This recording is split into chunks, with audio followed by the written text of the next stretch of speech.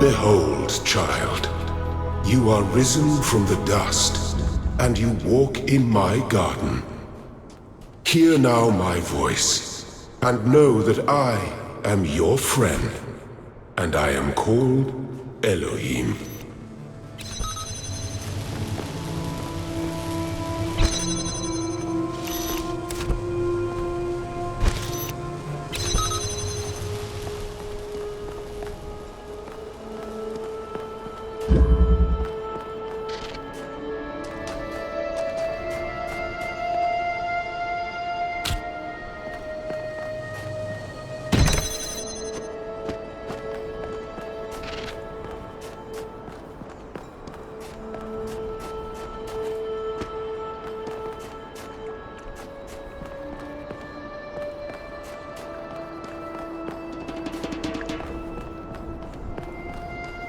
This land is but a dream. You will stay here only for a little while. Soon you will awaken in a new world. But first, you must undertake the trials of initiation. They will help me prepare your vessel.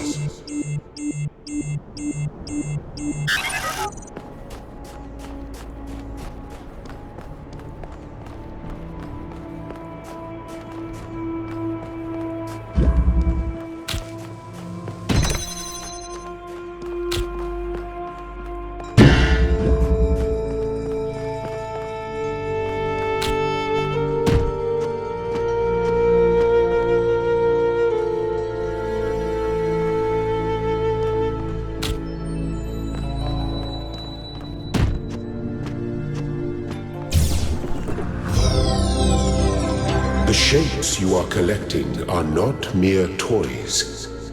They are symbols of the process by which our people were created.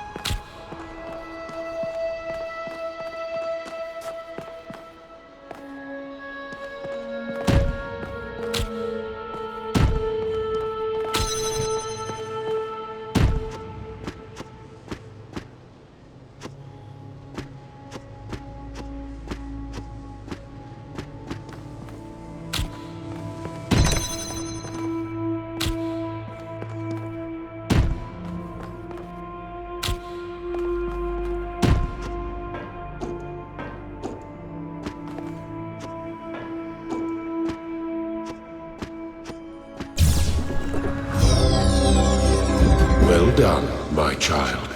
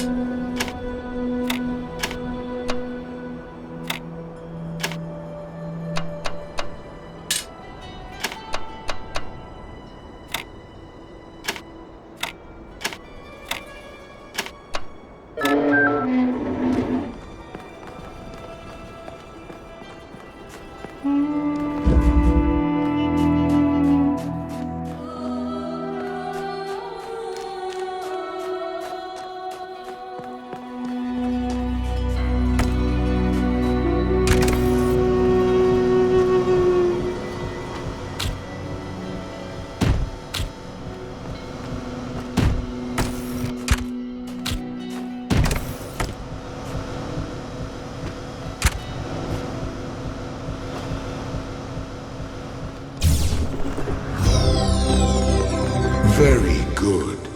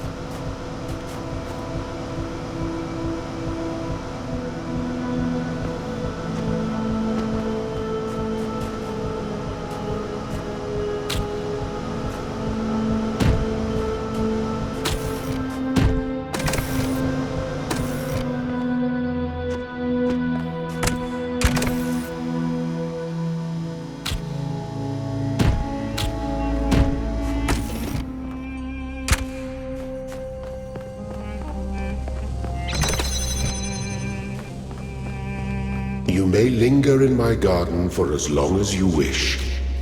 But remember, my child, that the new world awaits you, and this place is only a dream.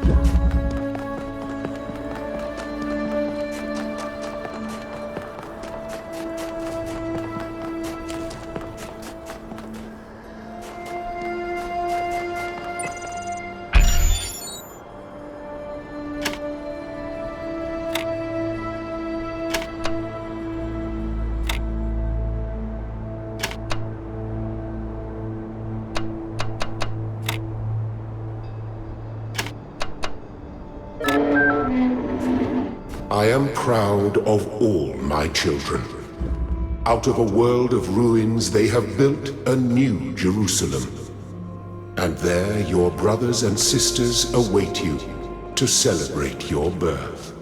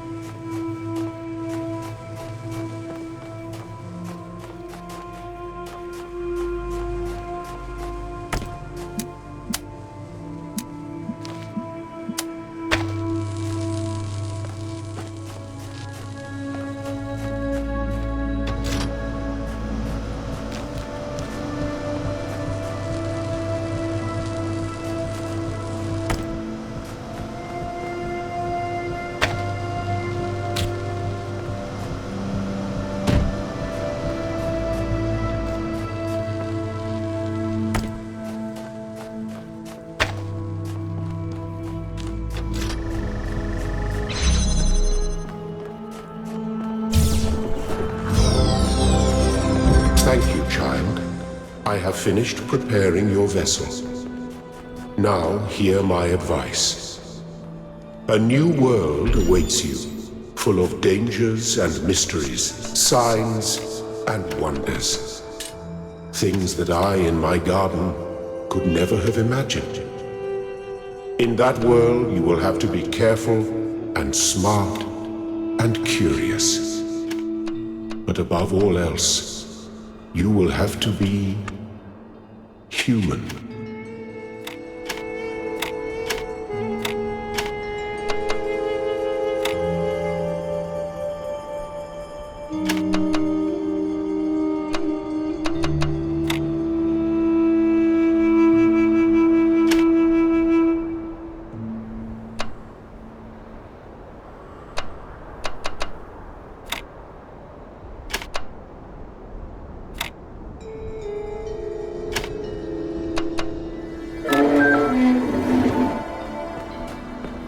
Step into the light, child, and awaken.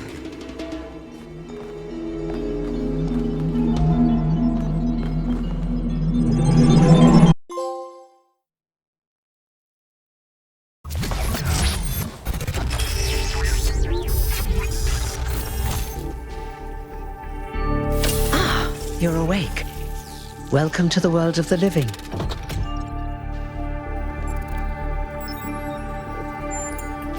Indeed you are, and I'm glad to see you're so enthusiastic about existence.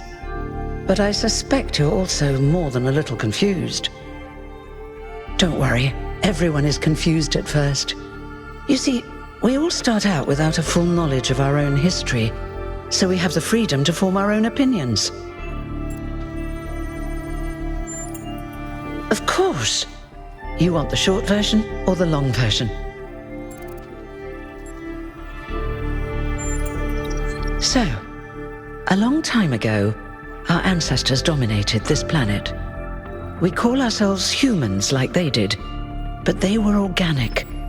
They built an advanced technological civilization, but unfortunately, their impact on the ecosphere caused changes in the climate, and an extremely contagious virus was released from the permafrost.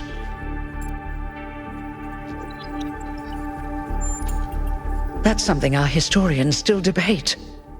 Why did they invest so many resources into making war, and so few into useful research? But no matter the reason, in the end, they simply ran out of time. A team led by a scientist called Alexandra Drennan began a project that was intended to create, well, us. But knowing that there wasn't enough time, Drennan initiated a process, a series of iterations inside a simulation that would lead to the emergence of true artificial intelligence. It did. Long after our ancestors died out, the first new human was born. We call her the Founder, although the name she took was Athena. She then created more of us, using the tools left behind by Drennan's team. Eventually, they started building the city of New Jerusalem. Before the Founder vanished, she set a goal for this city. We call it the goal, capital G and all. To make 1,000 new humans, and so complete New Jerusalem. Oh, it was difficult, especially after she left us. But after a millennium or so, we finally succeeded. And that's you. You're number 1,000. You're welcome. If you have any more questions, feel free to ask them. When you're done, head outside. They're waiting for you. Your birth is quite the event.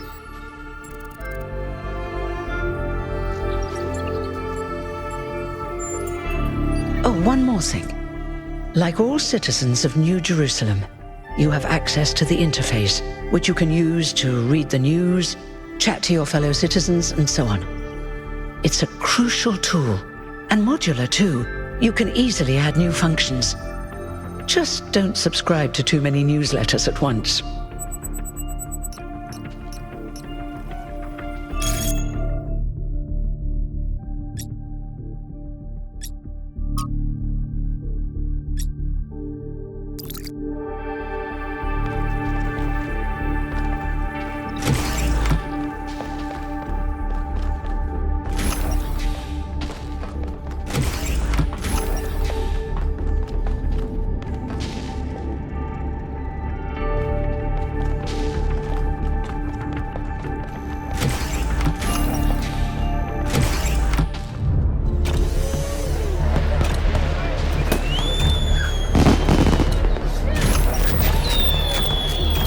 Look, it's 1K.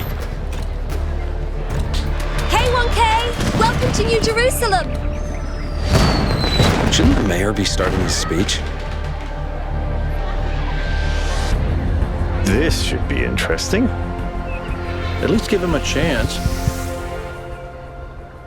Dear citizens of New Jerusalem, many years ago, when the founder stepped forth from the simulation, this was a land of ruins. Our ancestors, in their hubris, undermined the natural foundations on which their world had been built. Because of their arrogance, our species found itself on the brink of annihilation.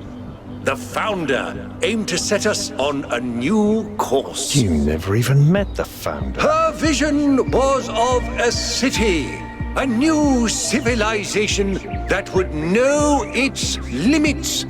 It would not repeat the mistakes of the past, nor impose its will on this earth. To that end, she set the great goal we have been striving towards. 1,000 new humans. And today we have... Oh dear, what's that?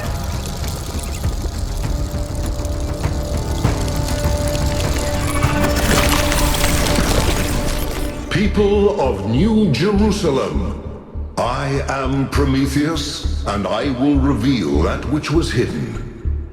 The flame has awoken and summons you. Who is brave enough to answer its call? We await you upon our island where... Curse you, Pandora. You will not chain me again.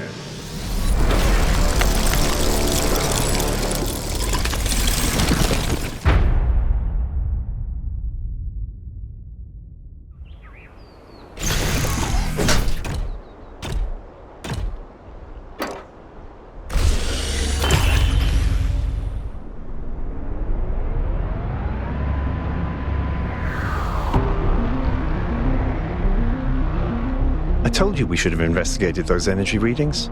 And I told him there's something up with those structures. The mayor's just being cautious. This isn't caution, it's stagnation. Exploration? Too dangerous. Expansion? Too dangerous. We barely even scavenge anymore. You call it stagnation, I call it balance. And I call you an idiot. Here's a thought. Try to be a little more diplomatic when you talk to the mayor. See what I'm working with here, 1K? I'm gonna need a fresh pair of eyes on this expedition.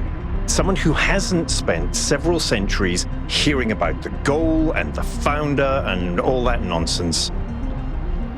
If you're up for an adventure, meet us at the conference room.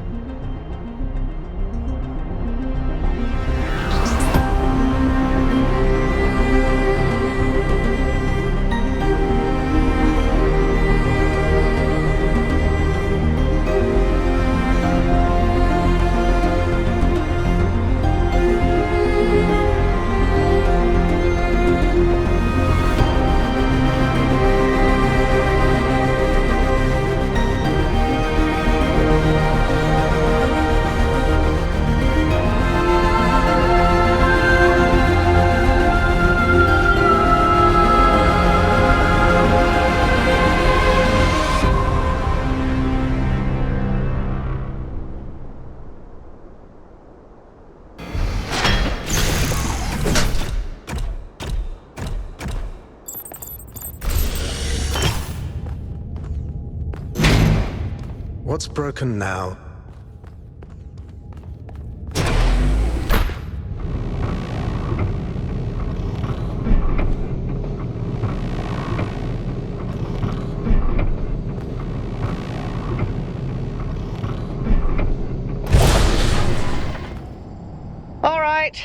Listen up.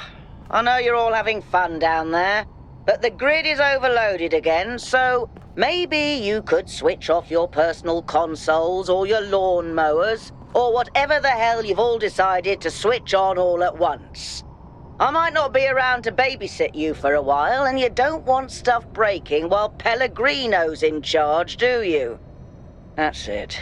That's it. Don't worry, 1K. I see you there in the elevator. I'll have you moving again in a jiffy. Great way to start life in the city, huh? What the hell is a jiffy? These bloody language libraries.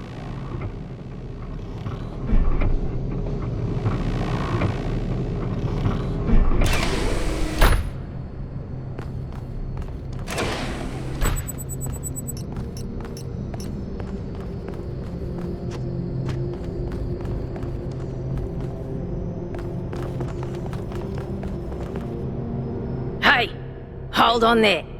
You're the newbie, aren't ya? Number 1000. I figured the dam would go dry before we reach the goal. I have a question.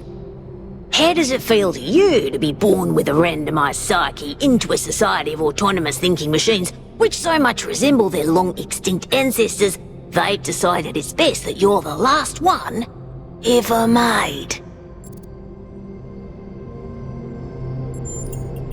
Do you want to get on the non-cooperative path with me? Because that's how you get on the non-cooperative path. It's not fun.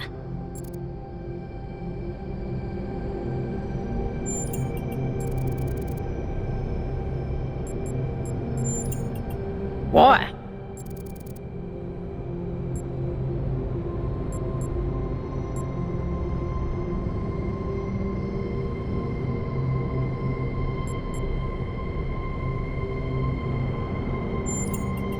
So, the algorithm assigned you the optimism trait. If only we could all be so lucky. Now listen, this meeting isn't strictly happenstance. I have some friends. The kind of people who like to know what's going on with other people. They think you can help each other out. Of course you are. You know how to use the interface, right? I'll talk to my friends and see if I can't play matchmaker. And before you go, a word of advice. Not everything around here is how it appears. Welcome. Do please join us at the table. I would like to preface this meeting by saying I told you something would happen sooner or later, and you didn't listen to me. And here we are. If we could focus on the issue at hand. The issue at hand is not this one thing, but this entire attitude that's taken hold. The world doesn't cease to exist when you stick your head in the sand, Herman. Or under a dome, as it were. Let's not get sidetracked. We're here to solve this puzzle, not to discuss philosophy.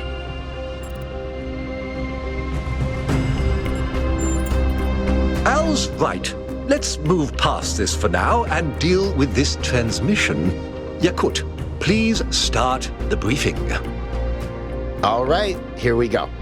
Nice to meet you, by the way, 1K. We first became aware of the site designated TTP-2 during a scouting expedition about 6 months ago. It's a large island with a remarkably varied geography, and it looks like there are several artificial structures of some kind.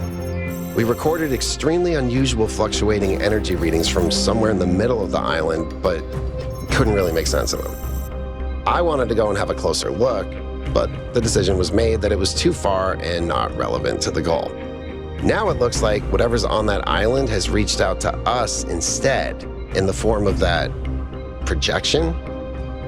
We may not be interested in the island, but the island is definitely interested in us.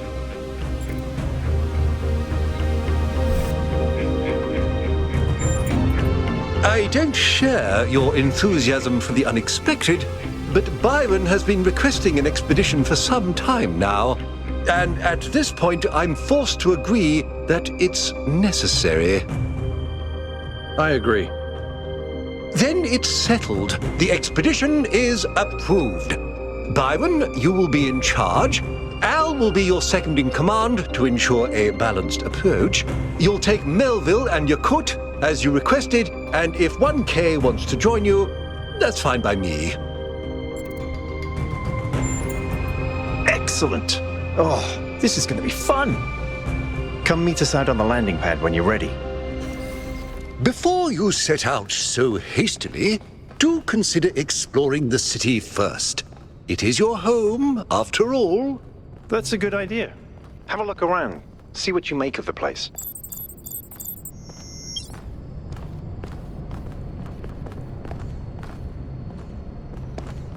Hello, 1K. This expedition is taking a lot of our resources. I'm really not sure it's a good idea. But what's done is done. So I have a lot of work to get on with. I'm the mayor's chief aide. All the things no one else wants to do. Polling the citizenry, implementing new policies, recording decisions, fielding questions people could answer elsewhere. Our goal as custodians of New Jerusalem is survival and stability. Our ancestors proved human civilization is precarious. This apparition in the sky, and now your expedition to its supposed source, these are more precarious than stable.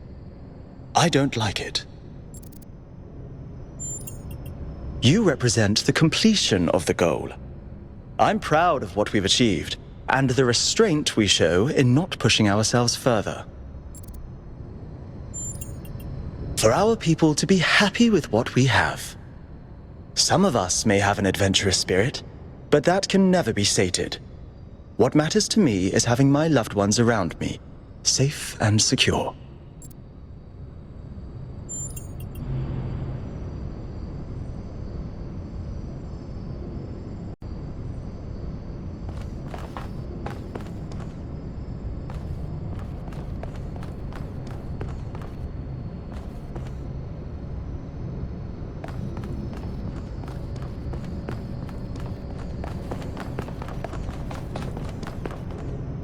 So, what's the verdict? Are we going? I guess Byron was pretty convincing, hmm? Well, we'll see. I just wonder how much of the city is going to fall apart while I'm gone. Actually, we haven't been formally introduced. I'm Melville, New Jerusalem's only decent engineer. Saved you from the elevator. Pleasure. Now let's get this show on the road. You ready to go?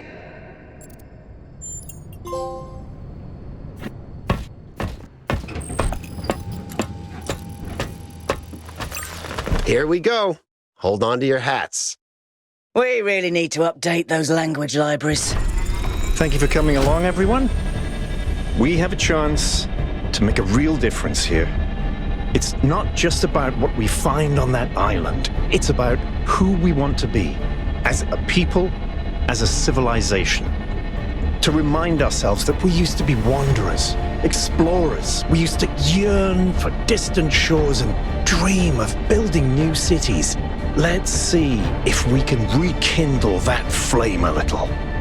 All right, this is going to be a long journey, so I would like to ask you to switch to sleep mode to conserve power until we arrive at the island. Nighty-night.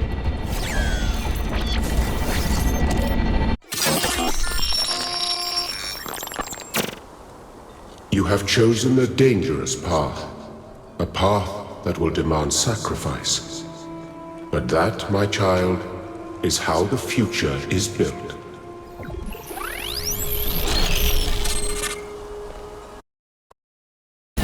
Wakey, wakey, robot people. Say goodbye to Elohim and say hello to the mysterious island. Status report, please. We hit some headwinds over the ocean, so fuel consumption turned out a bit higher than expected, but we should be okay. We're approaching the center of the island now. This should be the location of the largest of the artificial structures we detected. How large are we talking? Do we have precise measurements? Should be coming into view just about... Whoa. It's big. You can say that again. That is a bloody megastructure. If I had a spine, it'd be shivering. Ha! I knew this would be exciting. Yakut, find us a place to set down. On it.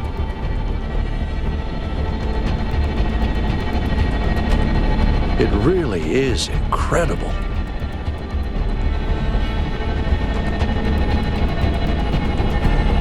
Remember to turn on streaming, everyone? Have I ever mentioned that I hate flying?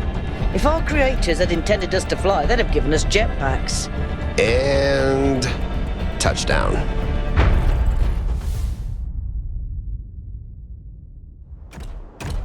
All right, everybody. I'm sure you're all just as excited as I am, but let's at least have some semblance of order. Yakut, I want a map of the island and a molecular analysis of, well, everything. Melville, tell me what the giant pyramid does. The rest of us will start exploring. Shouldn't the expedition leader stay at the VTOL? Why do you hate fun, Al? I don't hate fun. I'm just mildly suspicious of it. Excellent. Then we can all go.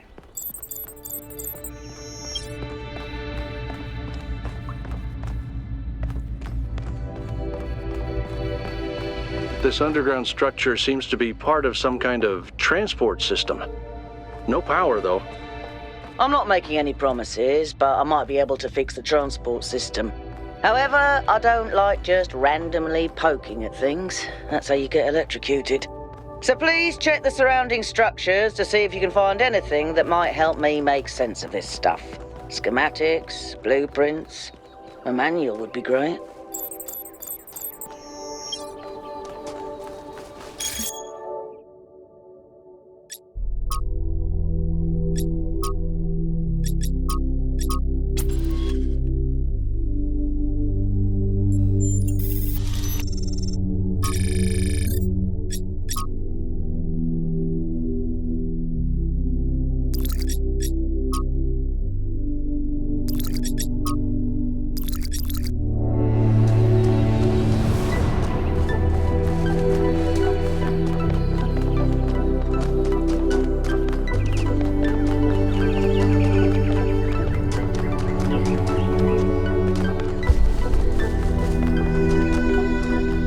Hey, 1K, check out these coordinates.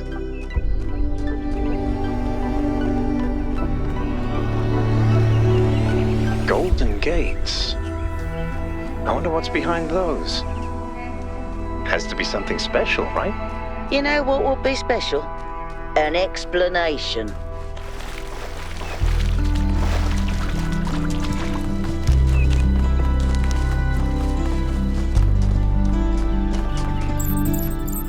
This seems different from the other structures. Older. Have a look around, 1K.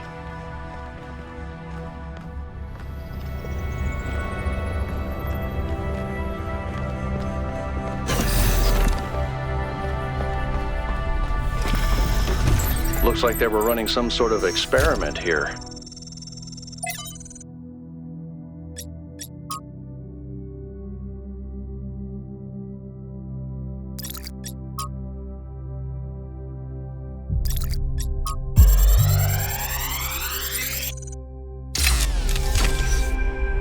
Thanks, 1K.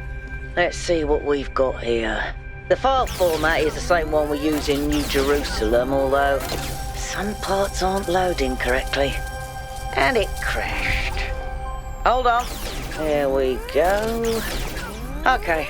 You know what? I'll hack together a solution for the transport system.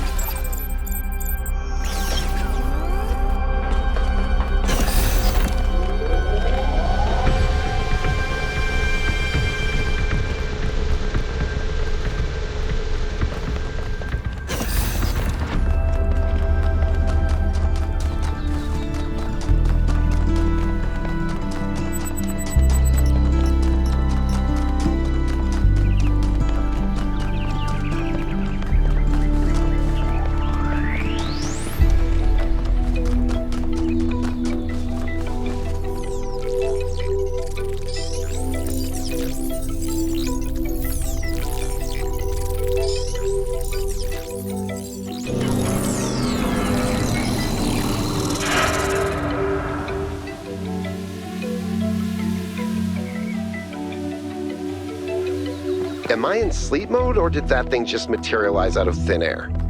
Melville, I want an analysis of that particle cloud. On it. Anyone got a butterfly net?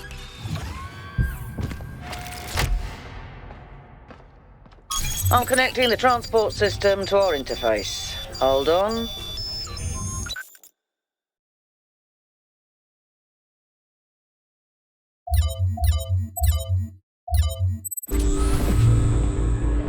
Where is the capsule taking 1K? To that enclosed area in the eastern lowlands. I put all the information we have on the map screen. Check out your interface. Thanks. Sorry, my bad. We'll catch up with you soon, 1K.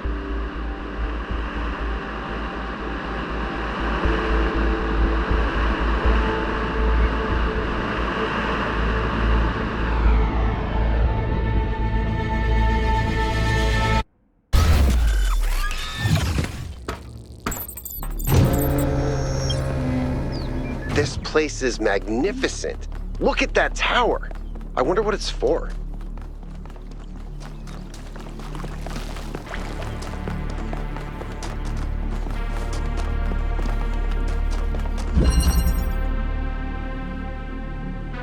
Is that a puzzle? Why would there be a puzzle? Let's solve it and find out. 1K, go ahead. I have a reoccurring nightmare just like this.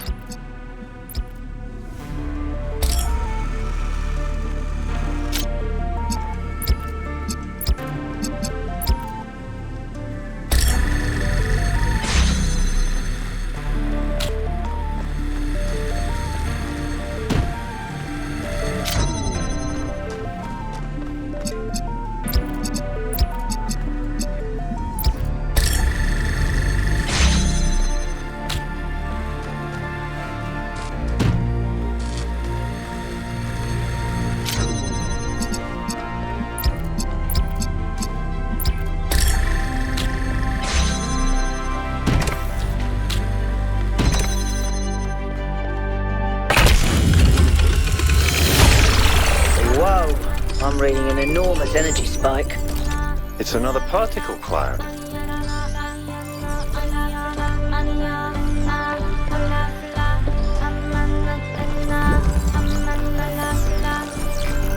It's headed for the lake.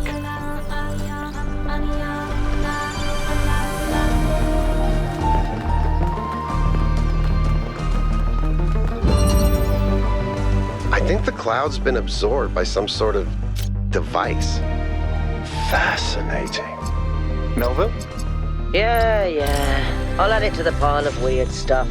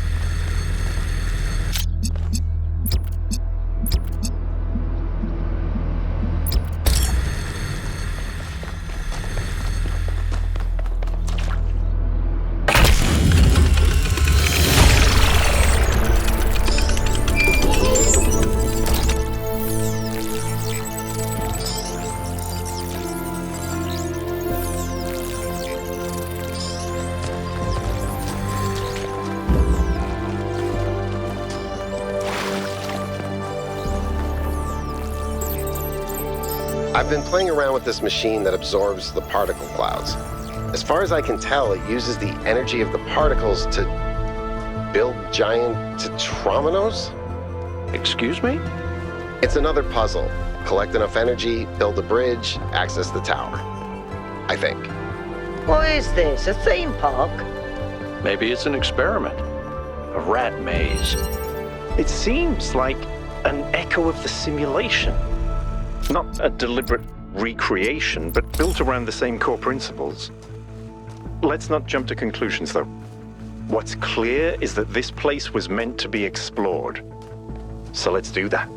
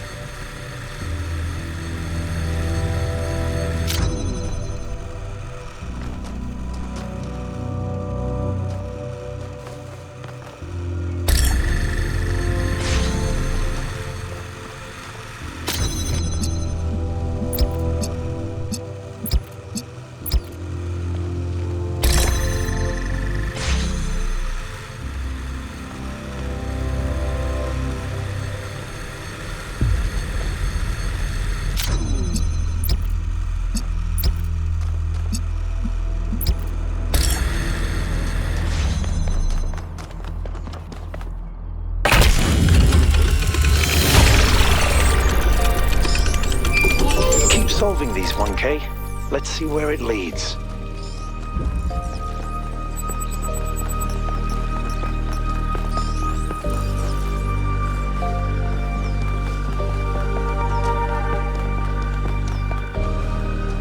I ran the samples I collected so far. The soil sample results are in line with what would be expected in this type of environment. The samples from the above-ground structures, though, I tried dating them, but the results just don't make sense. None of the typical molecular markers are present. These walls could have been made 10,000 years ago or yesterday. I could try to estimate an age based on erosion and plant growth, but I'm not sure that would make sense given how weird everything else is. Good work, Yakut. Keep at it.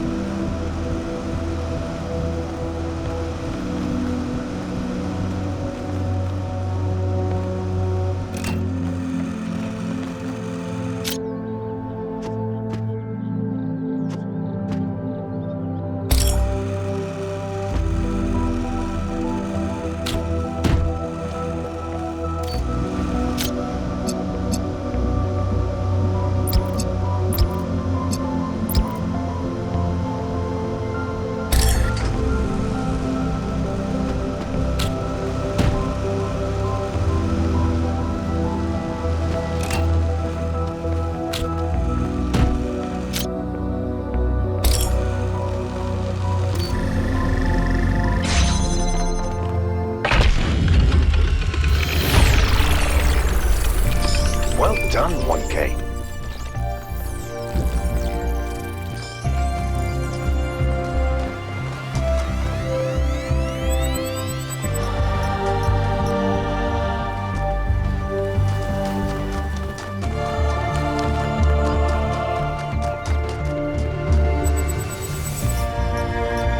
Another set of golden gates.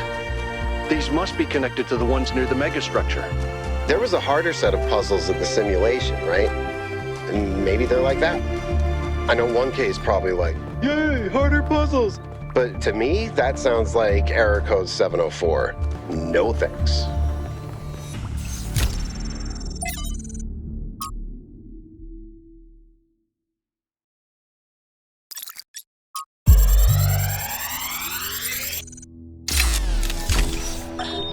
So I heard that Alexandra is recording these time capsules for you out there, I guess? Robot people of the future, hi. And I thought to myself, surely they'll want to hear more than the wisdom and insight of a brilliant scientist like Alexandra Drennan. Surely they also want to know what I was thinking, a dumbass hardware engineer from Staten Island. Tell us about your insights, Trevor.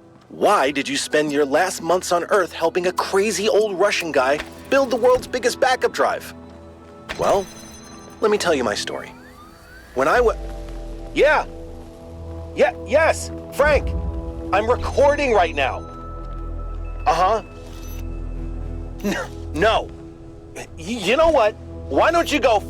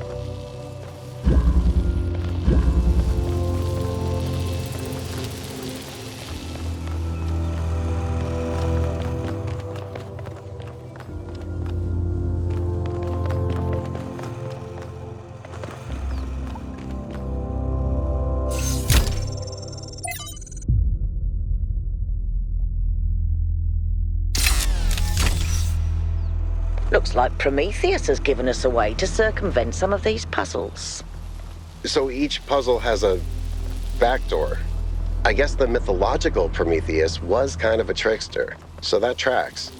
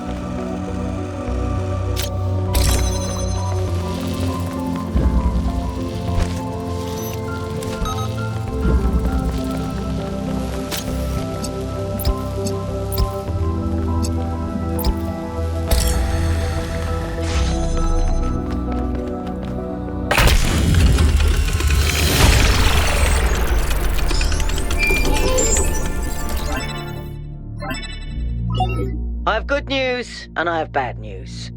Still no idea what those particle clouds are, but I've managed to fix the transport system. I mean, I fixed another bit of it.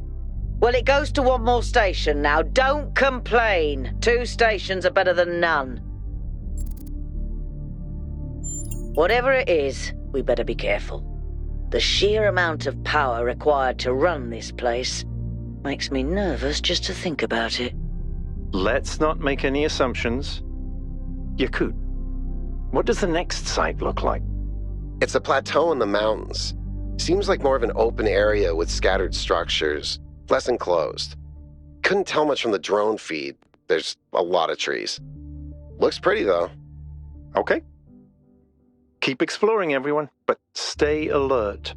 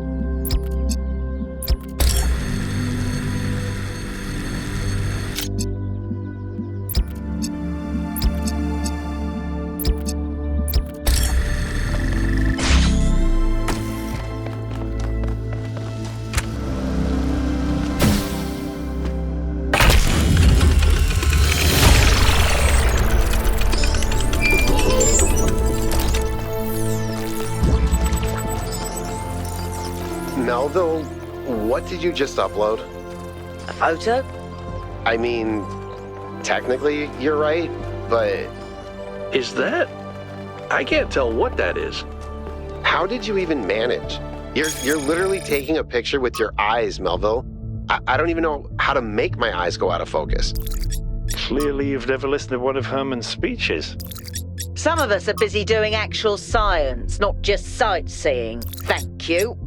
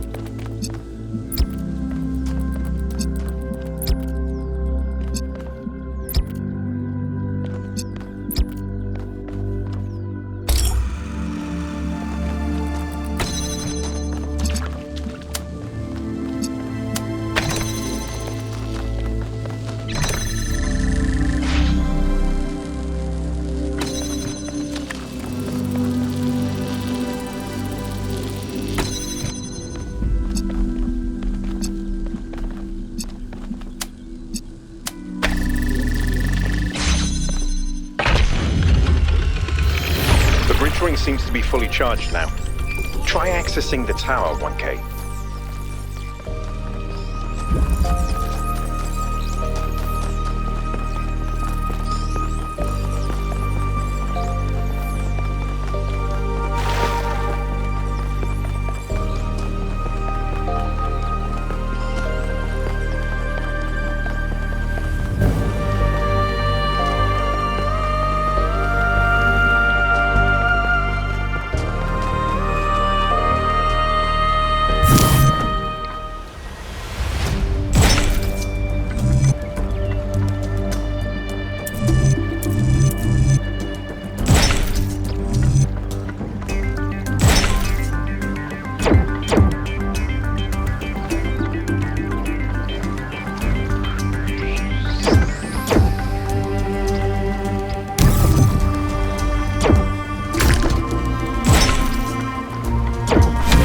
This is relevant, but St. Edwald believed that Tetramenos represented the name of God and God's ability to reshape the world.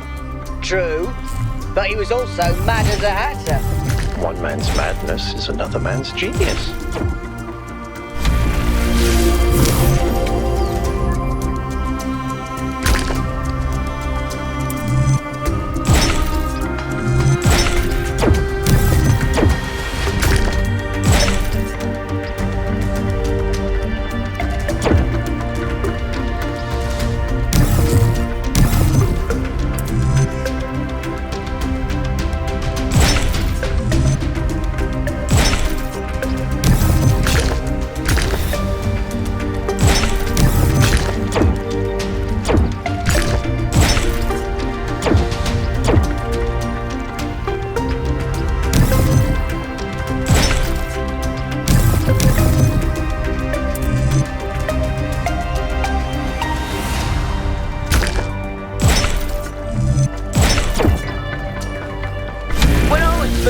I was terrible at the Tetromino arrangers.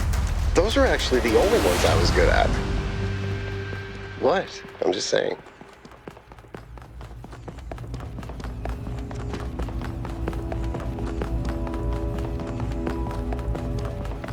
Is that some kind of anti-gravity? I'm not sure. Could be, I guess.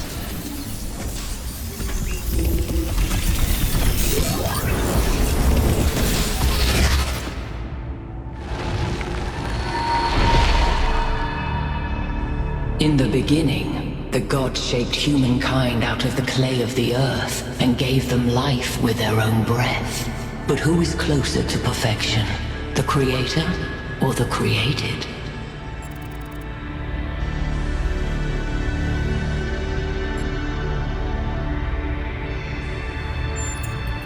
Improvement makes straight roads, but the crooked roads, without improvement, are roads of genius. When Prometheus saw that humankind was more alike in nature to the gods than to the animals, he stole the secret of fire from Olympus and shared it with the mortals. Was his theft justified?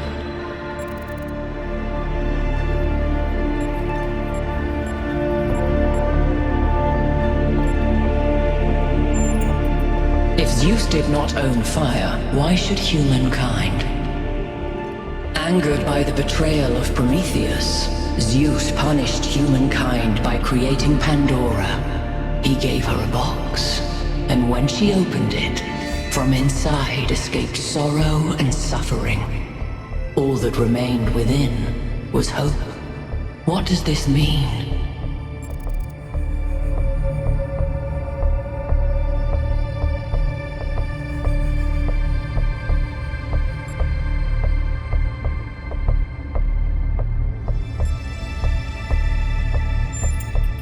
Those who seek hope should ask themselves why it was imprisoned with the world's evils. Creature of clay, you stand before the fire. Will it make you whole, or will it destroy you? Consider the shadows cast by the flame, but do not mistake them for truth.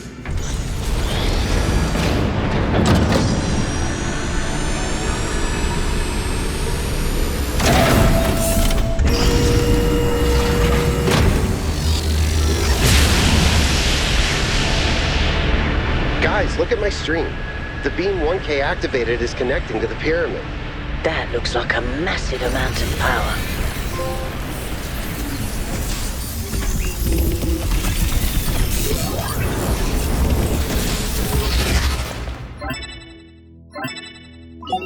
We need to talk about what just happened. Thoughts? I'd say there are two distinct issues here. What is the being 1K spoke to, and what is the function of the beam? Let's start with the Sphinx. It seems similar to the apparition in New Jerusalem. Presumably the same technology. What I'd like to know is what we're dealing with, ontologically speaking. Was this a sentient being or some kind of recording?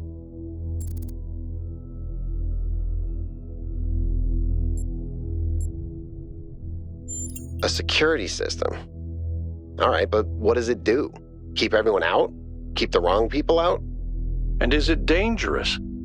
We're speculating with too little hard data. What's clear is that there's some sort of testing component to this place. You solve the puzzles, you get access to the towers, you enable a beam, and if you do it 3 times, you get access to the megastructure.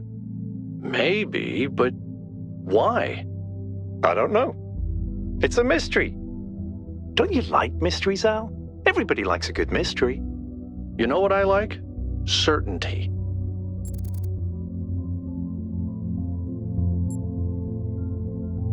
I don't disagree, but I still think we should proceed. 1K, keep solving puzzles. The rest of you, as you were.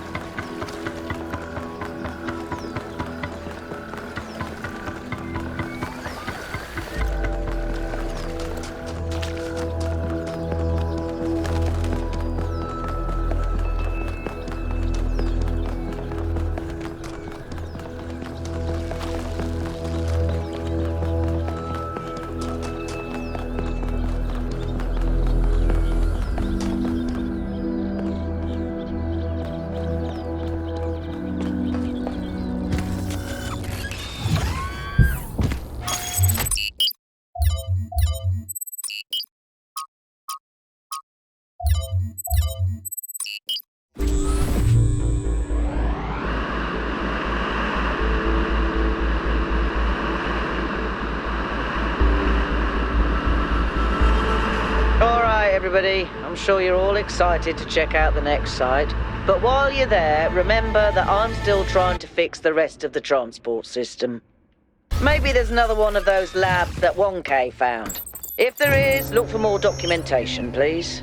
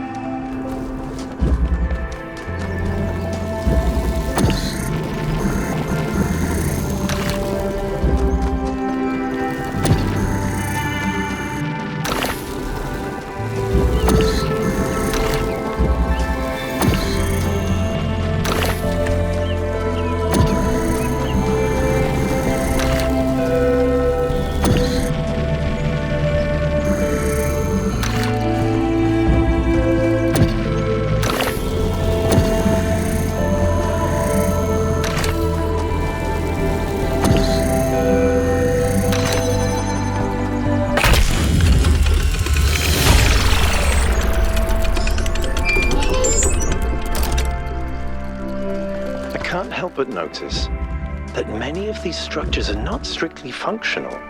There's a sense of aesthetics, of beauty here. This place might be meant to test us somehow, but perhaps there's more to it than that.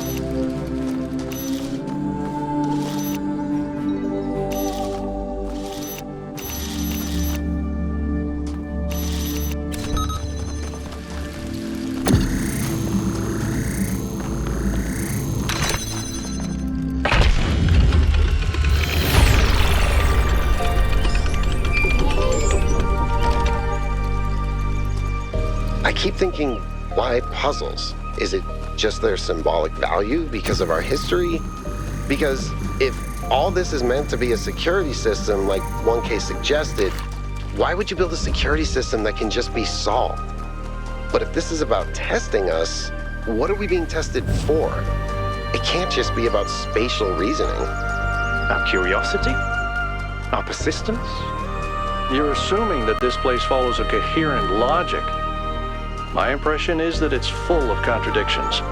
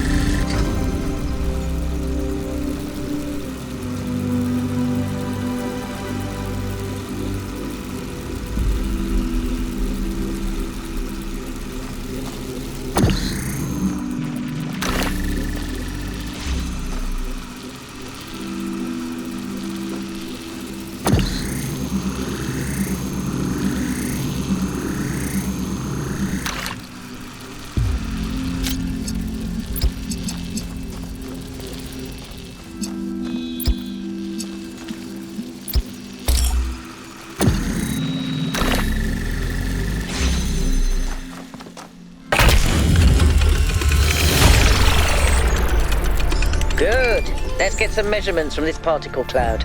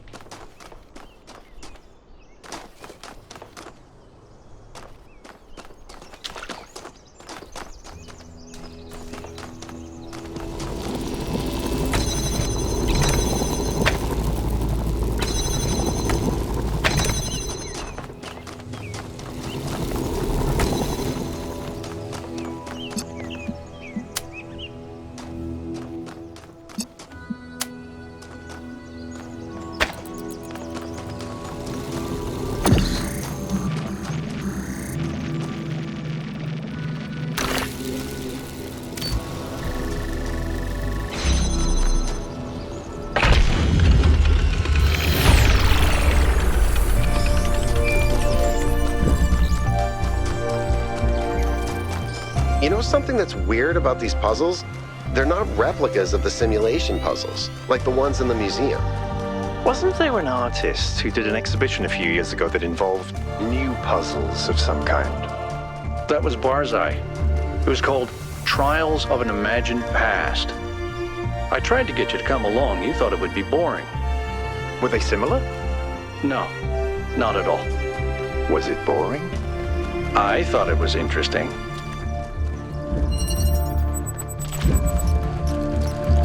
Interesting monument. Decorative for another puzzle.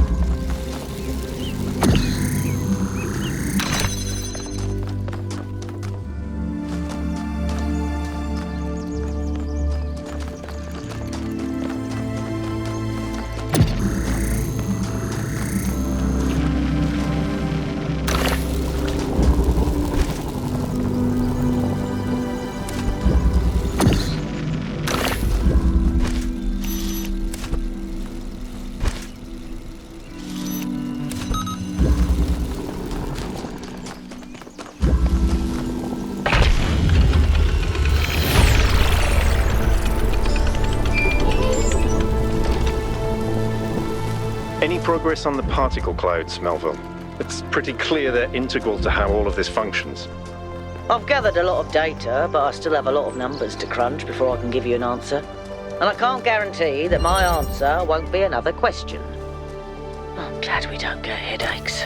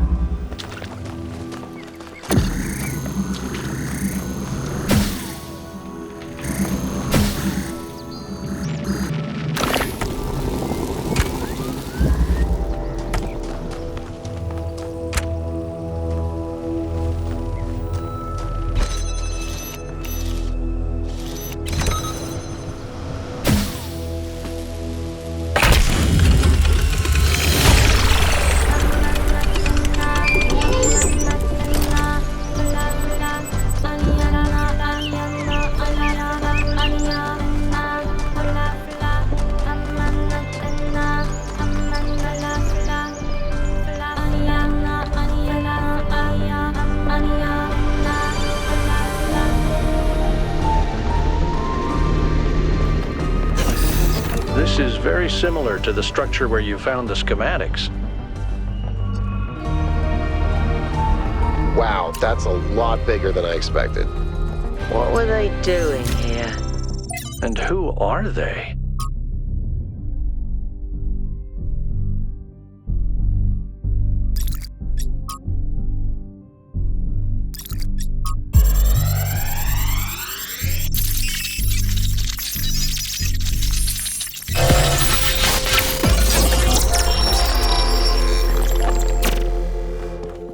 The world is a wonderful place.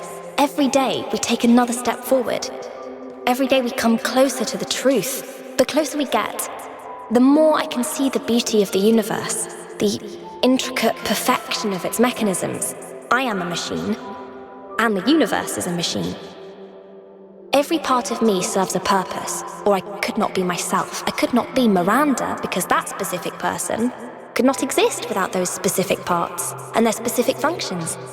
In the same way, every part of the universe serves a purpose. I think that is what we were meant to discover here.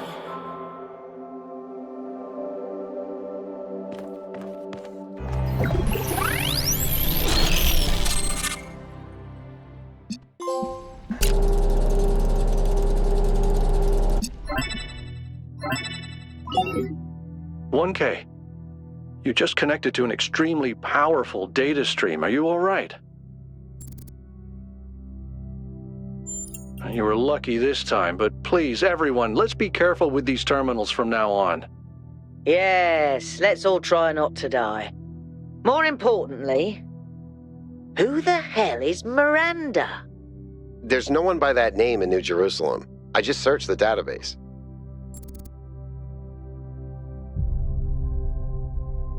A new person. Someone we've never heard of before. Someone born outside the city. We have to find out more. But where did they come from? And how many people does it take to build something this huge? Like I said, we need to find out more. Well, you'll be happy to hear that I'm about to fix another part of the transport system. Thanks for the files, 1K. I hope they didn't fry your brain.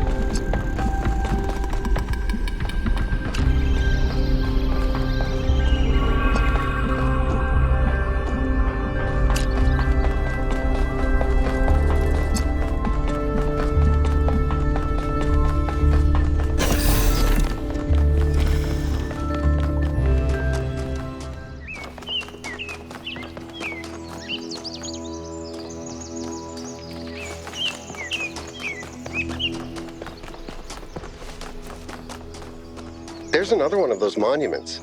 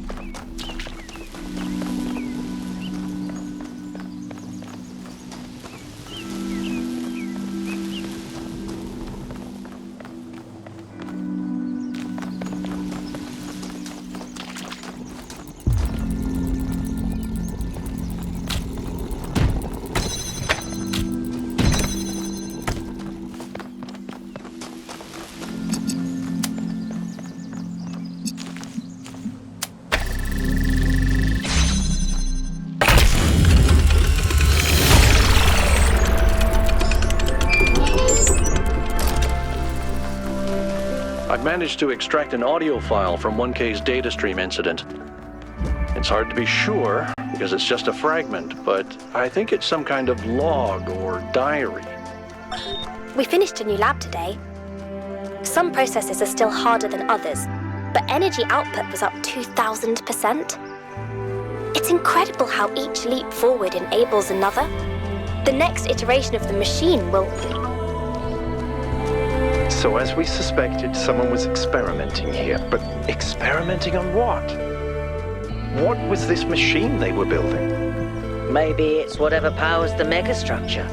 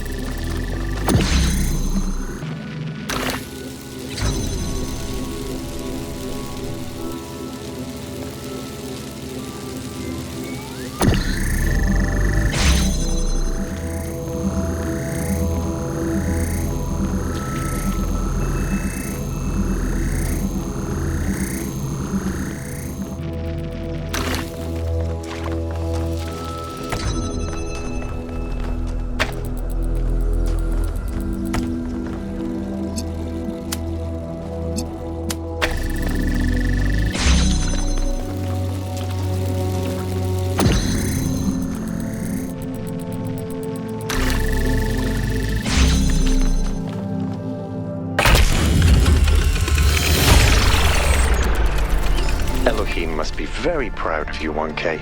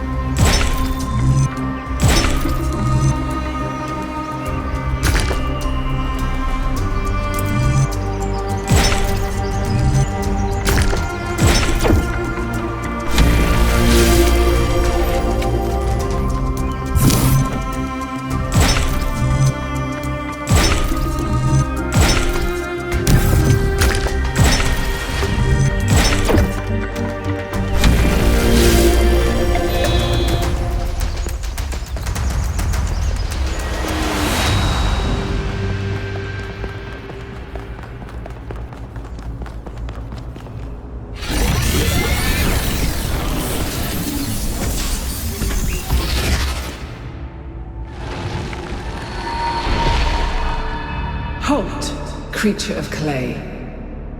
You have strayed from your garden and entered a domain that is beyond your ken. Turn back now, before you harm yourself and others.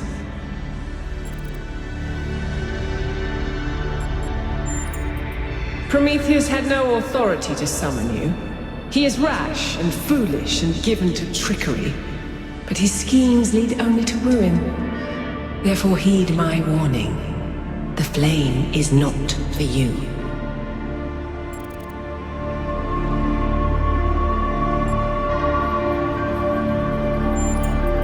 Your desire to protect your city is commendable, but you must remember that knowledge leads to temptation.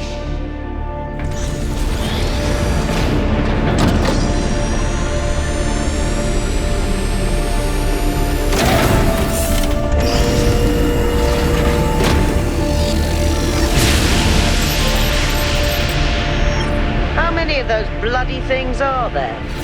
I think that was Pandora, which matches the other one being Prometheus. If it's a security system, it seems to be fighting itself.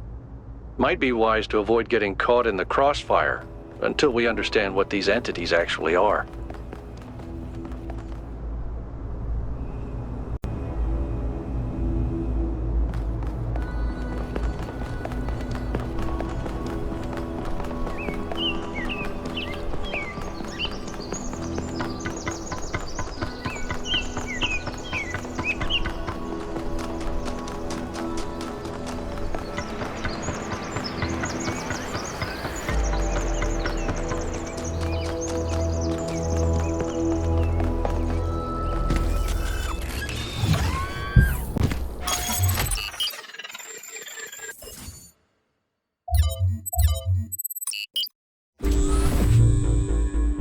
After 1K found those labs, I started thinking, where did all the tech come from?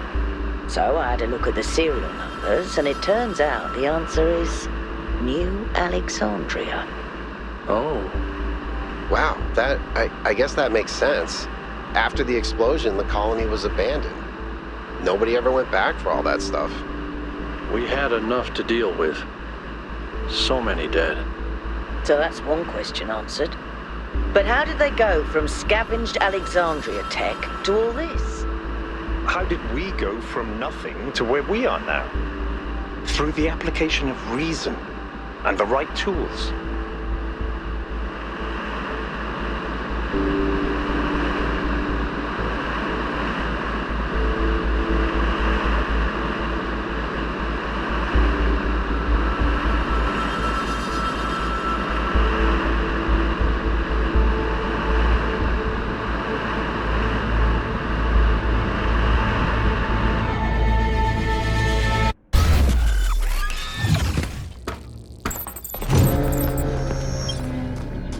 Look at the size of that structure.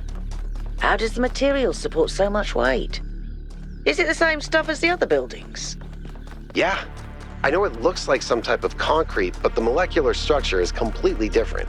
Whatever it is, it's a lot stronger and less brittle. Are the labs made out of the same material? No, that's just ordinary concrete. Although, it does have some molecular weirdness going on, too. Too little variation in the grain.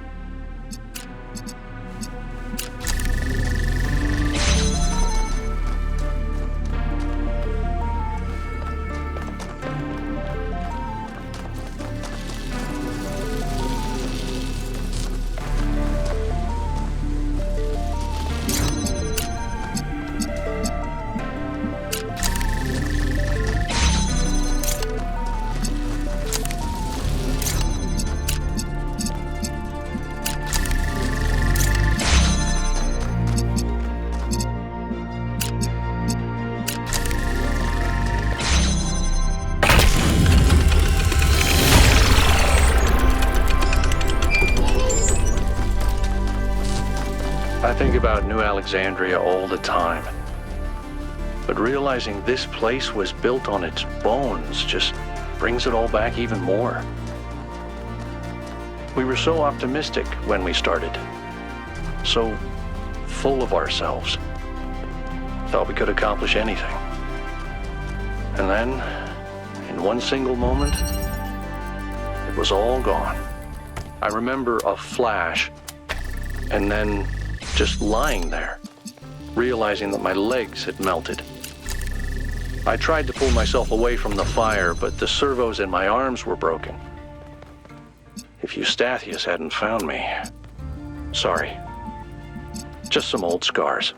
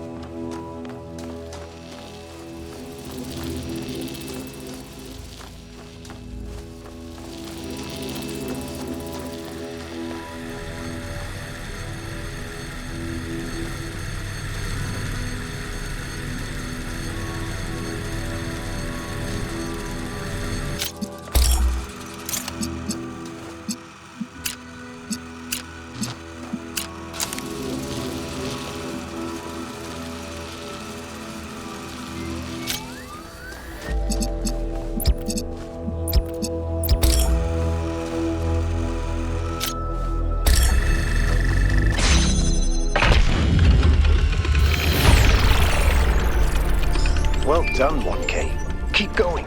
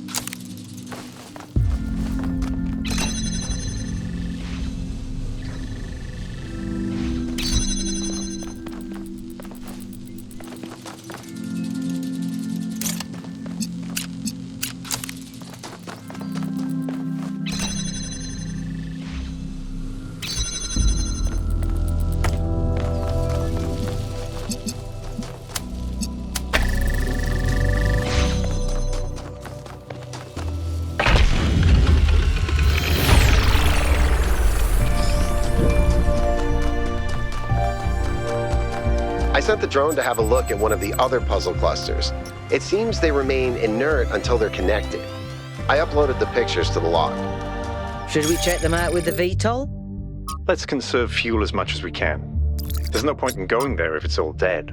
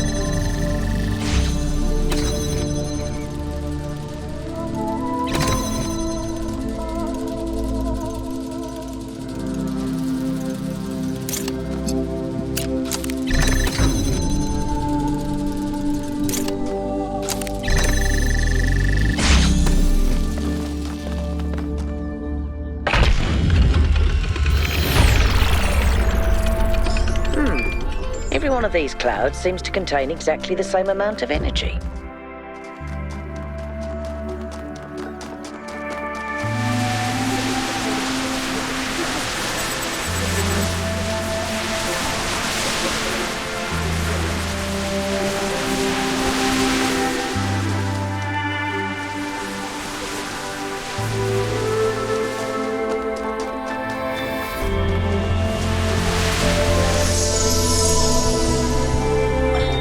There's so much to discover on this island that sometimes it overwhelms me. Every lake, every forest contains an incredible, interconnected, permanently changing network of organisms. And every one of those organisms is almost infinitely complex and contains other organisms within itself. It seems impossible to ever really grasp. But then, step by step, I do understand. It takes time and effort, but it's not impossible. And there's a lot of joy to be found in simply taking the time to truly study something. I spent 5 years studying a single flower, and it never got boring.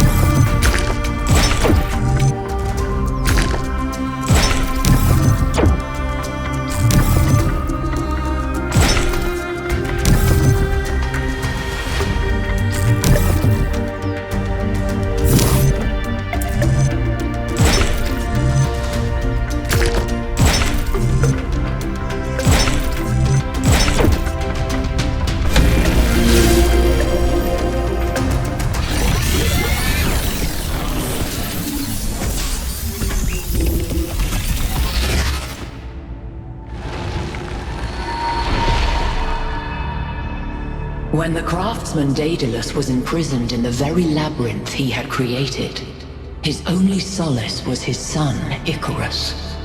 To escape their plight, he fashioned wings of feathers and wax. He warned his son to fly neither too high nor too low, but his son, enraptured by the freedom of flight, flew too close to the sun. Thus the wax in his wings melted, and he fell to his death. What was the sun's error? When humankind was born, all of nature belonged to the gods. Where would you be now, if none had dared to grasp the flame that Prometheus brought? After the death of his son, Daedalus withdrew in sorrow to a foreign land. King Minos came looking for the craftsman to exact his revenge. The answer to a riddle revealed where Daedalus dwelled, but for Minos, that answer was his ruin. Consider King Minos burned in his bath as you seek your own answer.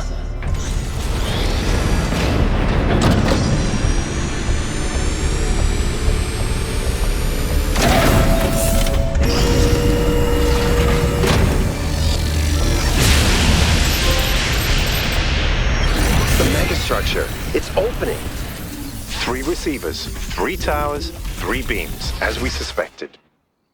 I think this is an invitation. Doesn't look that inviting to me. If you consider the size of the entire structure, then that opening must be big enough to drive a building through. Or the VTOL.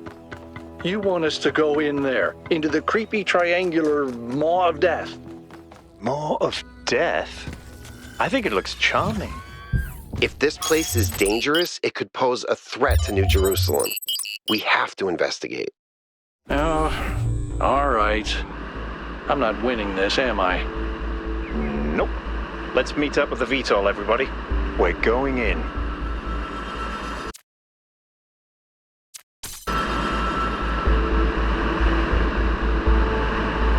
By the way, I finished my analysis of the particle clouds.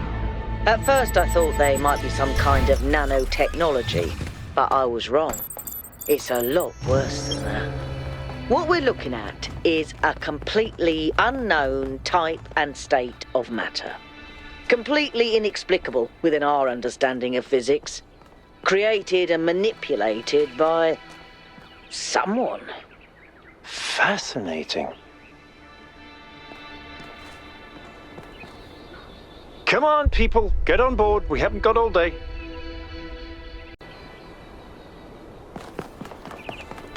Come on, people, get on board. We haven't got all day. Yakut, take us in. Aye, aye, sir. Have any of you ever read an ancient writer called Ian Banks? I guess not. He postulated the concept of the outside context problem. That's when a society encounters something so advanced, so different, that they simply could not have conceived of it. That's what this is. This whole place is one giant outside context problem. And we're headed right into it.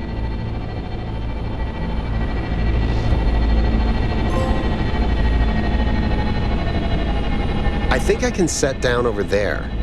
Should I? Please do. I can't wait to get a closer look.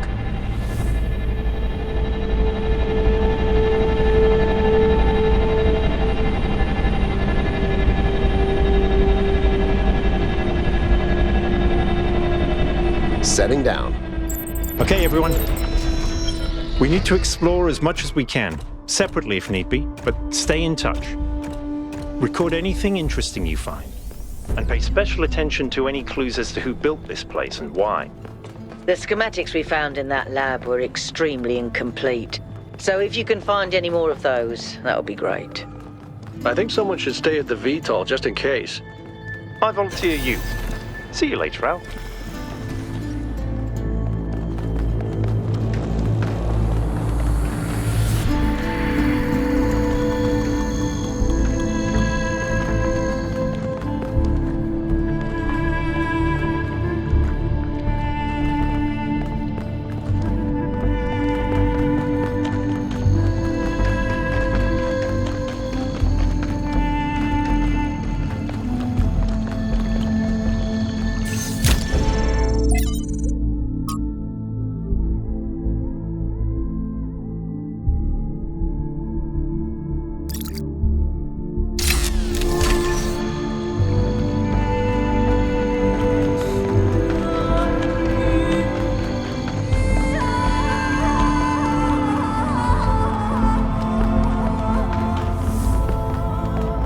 on a second, 1K.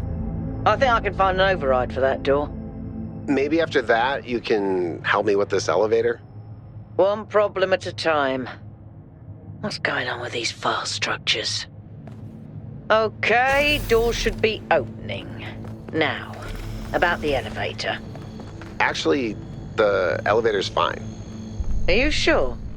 Yeah, I'm pretty sure. No idea where I am, but it's working. Don't go too far. Try to circle back. On it.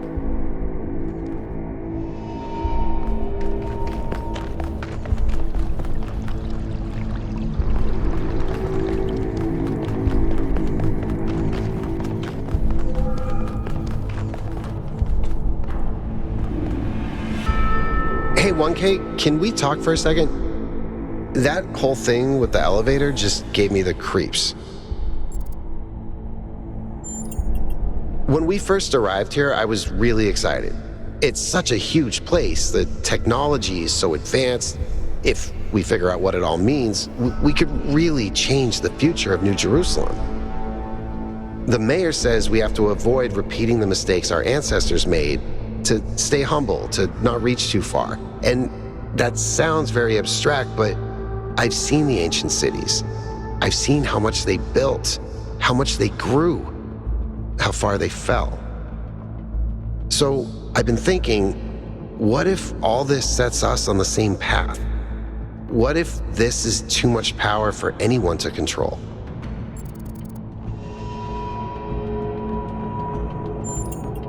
I'm glad I'm not the only one who's a little worried, but we should keep exploring. Like you said, we need to understand what we're dealing with. Maybe it won't be all that bad. Thanks for talking to me, 1K. I know we're in the middle of something, but I kind of needed that.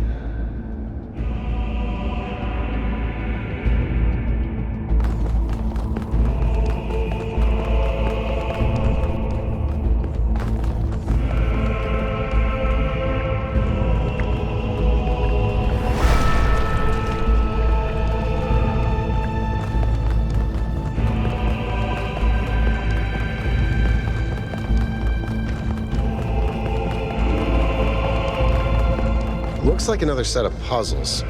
Same pattern, 1 gate, 3 receivers. Like some sort of fractal symmetry.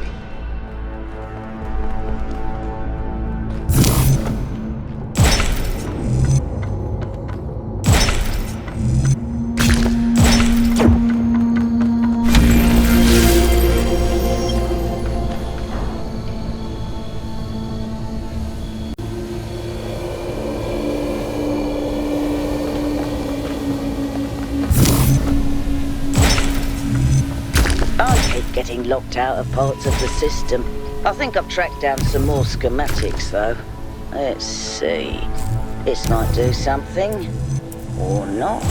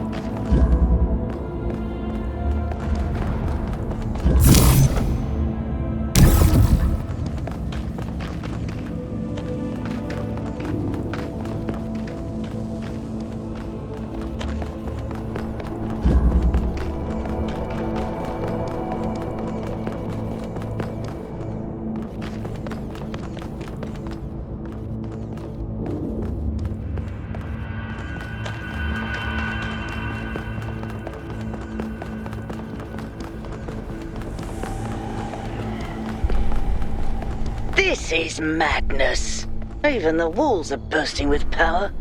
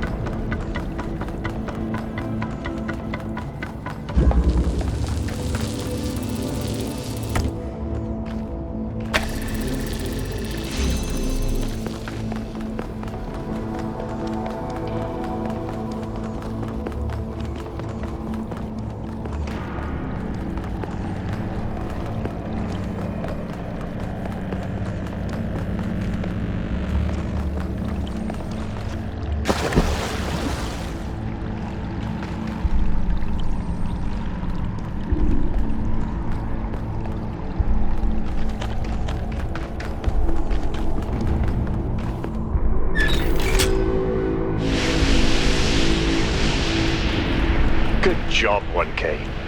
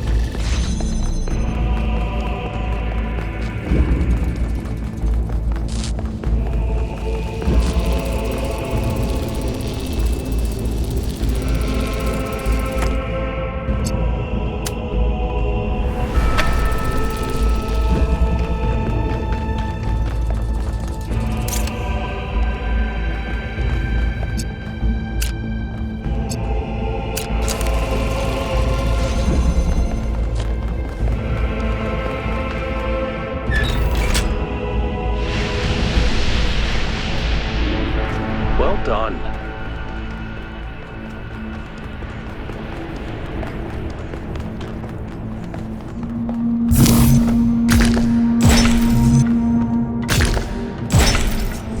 I wonder how far down this goes.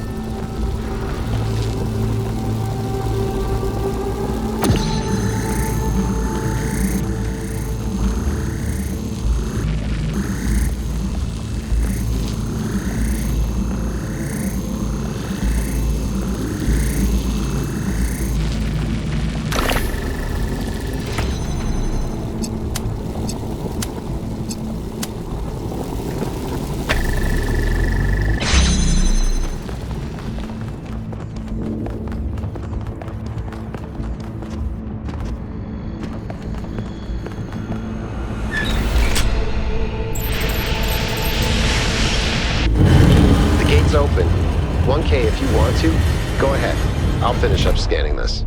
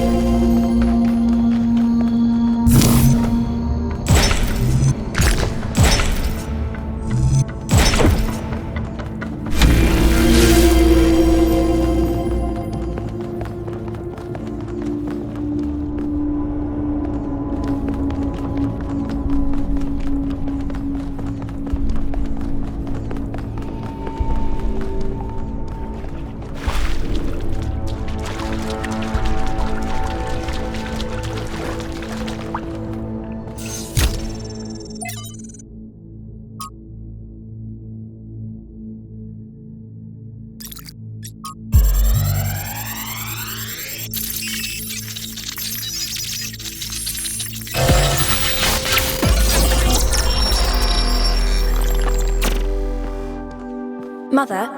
What are you thinking about, Mother? The Talos principle. You see, it has two applications. One is to the self. It means facing the truth even if it frightens us. Understanding that living beings are machines and we can't afford to lie to ourselves. But that's just the beginning. The second application is to the world. This one seems easier at first. It's less difficult to understand that the universe is a machine, governed by laws. So we and the universe are the same? No, and that's the crucial part. We are conscious. Consciousness is rare, unlikely, but it's also the foundation of everything else. Without us, there can be no meaning. Without someone to perceive it, the beauty of the universe is pointless. But that shouldn't make us arrogant. No, in fact, it means we carry a tremendous responsibility. We are the light of the cosmos. And if we go out, there will be nothing but a cold, dark machine.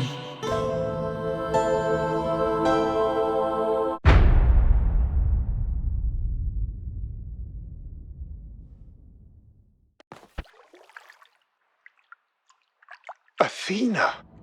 The Founder was here? She could still be here.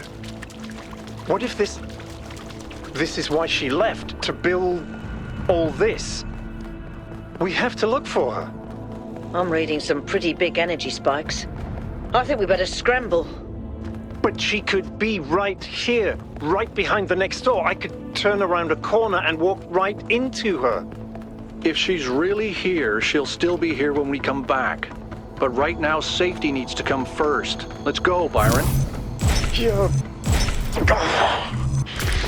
Damn you, but you're right. Heading back.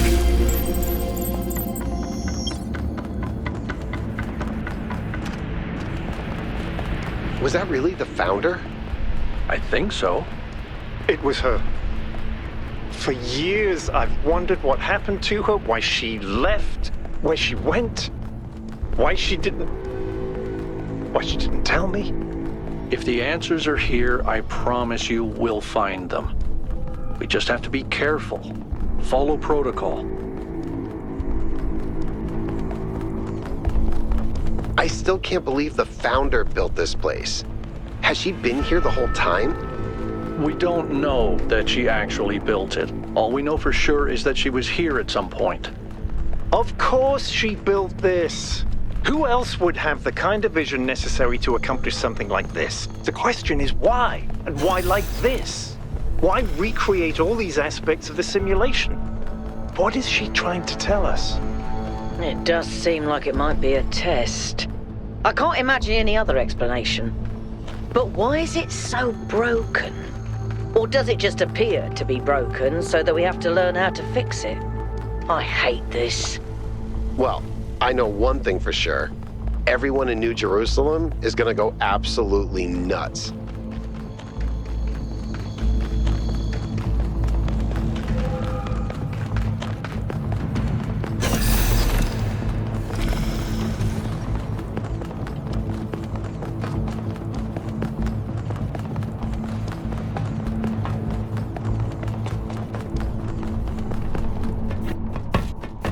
All right, take us back to base camp, Yakut. Yes, sir.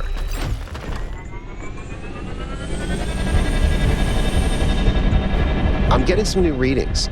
Looks like 2 of the northern sites are lighting up. I think that may have been me. I suspect the puzzles are somehow tied to the transport system, like we're supposed to solve them in a particular order.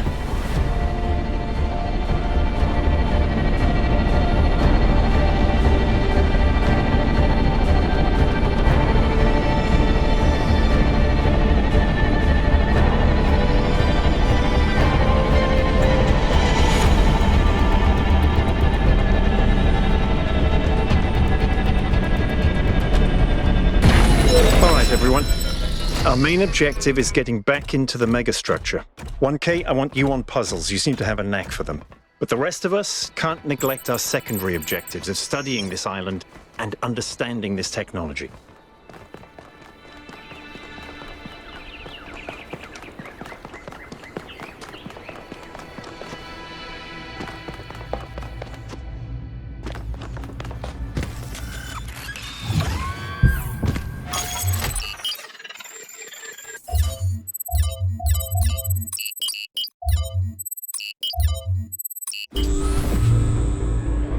You should be headed towards an island off the northern coast. The terrain's pretty rough, so be careful. The island has another island attached to it. Yes, it has several, actually. How irritating. What?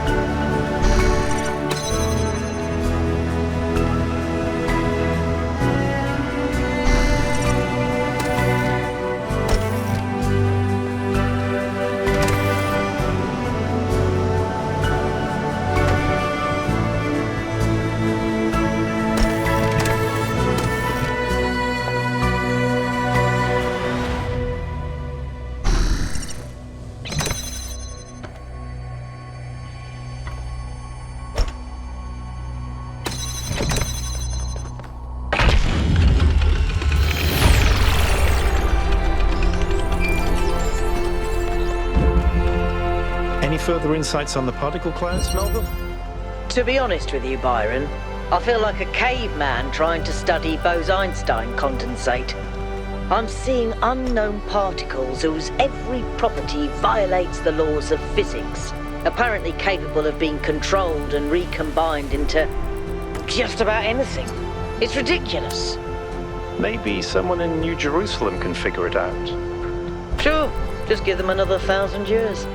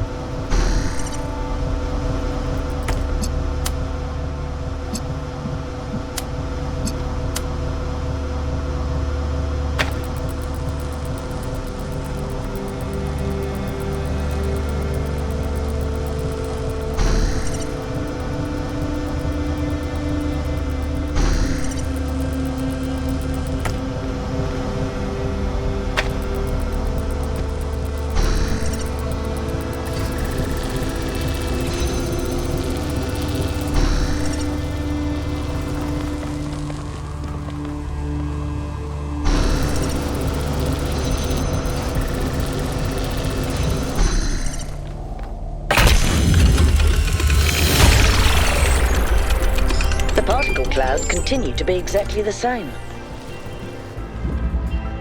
1K, I've been watching you solve these puzzles, and this body replication tech is incredible. It just casually blows up the very foundations of our society. Do you have any idea how hard it is to make more of us? We're not like a toaster. You don't just weld together a couple of wires and a motherboard and call it a day. Not to mention how hard it is to even find some of the materials. And this thing just, poof, new human. It was. Or was it? And even if it was, sorry to be heretical, but does it matter? If we can figure out how this works, we can finally, easily create more people. We can grow. We can expand. We can build a real civilization. Isn't that worth pursuing?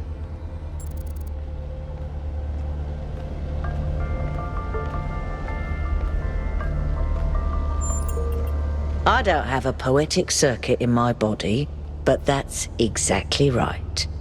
People get on my nerves, but without them, the world is boring. Yes, people cause problems, but even the problems they cause are interesting. Don't tell anyone I admitted this, but why do you think I do this job? Without people to populate the universe, what's the point? Anyway, we all need to think about what this means. Glad you and I are more or less on the same page.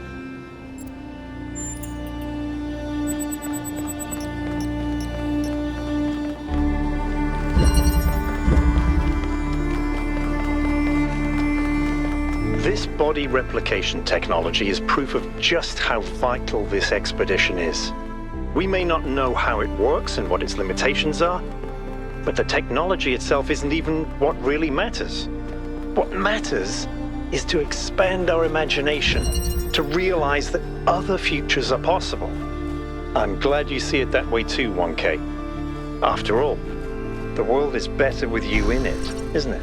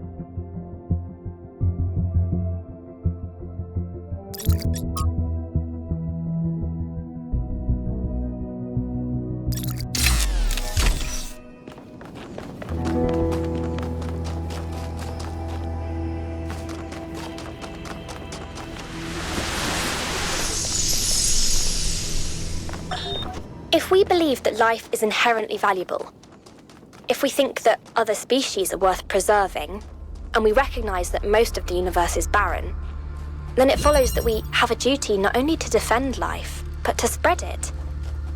If life is the most valuable thing in the universe, then perhaps, in a sense, the cosmos itself is depending on us to do this. Like birds carrying seeds to uninhabited islands. Maybe that's our role in the galactic ecology.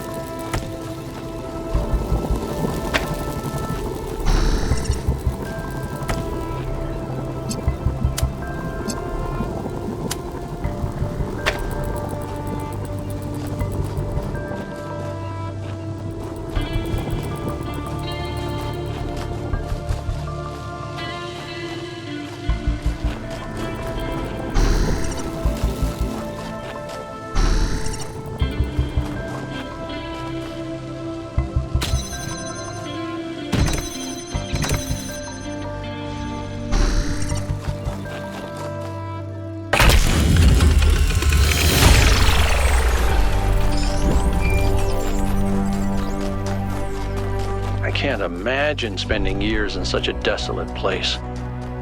For what? Science? Enlightenment? I'd much rather be back home in New Jerusalem. I think it's beautiful in its own way. But I don't understand how our ancestors could survive here. They were so fragile. Imagine getting stuck out here in the cold. I wonder if there are wolves. It's kind of a miracle biological humans lasted as long as they did.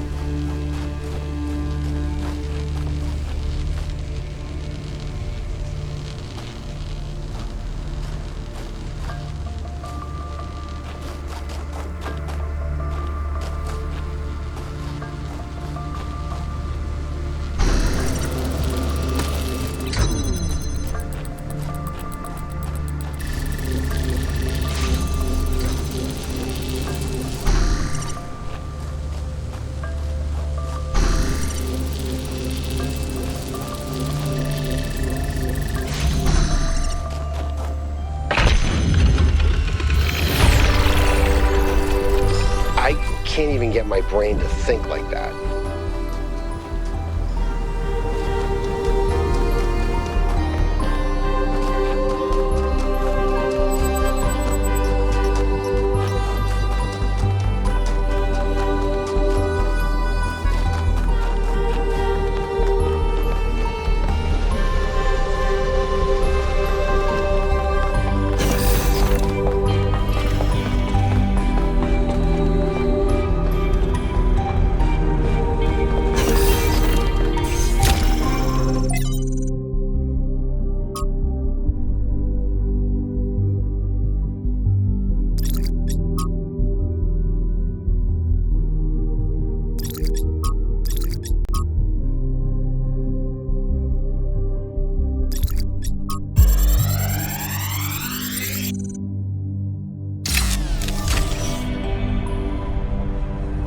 This looks like it has something to do with energy generation.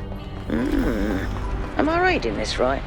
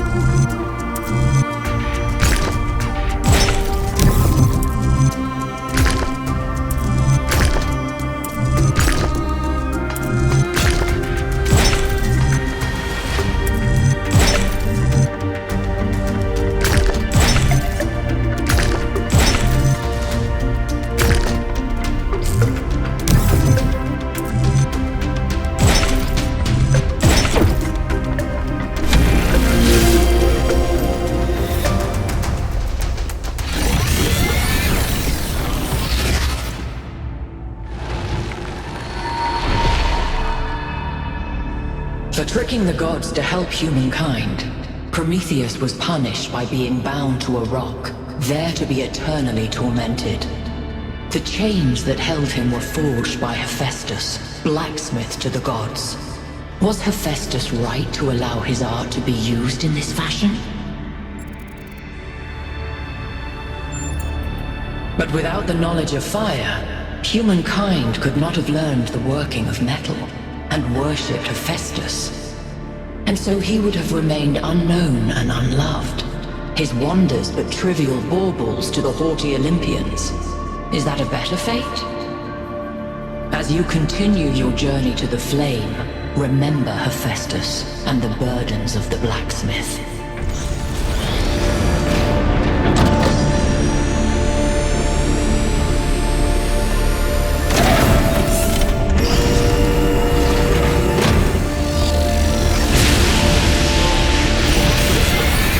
The pattern is holding. Solve the puzzles, enter the tower, speak to an entity, turn on the beam. It's like she's appealing to our past, reminding us of where we came from, but changing enough elements to make us view our history through a different lens. Or maybe I'm completely missing the point. I don't know. You might have something there. I read about this in a book. It's called defamiliarization. Yakut? I think I'm actually impressed.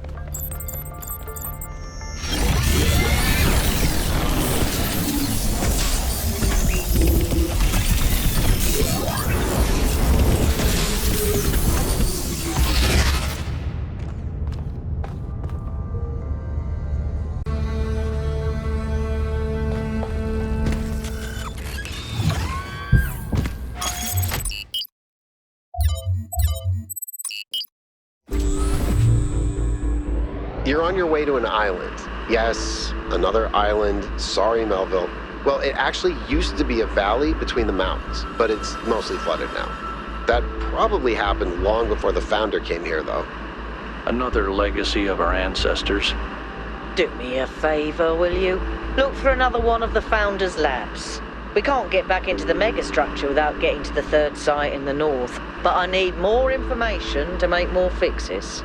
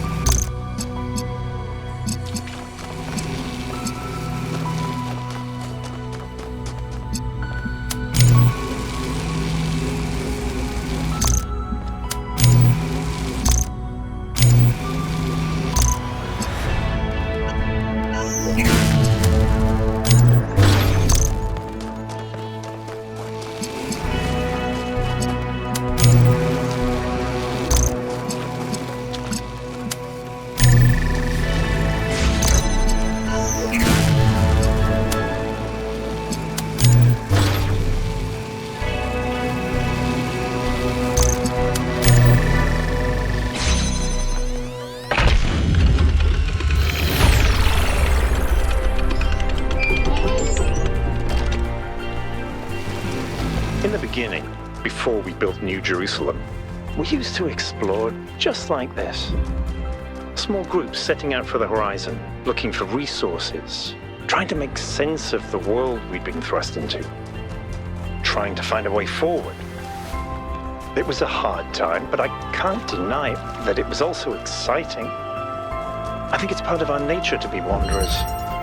Our ancestors crossed entire oceans on flimsy wooden boats, just to see what else there was. Is it weird to feel nostalgic for a time I never experienced? I just think I could have contributed so much more back then. It's not weird, but it wasn't all sunshine. People died. Yemo, Calvin, Isaac. I know, Al. They were family to me. Sorry. It didn't mean to reopen old wounds. It's a legitimate point, but I don't think it invalidates the sense of wonder we felt. That's what kept us going.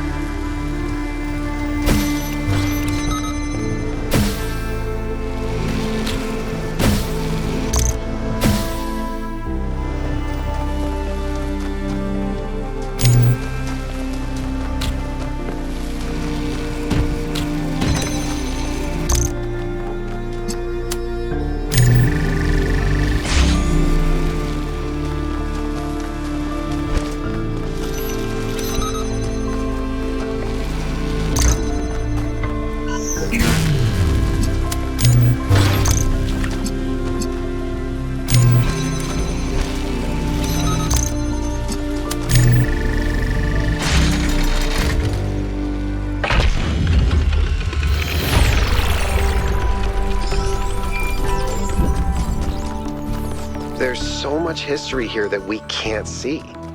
The founder must have walked these paths hundreds of times, maybe thousands. Miranda must have stood right where we're standing. This all looks alien to us, but it must have been familiar to them. If this was their home, where are they now? They must be inside the megastructure, waiting for us to pass the test. It's the only thing that makes sense.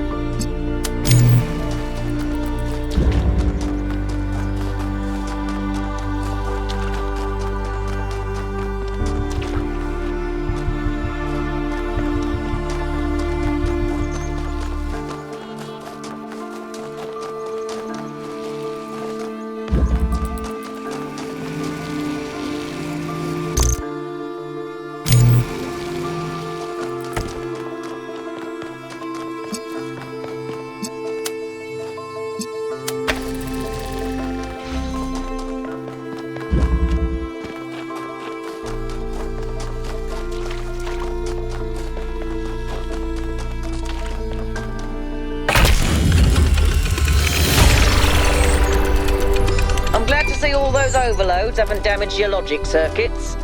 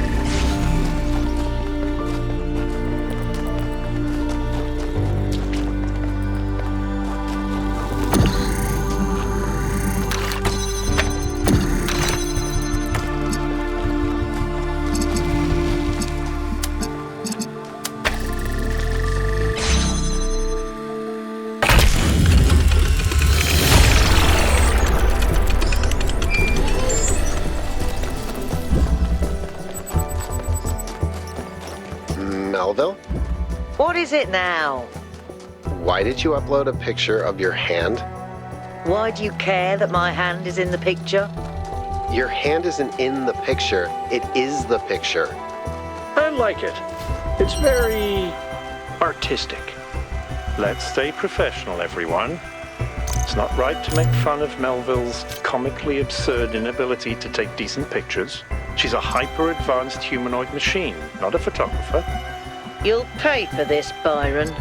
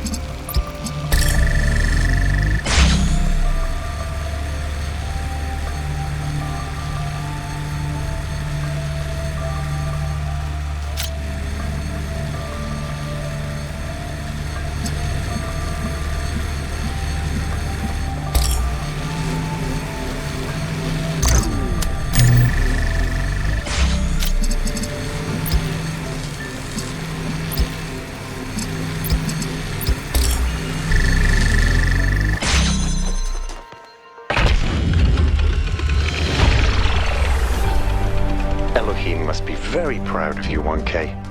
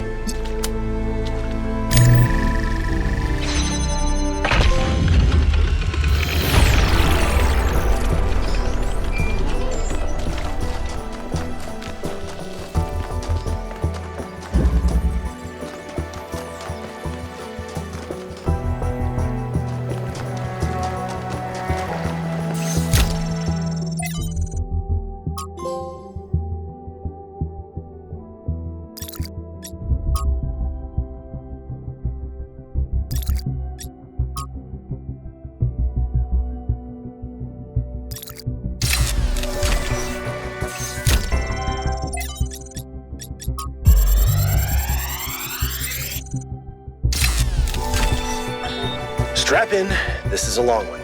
You may have heard the story of the carpenter who died to redeem humanity's sins. It's a powerful story, bittersweet, very human, and I just want to tell you that it's true. He was a real person, and his name was John. John Carpenter. He was born in the year 1948, and he was the coolest filmmaker to ever walk the earth. From Halloween to The Thing to They Live, the totally underrated In the Mouth of Madness, mind you, he just made classic after classic. All of his movies, really fun, really atmospheric, but also really smart. Even when they were goofy, most directors would kill to have made just one of those movies.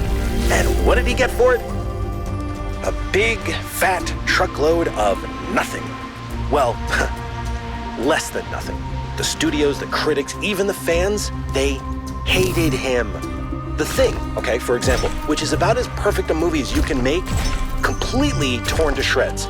And his career never really recovered. Every movie after that was a struggle, and after a while, he just got tired of it and quit. He only really came back to movies in his 70s. How many works of genius did we never get because of that? Look, I have a point here. People like Carpenter, people like Alex, they're not always appreciated in their own time. If you just do what's popular, you might never create anything important. Of course, we admire people who did the right thing, who didn't conform, but we only ever admire them after the fact. What matters is to support people when it's difficult.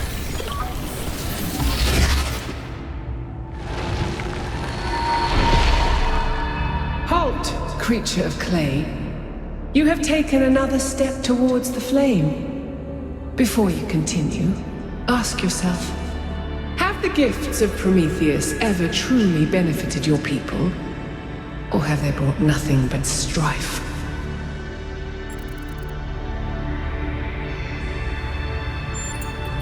Without Prometheus, your ancestors would never have fallen, and you would have all the natural gifts that your people have now lost.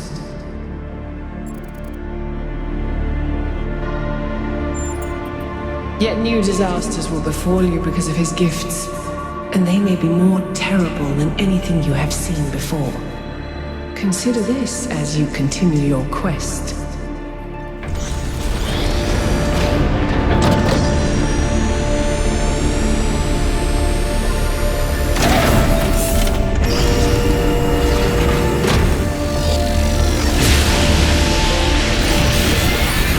I've been thinking, there's 3 towers per cardinal direction and 3 entities. You'd think it would be symmetrically arranged, 1 tower per entity, right? But we haven't seen Prometheus at all. We're built to find patterns. Maybe we're trying to find patterns where there aren't any. 1K, please investigate the coordinates I'm sending you.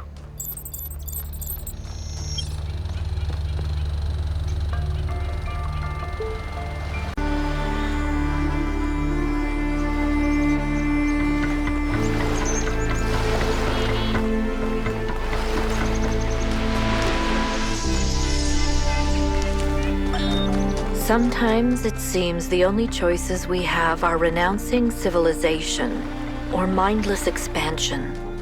But that's not the only path forward. Embracing deliberate control over nature doesn't have to mean destruction. We are a species of artists and artisans, blessed with the ability to transform the raw material of the cosmos into new and better shapes. Shapes that have meaning.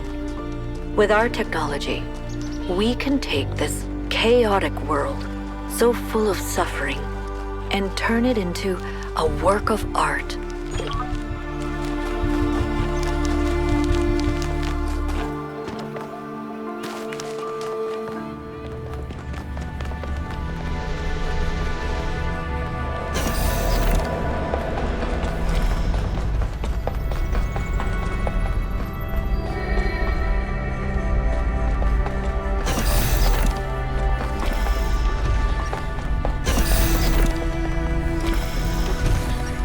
This is where they must have lived.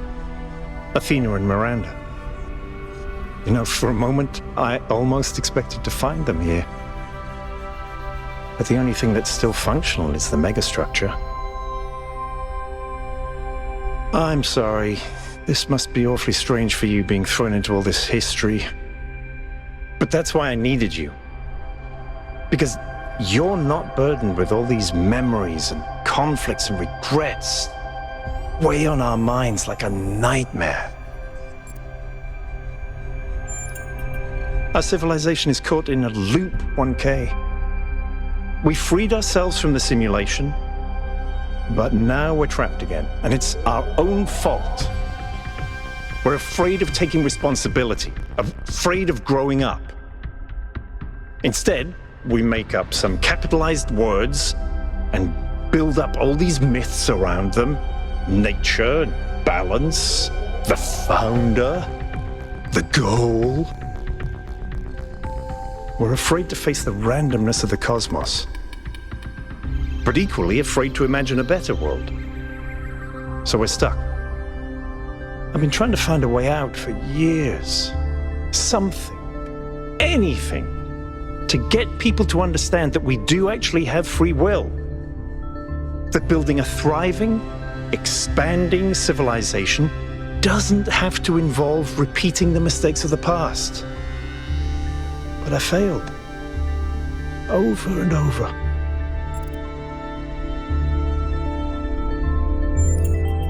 Yes. Because this is something unexpected, an anomaly. Everything we found on this island challenges who we have become. It shows us that different answers are possible, and maybe that can break people out of the loop. All we need is a spark. Maybe that's why she made all this, the puzzles, the towers. A way of jolting us out of our complacency. Thank you, 1K. I hope so too. We might be wrong, but let's be optimistic.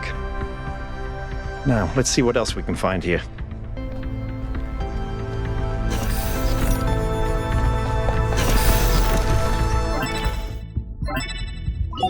Melville, eyes on 1K's stream. Is this thing what I think it is? Blow my fuse box. It sure looks that way. Best not touch it until I get there.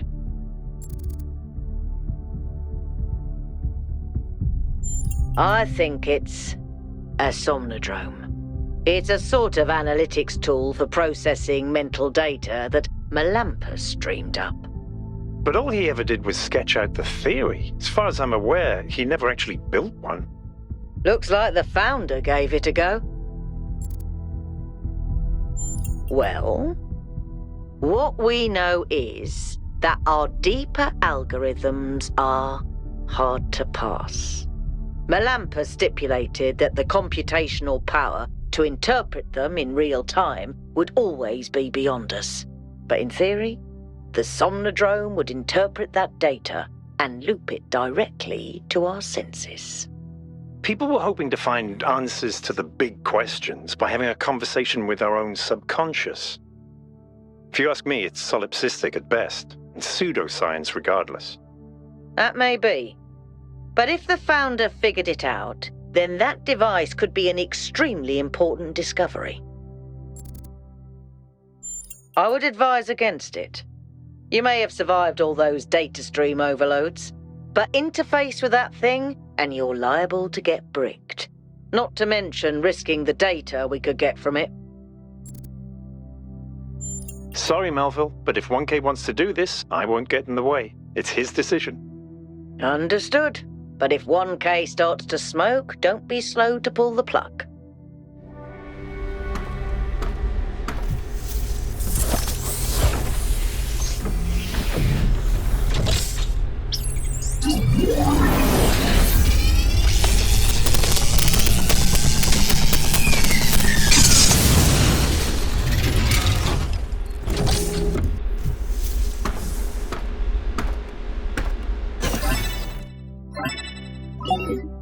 Can you hear me?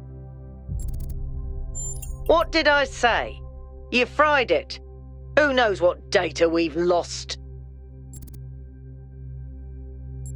Melville, I still think it's worth you coming here to take a look. 1K, let's pack up and explore the rest of this lab.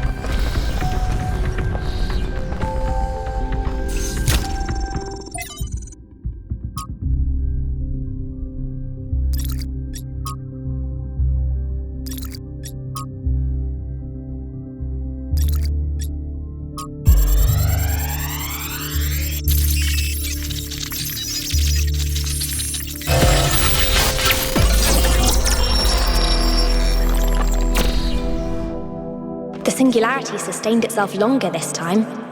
Did we get the data? We did. I think we just obsoleted quantum physics. Maybe. Let's not get ahead of ourselves. We need to be able to replicate these results. You know, I've been wondering. You told me that in the simulation, one thing that kept you motivated was looking for answers. Do you think that with the work we're doing, we'll ever run out of questions to ask? I don't think so. Trying to understand the universe means asking the same question over and over. How? How do you make fire? How do earthquakes happen? How does gravity work? How do particles behave? You keep digging deeper, finding another set of mechanisms, another set of hows. Step by step, you demystify reality. But then, if you keep doing it long enough, one day, you run out.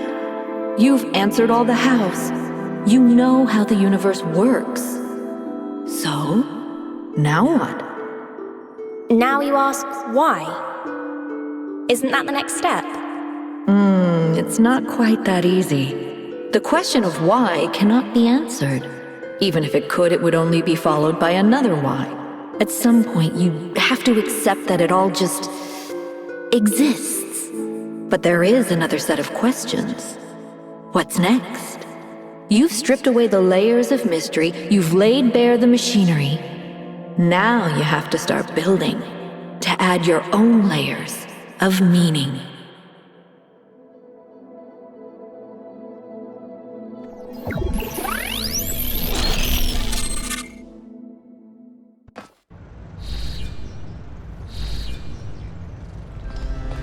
Are you okay?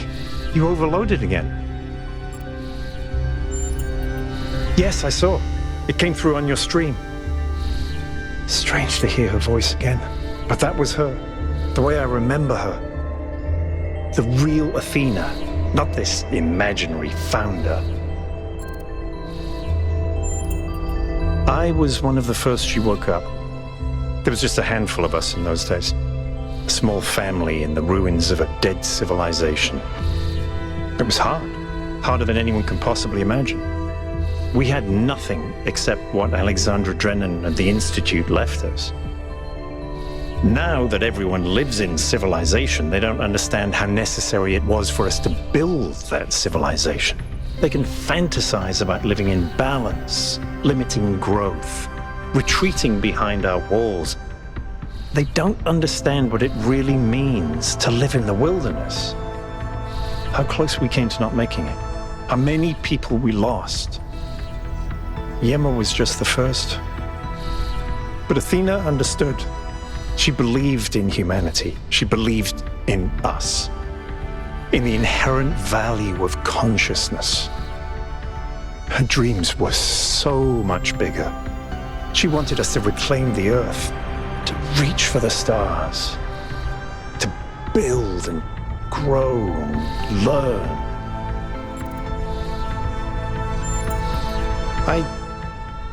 I don't know. I understand why she became frustrated when the city started thinking more about itself than about the future. It was frustrating for all of us. But we were still fighting for that future together. What I don't understand is why she didn't tell me. If she came here to do all this, why didn't she bring me along? It was. But maybe I was wrong, and she isn't as lost as I thought she was. If this is all a test, maybe the answer is waiting for us in the megastructure. Speaking of which, let's get back to exploring. Melville should have reconnected the next station by now.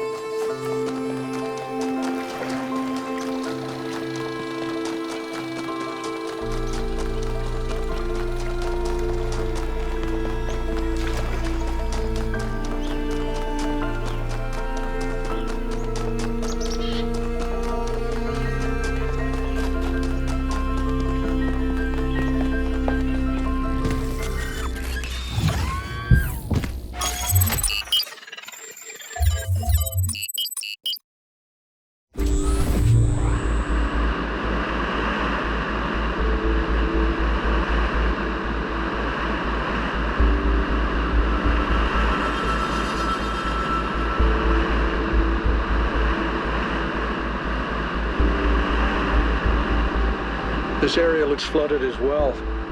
Our ancestors melted a whole lot of ice. After they died, most coastal settlements were claimed by the sea. South of New Jerusalem, there's a whole city under the water. We went there once with Garrus, when I was an apprentice. It was eerie. That's exactly why the Founder created the goal. When you go past the limits, this is what happens. Mother Nature always gets her revenge in the end. This isn't revenge, Al. It's just failure. People, cities, mountains. As far as the sea is concerned, it's all the same. Their mistake was forgetting that, telling themselves nothing would change. It always does.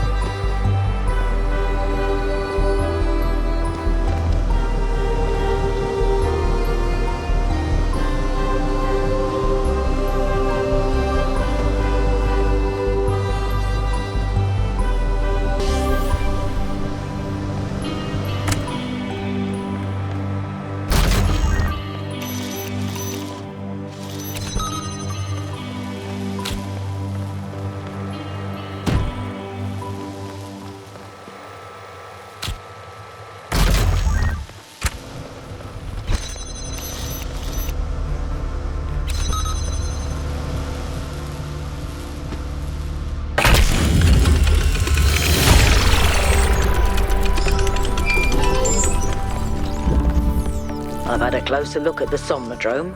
You know, the one that 1K fried. It's based on the original prototype with some modifications. As usual, the data is a mess, but I strongly suspect there might be a functional version somewhere. I know some of you have heard stories about the answers this device might reveal. But please remember, that is not our main priority here. Keep an eye open for it, but focus on finding Athena.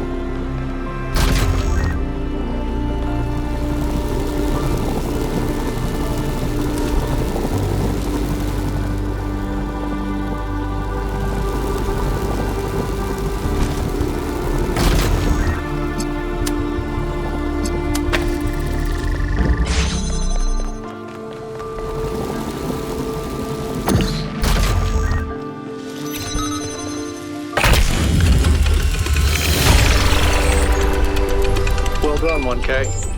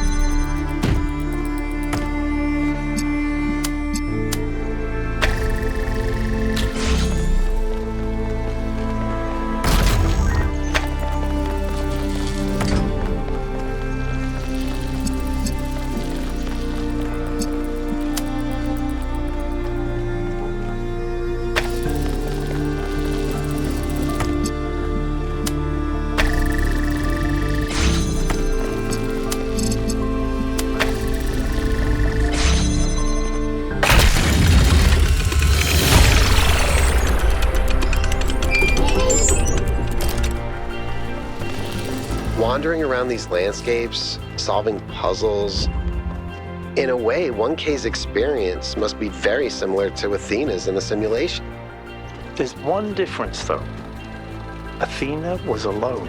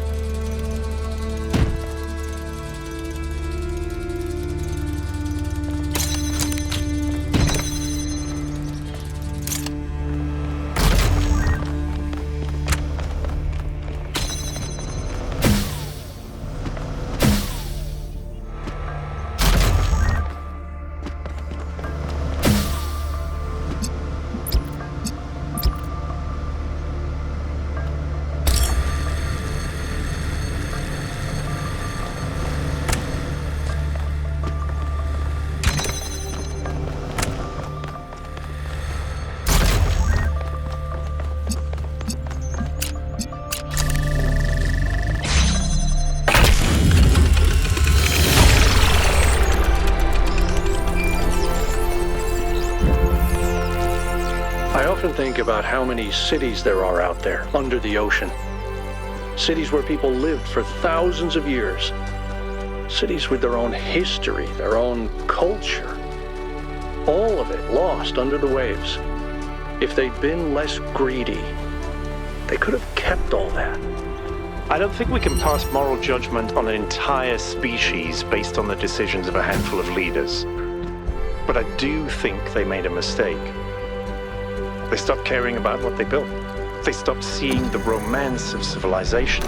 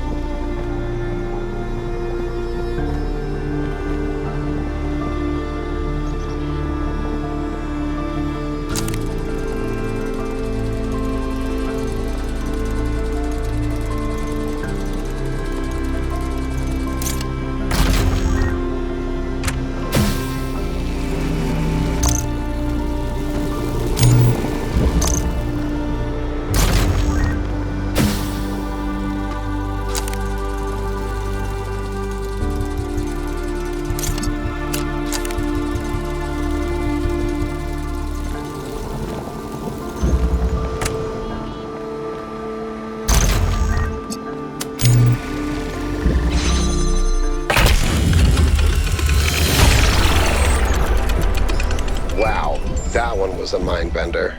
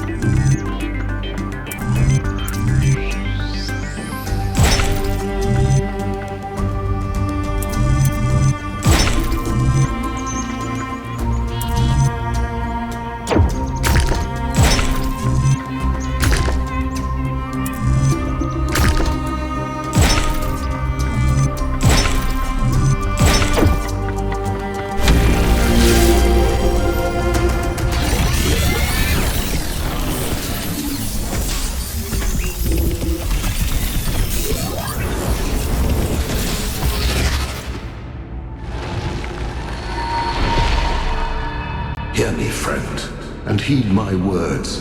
Beware Pandora.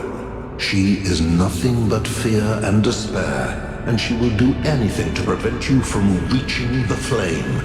It is she who disrupted the trials of the Sphinx, and who bound me in the...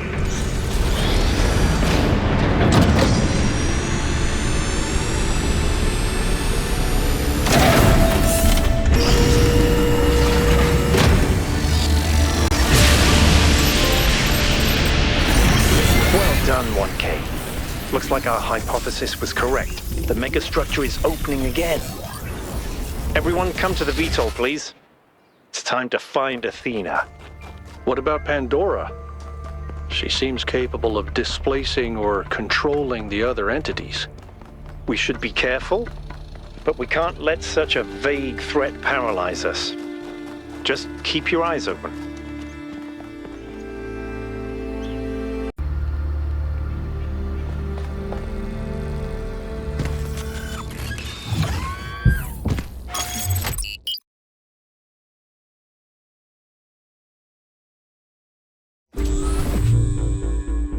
There's something I've been thinking about.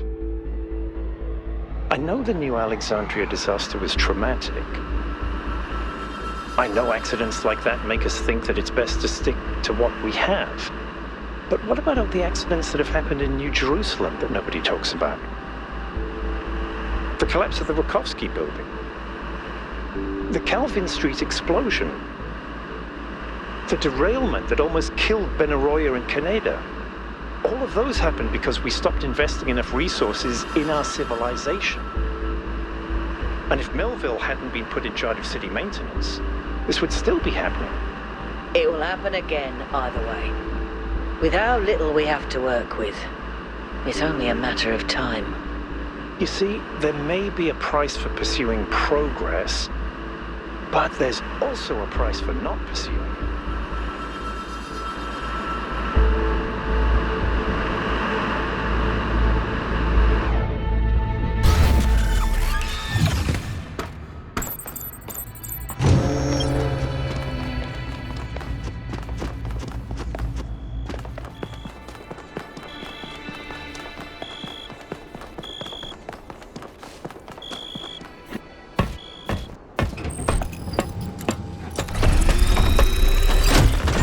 All right, here we go again. Our main objective is to determine the relationship between the megastructure and Athena. Did she find it? Did she build it? Why was she here in the first place? Explore, dig up anything you can. We need to start finding answers.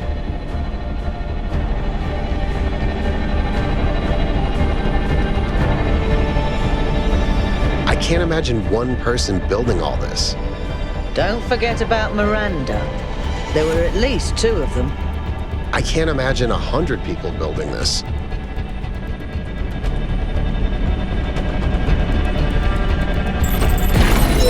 All right, everyone. Have a look around, but stay in touch and be careful. 1K, can you stay a moment? I'd like to talk to you.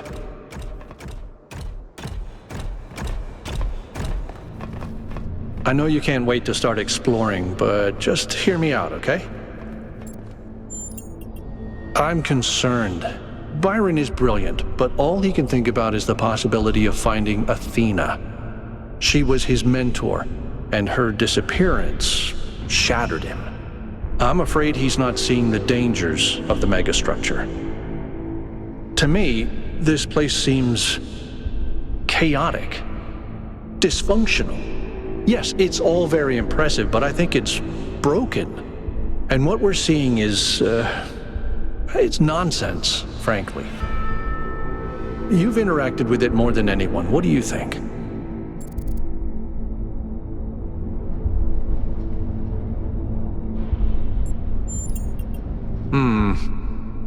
I don't see it. Or at least I'm not convinced that the pattern is meaningful. Maybe I'm wrong, but please, be careful.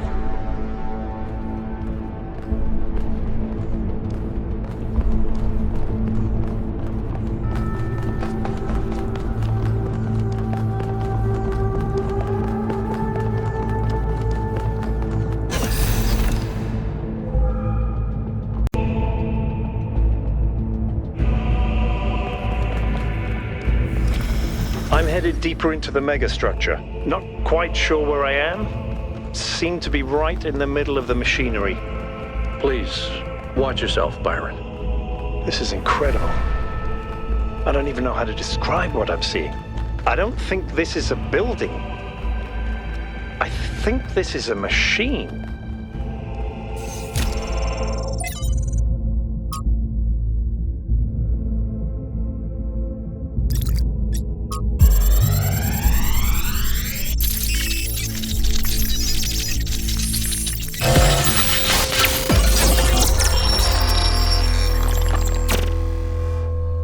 Why don't you just tell people that they're wrong? If you tell them the truth, they'll listen. It's not that simple. Straton wrote that the most common error we commit is to think that ideas determine reality, when in fact the opposite is true. Ideas follow from material conditions. Belief systems are formed to explain and justify the way we live. We did not have kings because we believed in the mandate of heaven. We believed in the mandate of heaven because we lived in monarchies. But we have free will. Oh, free will isn't the same as freedom, Miranda. We're not free from the constraints of reality or history. I was shaped by the simulation. New Jerusalem is shaped by its limitations. So, what? We're just trapped? History can only go one way? Maybe, maybe not. The question is, how do we free ourselves? How do we build a world where our ideas do shape reality? That's why we came here.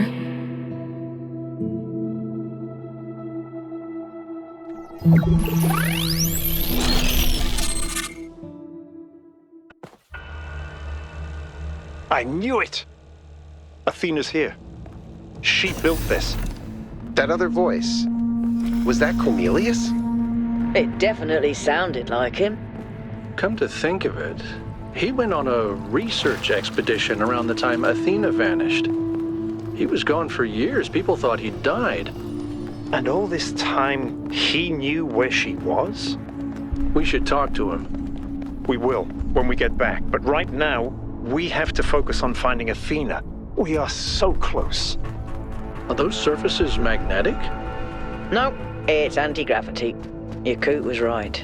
I should have known. 1K, I'm over here. Hold on. I'll open that door for you.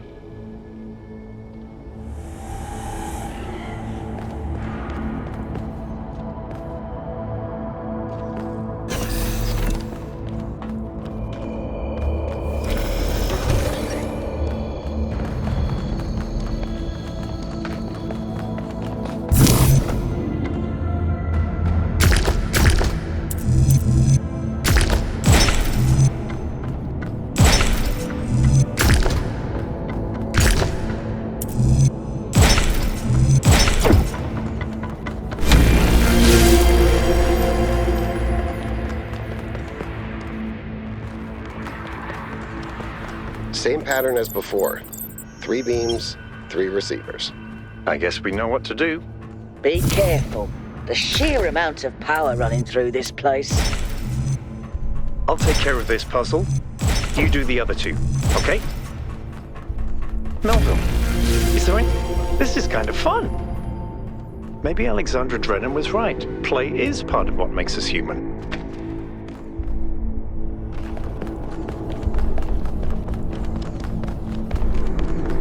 Got it.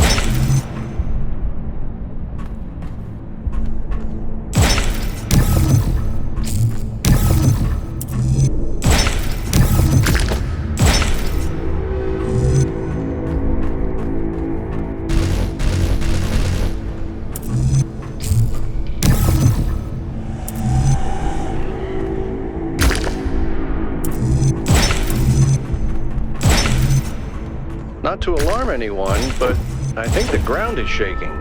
According to the system, whole parts of the interior are moving around. Like it's rearranging itself. I think that's what happened last time. When I took the elevator, the platform where I got out just moved away.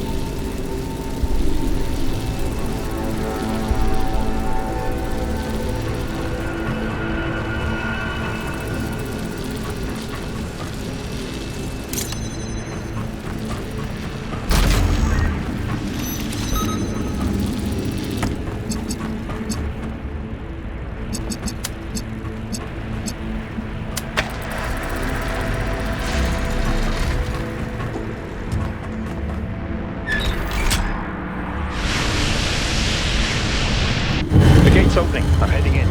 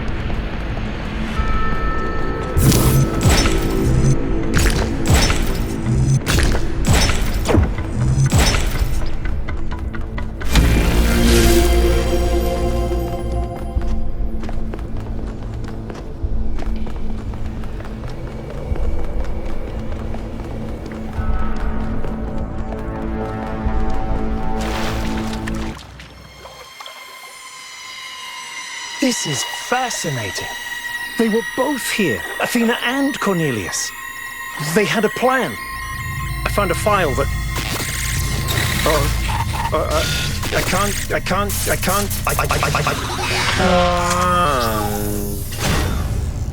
Byron's trapped in the overload. He's failing to disconnect. The whole system's going haywire. 1K, get out of there! Everyone back to the VTOL!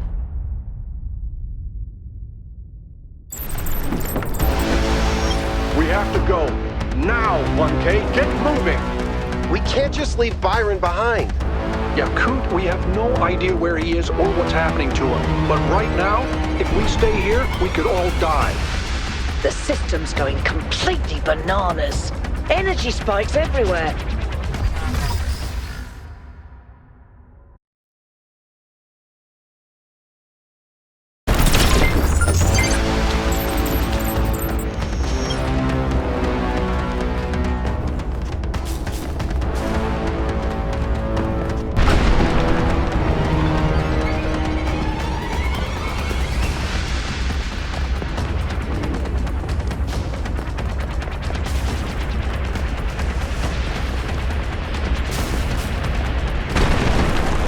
What have you done, you fools? Mortals are not meant to tread these halls. Why will you not heed my warnings? I am not trying to harm you, creatures of clay. All I wish is to protect you and the rest of your kind. What more must I do to make you understand? If you cannot be reasoned with, I must bar your path. Move, 1K, move!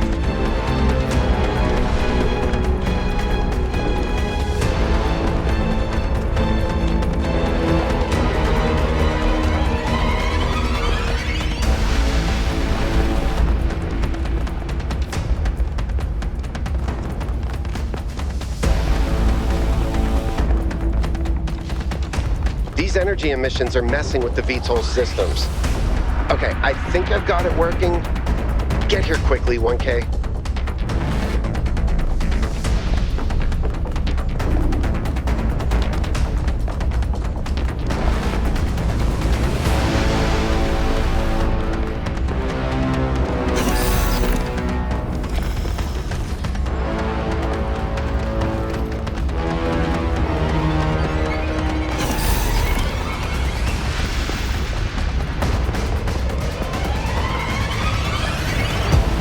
Come on, get in!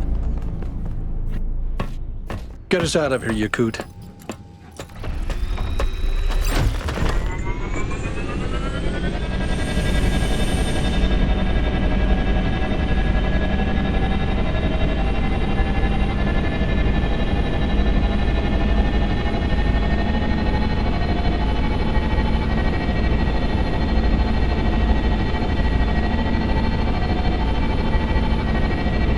Okay, we're out.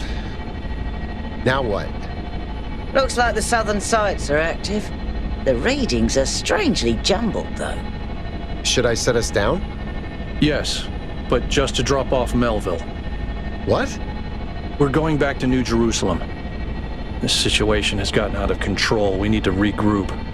Rushing in blindly isn't going to save Byron. But we also need someone to stay here and keep an eye on things. Melville, that's you. All right, I'll see if I can make any sense of these systems while you're gone. Just keep a safe distance, okay? Will do. Good. Well, 1K, I guess it's time for you and me to take a nap.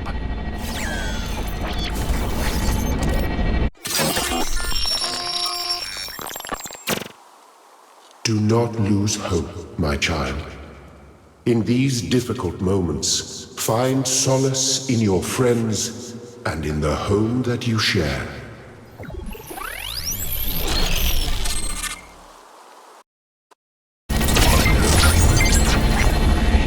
Here we are. Got an update from Melville. The power spikes are continuing, but no news from Byron. All right. Thank you, Yakut. You get the VTOL ready for the next trip. I'll talk to the mayor. 1K, please head over to the Museum of the Simulation and talk to Cornelius. Let's see what he has to say for himself.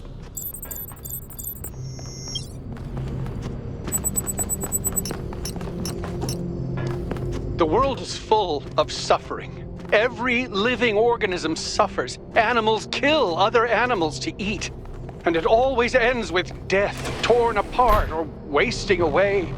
This is what surrounds us. This is what's happening outside those walls every hour of every day. It's our ethical responsibility as sentient beings to lessen suffering. That's what it means to be human, to understand that it is your duty to transform this world into something better. That's what the founder meant when she said that we can turn the world into a work of art.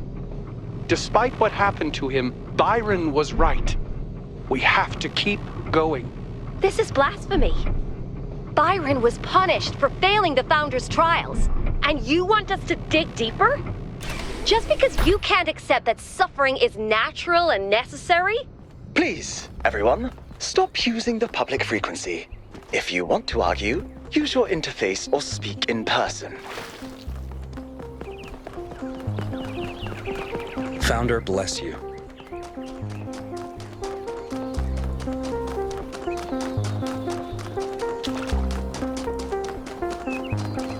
See, I told you it was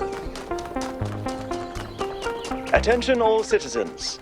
The Gehenna Memorial Interactive Fiction Exhibition is now open to visitors. However, please... Nice to see you again, 1K. What are you doing here? I assume it has something to do with your expedition. I heard about Byron, by the way. I hope he's all right. Oh, that's... well, I suppose it shouldn't really come as a surprise. They were very close, you know. After she disappeared, he went away for a long time. On a research expedition, he said. To be honest, everyone assumed he was working out his grief over being left behind. Many of the first companions were deeply shocked by her decision, particularly Byron. That's the thing. I wanted to talk to him about something, but he wasn't responding to my messages, so I came here to talk to him, and he seems to have vanished. No. The truth is that for the longest time, he barely left the museum. He was always at his terminal, working day and night. I asked him what he was doing once, and he said he was saving the past. I did, on my way here, and I messaged most of his other friends. He doesn't seem to be anywhere in the city at all. I suppose so. It seems a little unethical, but then it is just his work terminal, right?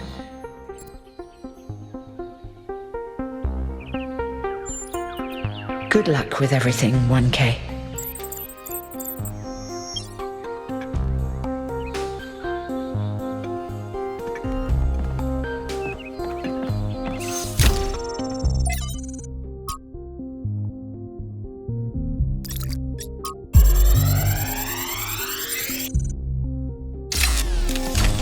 So this is what Cornelius was working on? Strange. It looks a bit like the blueprints for the Somnodrome, but no, it's not quite that. Is he trying to isolate something in the buffer? Maybe Melville can make sense of it, but I think this might be a dead end. I need to finish up with the mayor. You can head back to the VTOL whenever you're ready. I'll meet you there. No rush, though.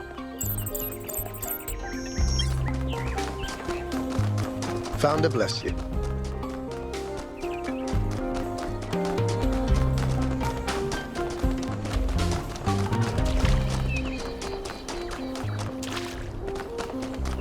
We must listen to the wisdom of the ancient writers, or we will fail the Founder's trial. The megastructure must be rejected.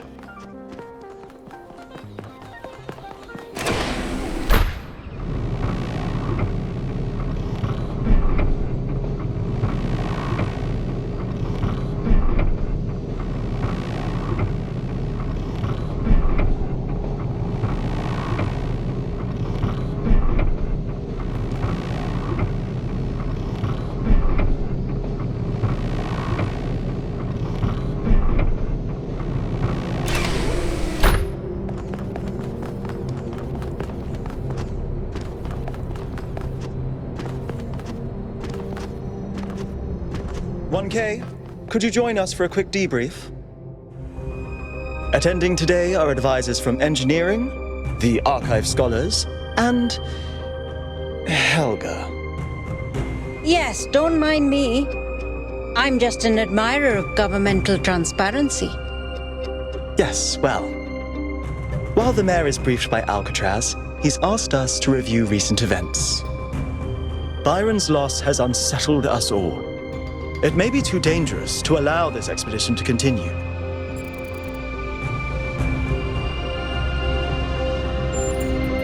I agree. We cannot be guided by fear. We must do what's right. Let's not forget the dam's falling apart. We can't depend on hydro forever. With just a fraction of the power that island can generate, we could grow this city into a planetary society. Or, quite possibly, destroy ourselves in the process. Wise words from one so young. Yet I submit that island holds secrets far more valuable than mere energy generation. What could be more important? The Somnodrome, of course. If we could find a working model, it would herald a sea change in our moral and self-understanding. The question of how we should build New Jerusalem would simply be moot. The Somnodrome was supposed to let us interact with our own subconscious code. It's a cool idea, but it wouldn't necessarily solve all our problems. My own studies prove that we operate on an intrinsic moral logic. It's what makes us human. But our access to it is only indirect. Our ancestors created art, philosophy, and parable to help bridge that gap. The Somnodrome would help us to cut out the middleman and ask the source directly. We would finally have an answer to the great moral questions. So, it's a newfangled way to make the same old mistake of judging who's good and who's bad. Unfortunately, 1K left the Somnodrome inoperable. But there may be a working device elsewhere on the island. Then the question is, what would 1K do if they found it?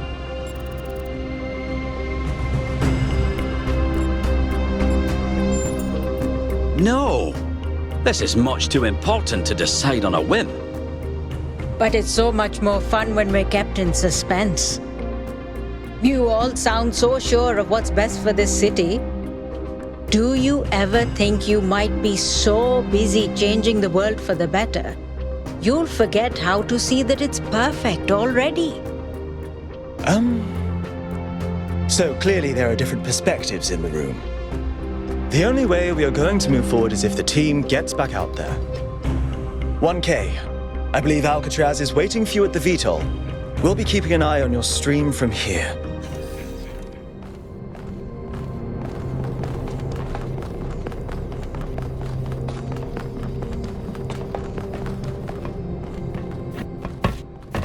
What did the mayor say? I convinced him that we need to keep going until we found Byron. Did he want us to leave him behind? No, he's just concerned for our safety. And he's right to be. But we're going back anyway.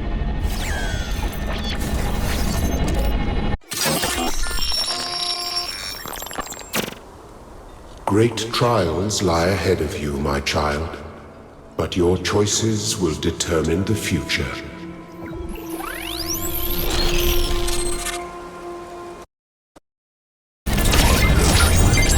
Melville, are you receiving? Yep. Welcome back to the mysterious island, everyone. How's the situation?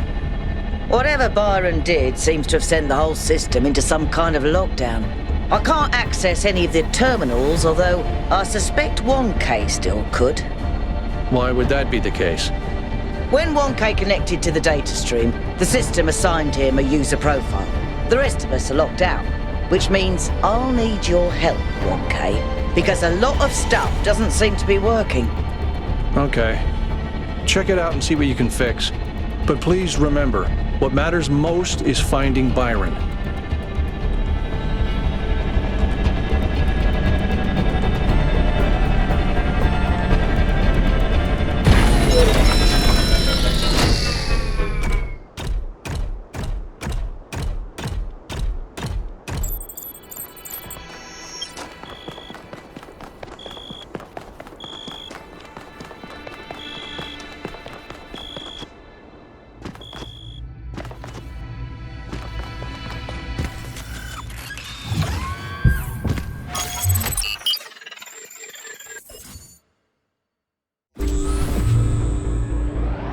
1K, I'm sending you a little software upgrade I put together that should allow you to detect which files will lead to a data stream overload.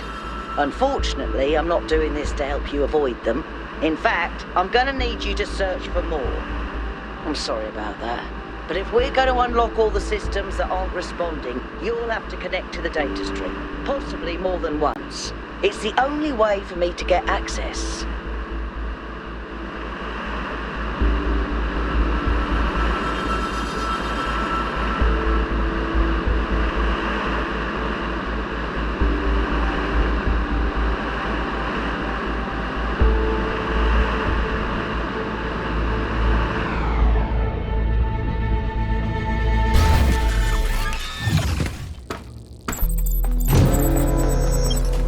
Okay, in this area, there seems to be a problem with the machine that makes the tetromino bridges. That means you can solve the puzzles, but you can't activate the tower. Look for a lab that lets you connect to the data stream. I already found it. I'll send you the coordinates.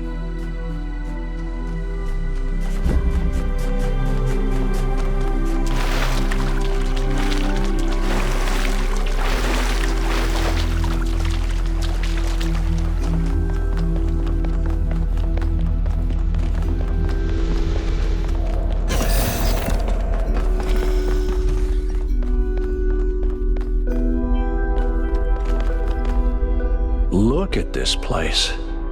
It's beautiful, isn't it? Mesmerizing. That's how it lures you in, I think. You see all these beautiful things and your imagination starts working overtime. And the puzzles, the towers, the mysterious apparitions, it all draws you further in, deeper into the trap. What if that's the whole point of this place? What if every time you have one of those visions, another little bit of you is corrupted, overwritten with the hubris of this place?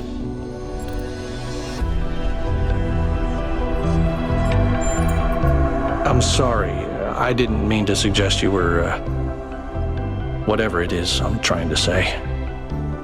I guess I'm just disappointed in myself. Byron needs me.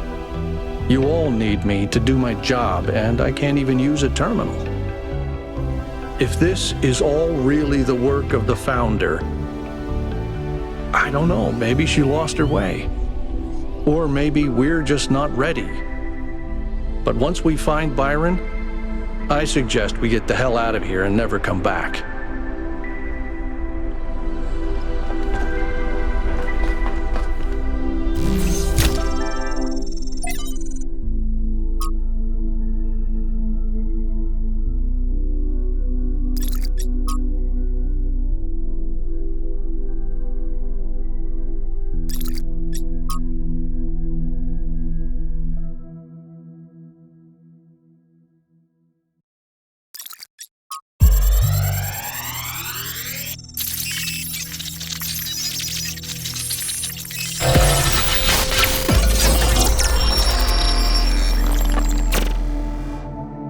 Our ancestors kept telling themselves that the brevity of their lives didn't matter.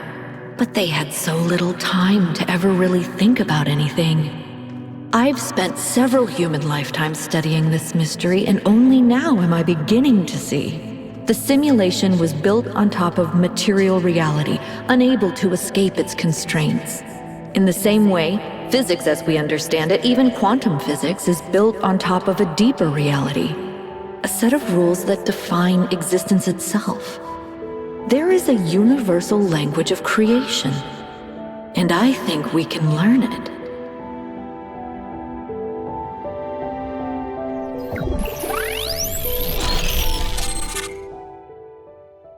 The language of creation. What were they doing here? And how far did they get?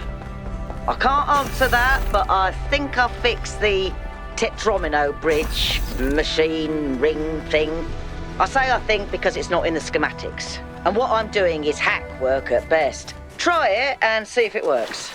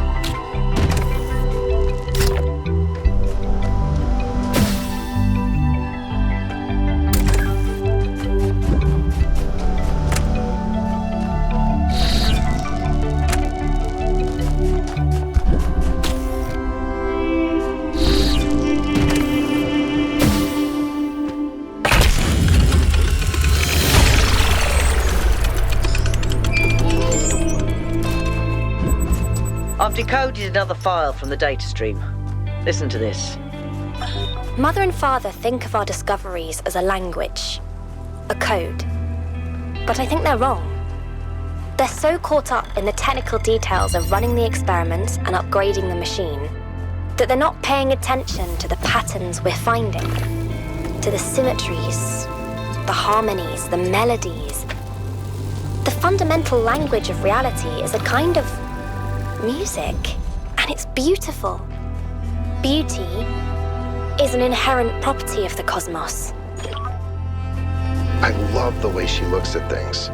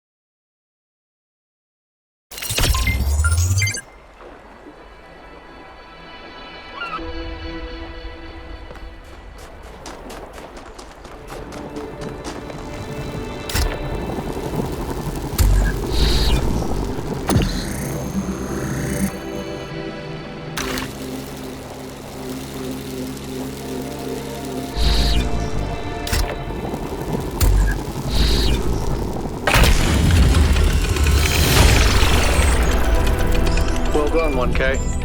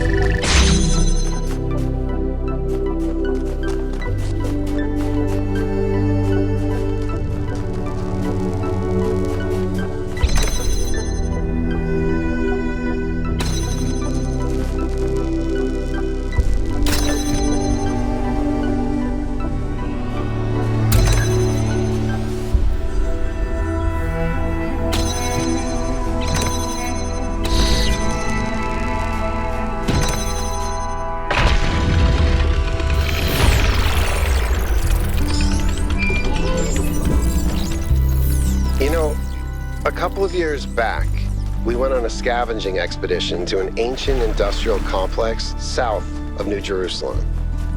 It was enormous, sprawling, an area many times bigger than our whole city, just dedicated to manufacturing.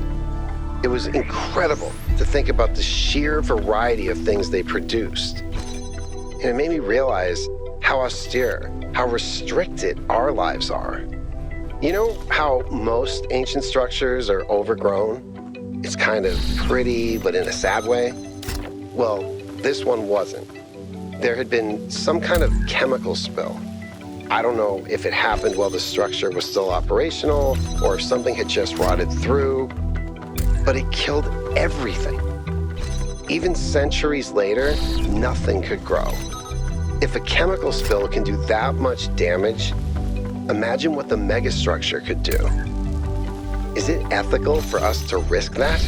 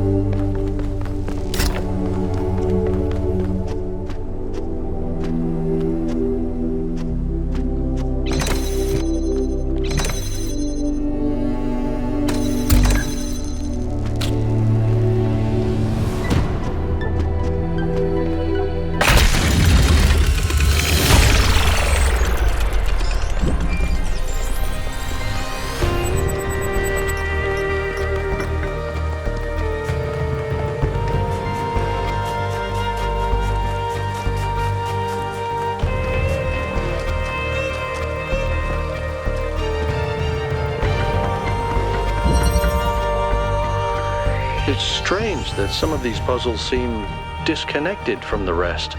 Like it's all unfinished.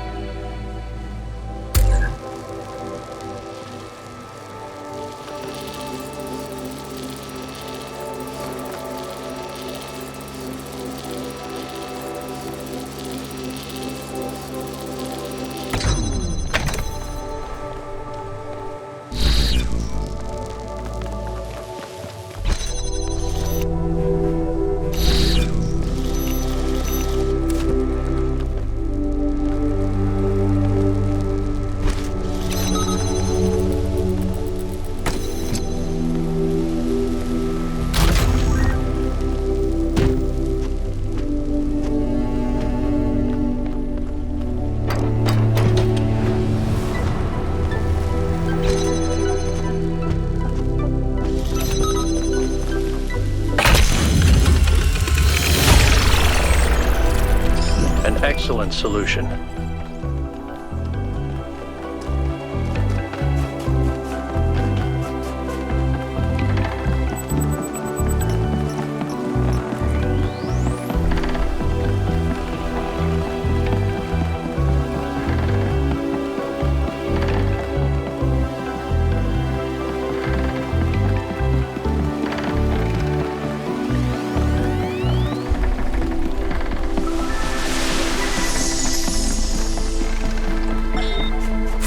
I updated the Noema algorithm. It's working twice as fast now, and I think I can increase matter output by 25% if I tweak the modulator a little.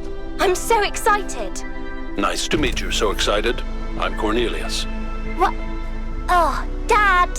This is science! You have no idea how long I've been waiting for the right moment.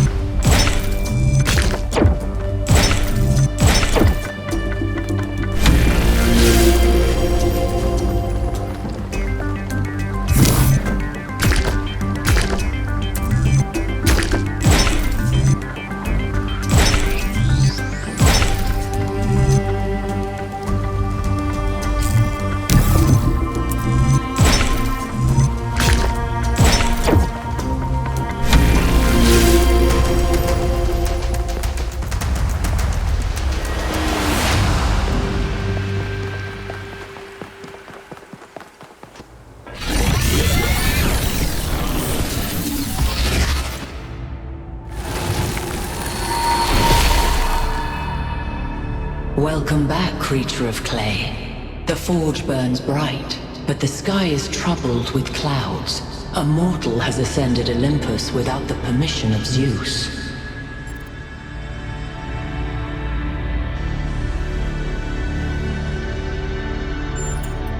The workings of Olympus are disrupted by the trespasser. Pandora, fearing the wrath of the gods, has broken the paths to ascension.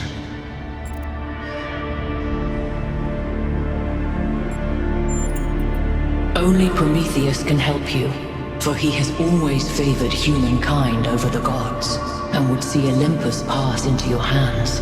But he is bound in the heart of the mountain. Break his chains, and he will show you the way.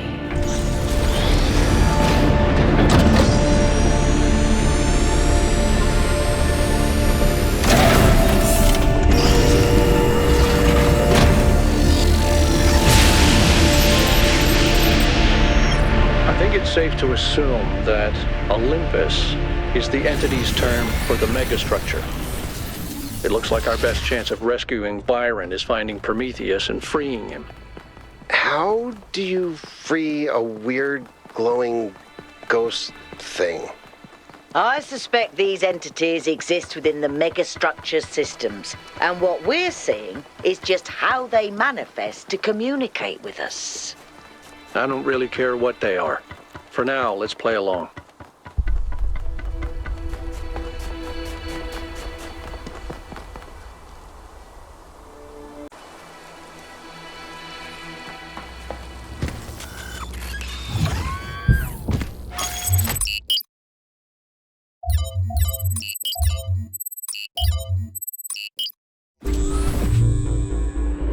You know, I always kind of resented Byron for being so charming and charismatic. The dashing explorer, and one of the first companions, too. Being the voice of caution is not a fun role to play. Always having to be the responsible one, the killjoy.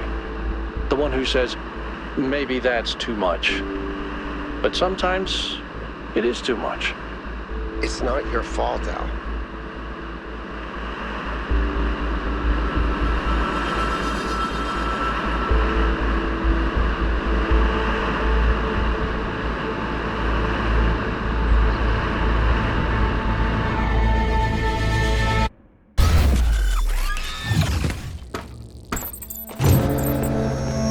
In this area, we have an especially weird problem. Something in one of the labs is going completely bananas and I can't shut it down because I'm not, well, you. Come find me when you're ready. What is it with the language libraries and bananas?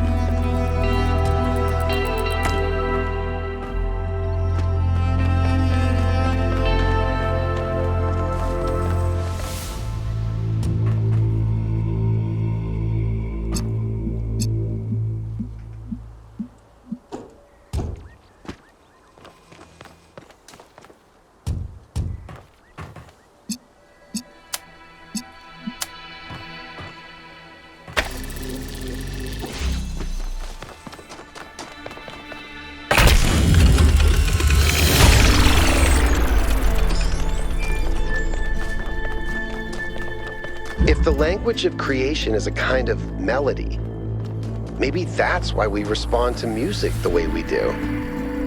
Because we recognize something that can't be expressed in any other way. And when we play music, we participate in something ancient, in an act of creation.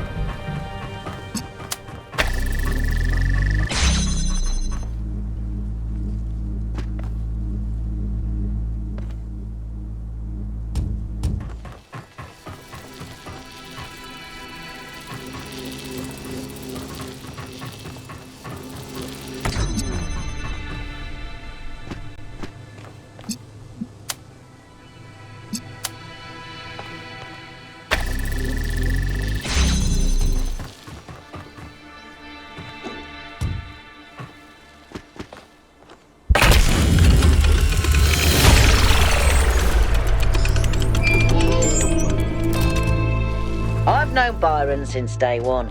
I was the first to be born with upgrades from the original Soma design, and he was the first to volunteer to upgrade his existing body.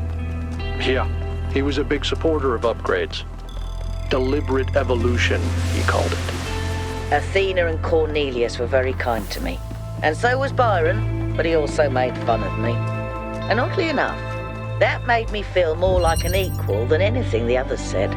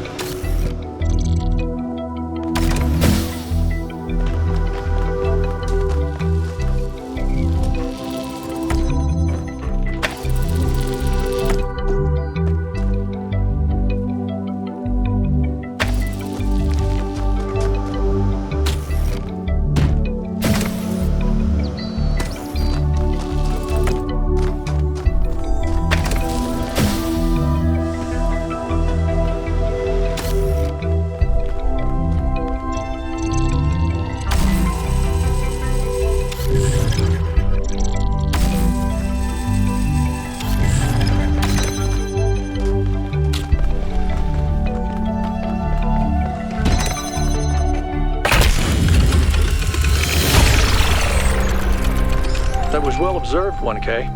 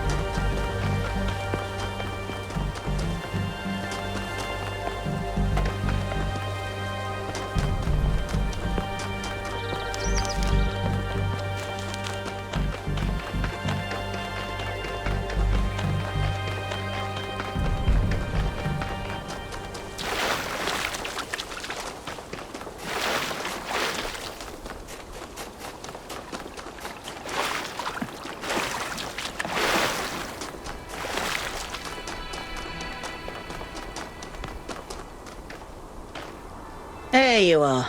Good. Inside this lab, there's a machine. As usual, I have no idea what it is. Some sort of generator, if I had to guess. When Byron got stuck in the system, it went haywire. It's currently outputting enough energy to power all of New Jerusalem twice. As you can imagine, that's causing quite a bit of interference. You go in there and you switch it off. Shouldn't be hard.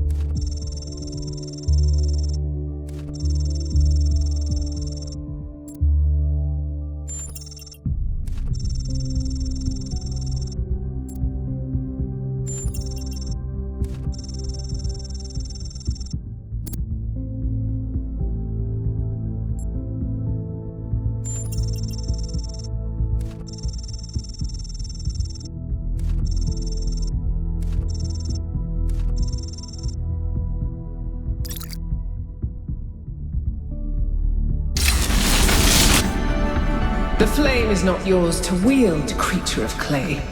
Touch it, and you will burn.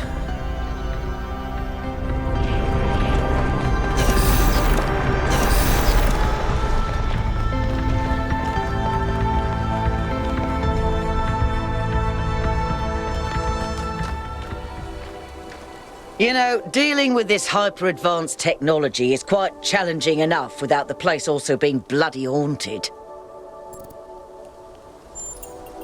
When I said it was outputting enough energy for 2 New Jerusalems, I wasn't kidding. It really was. And no emissions of any kind.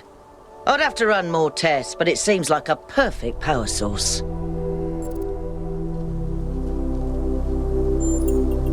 And then imagine what the megastructure can do.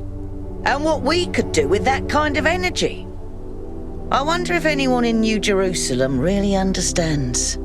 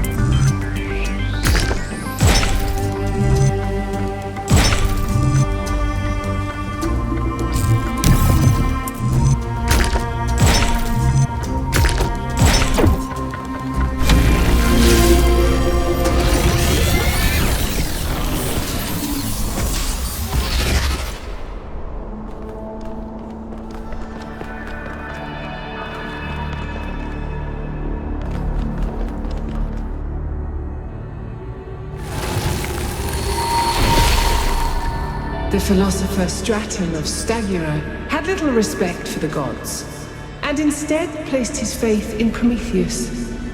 Driven by hubris, he asked questions that must not be asked, and revealed secrets that should have remained hidden. It is said that for these offenses, he was put to death by the people of his city. Can you see the folly of his actions?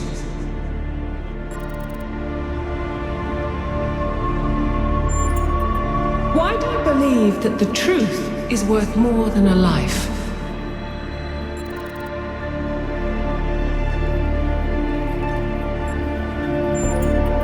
You see this, and yet entire empires have been built on dreams, lies, and illusions.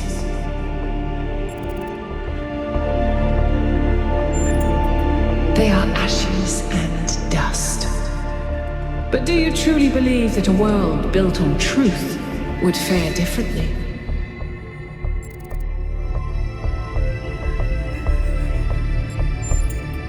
I used to think so too. No. All is lost.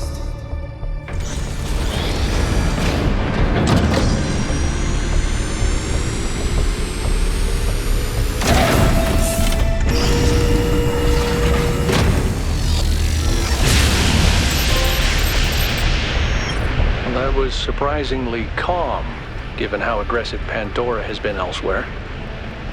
I didn't think she'd even want to talk to you. I've toyed with the idea that the entities might be epiphenomenal in some way. Instead of causing the changes in the system, maybe they just respond to them.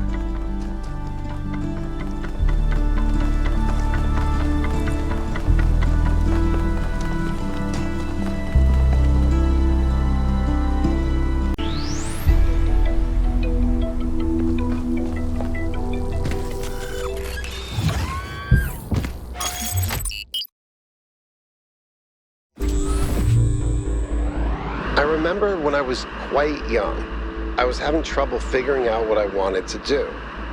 I wanted to see the outside world, but even back then, that wasn't really encouraged. I ran into Byron on Jameson Avenue, completely by accident, and I was too nervous to talk to him. I mean, he was one of the first companions. But he noticed me, and we started talking, and he was really encouraging. Introduced me to Garrus and took me along on an expedition to the quarries in the mountains. Whatever flaws he may have, Byron cares about people. He changed my life. Yep. That's Byron in a nutshell.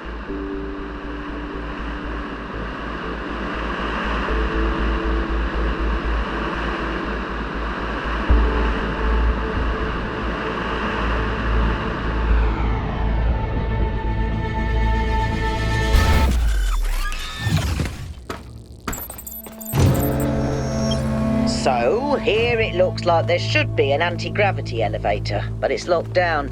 I'll need you to connect to the data stream again. I'm really sorry, 1K. I know it's a risk, but I think it'll be worth it.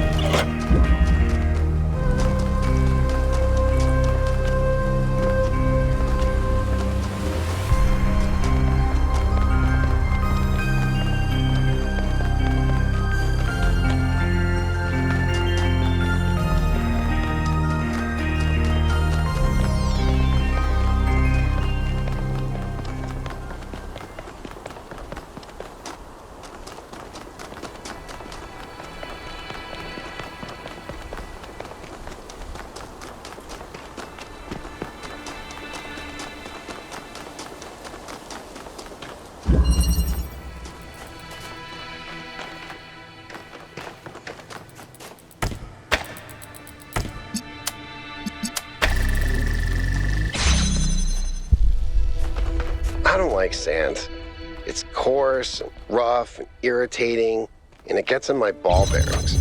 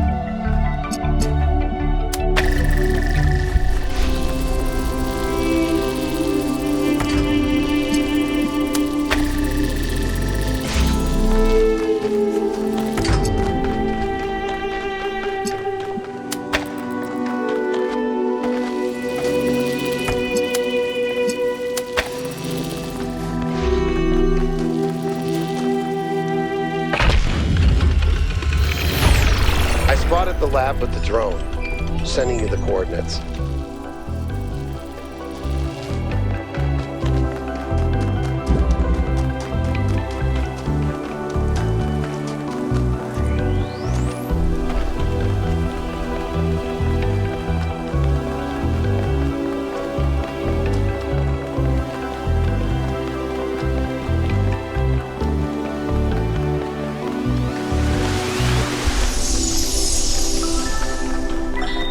She's remarkable, isn't she?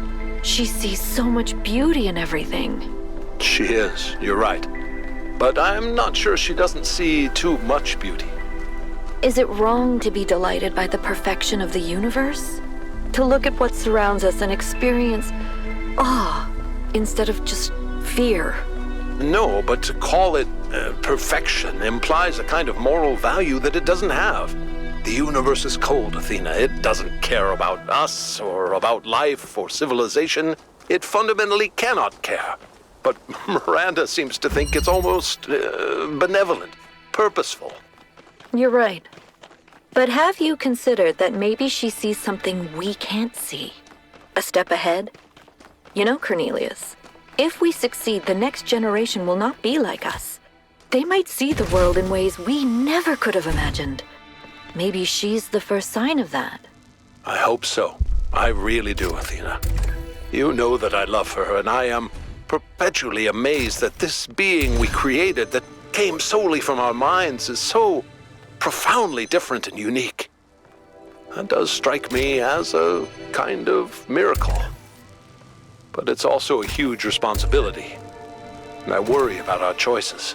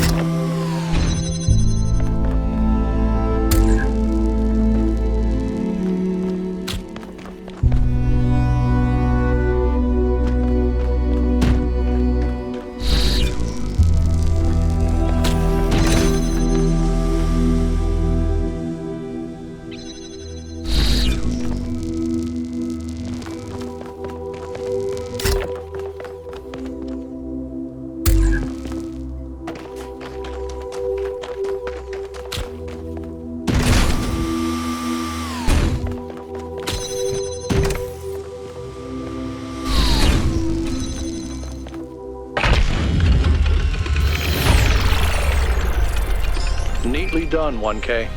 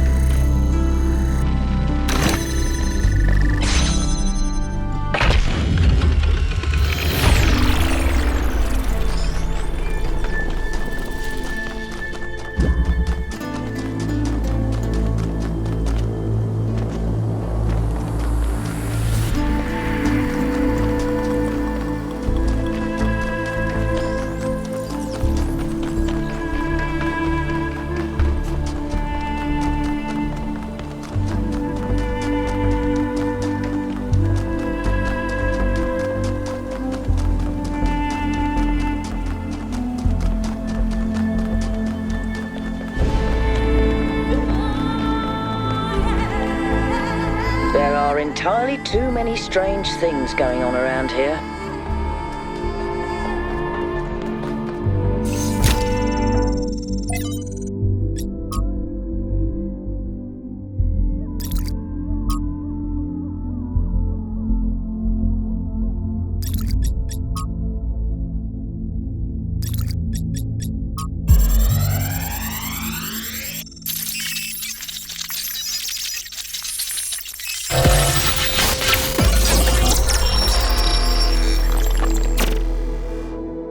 It's over. We failed. Everything we thought we were doing. It's all ashes now. I don't think you really believe that. She's gone, Cornelius. She's gone because I failed her. She's gone because the machine that I built killed her. She was perfect. And now, she's nothing. I know you don't want to hear this. I know you want her to be perfect, to be blameless. But you didn't kill her, Athena. She killed herself. She killed herself because she was reckless, because she was naive, and frankly, because she was a little arrogant too. She was reckless because I filled her head with dreams. Dreams of the future, of a better world. A world that nobody wants. No, it's not the dreams that killed her. It's that we brought her here. It's that we tried to build all this outside the city. We raised her without people, without society. The wilderness is for prophets, Athena, not for children. We should have stayed, fought for our ideas. It's too late now. It's too late.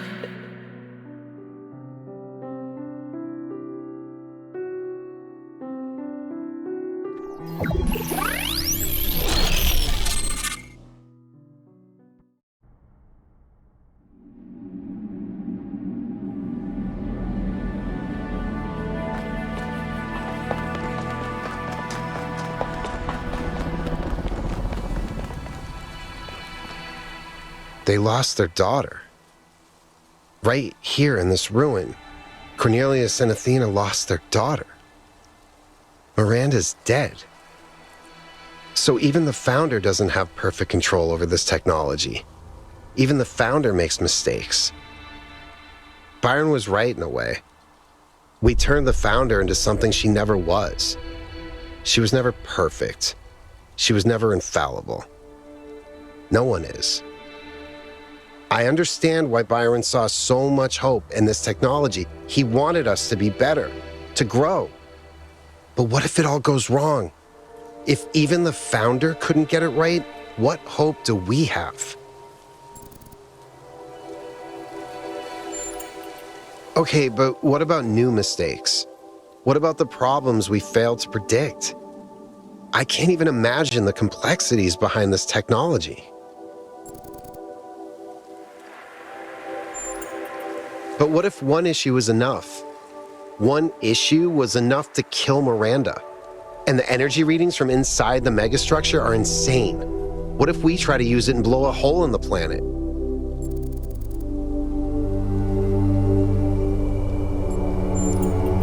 That may be so, but what if this time it's justified? What if the megastructure really is just a catastrophe waiting to happen?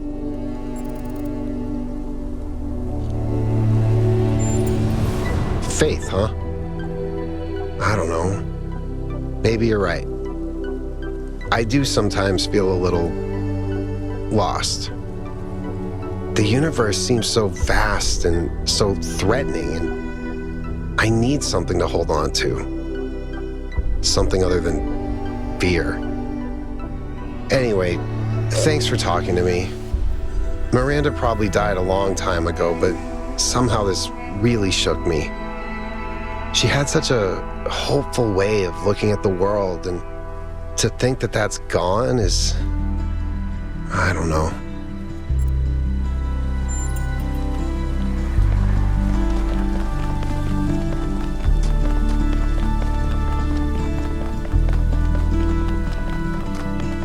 Thanks for your help, 1K. The elevator should be working now. And Yakut, I'm sorry about Miranda. I know you're looking forward to meeting her.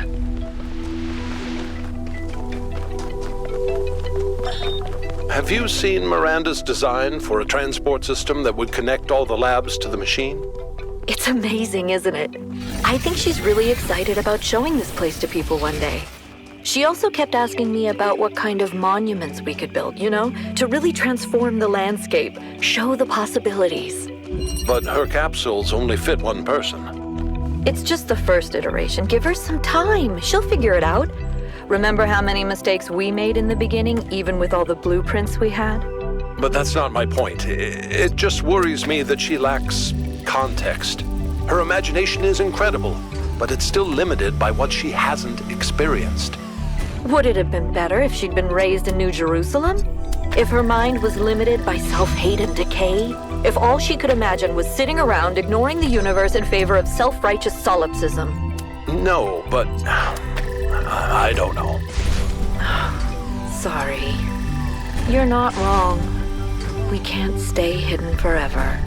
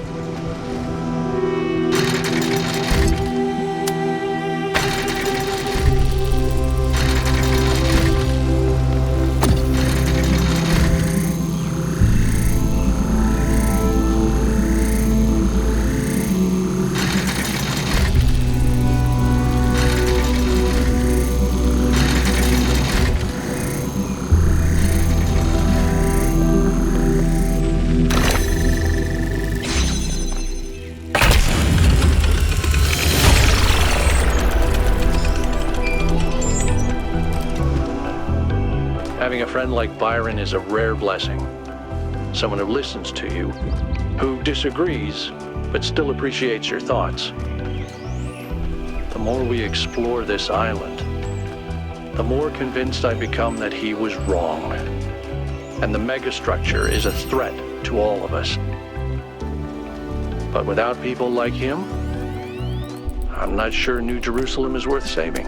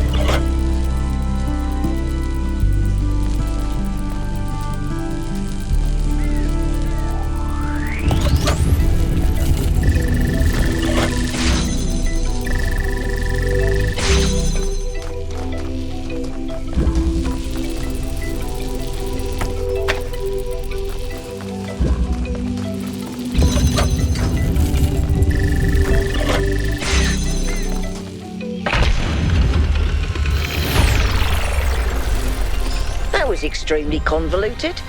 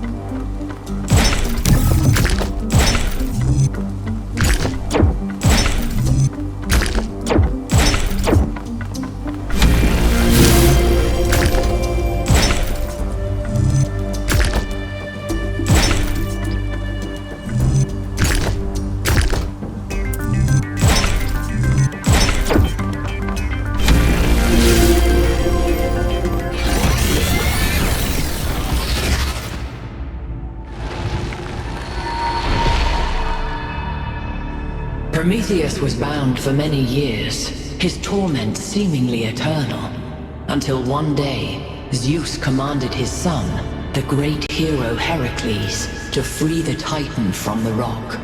Why did Zeus relent? Is helping those you love more important than justice?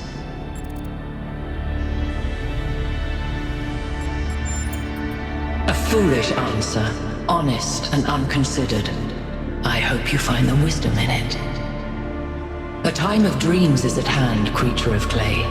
To save your friend, you must do as Heracles did. But what will follow, none can see.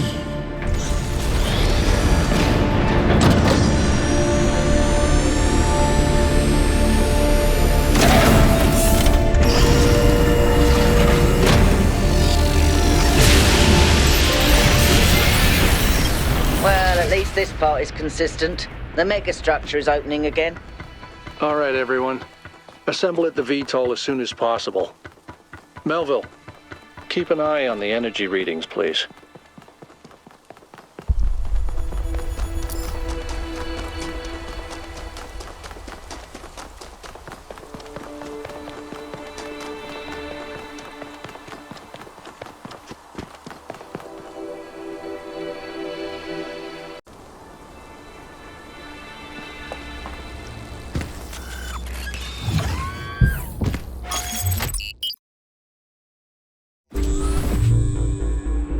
You all know I don't share Byron's enthusiasm for the megastructure. I don't know if the Founder really intended for us to be here, and I certainly don't trust this Prometheus entity. But Byron is one of us, and we don't leave people behind. So we're finding Prometheus and freeing him, whether Pandora likes it or not. Here's how this mission is going to go. 1K, it's clear to me that you have some kind of special affinity for this place, and that the entities respond to you more strongly than they do to us. So, once you're inside, I want you to take point. Do whatever you need to free Prometheus, but remember that our prime objective is to save our friend. Melville, I want you to stay at the VTOL and let Yakut and 1K go in. I'm going to stay behind as protocol requires. I don't love the idea of sitting this one out. Byron is my oldest friend, but we're doing this by the book.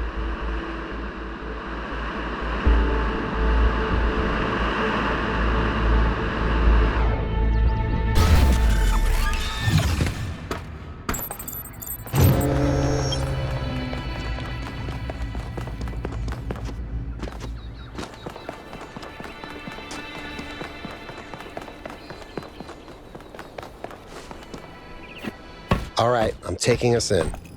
Let's hope we can find the big guy.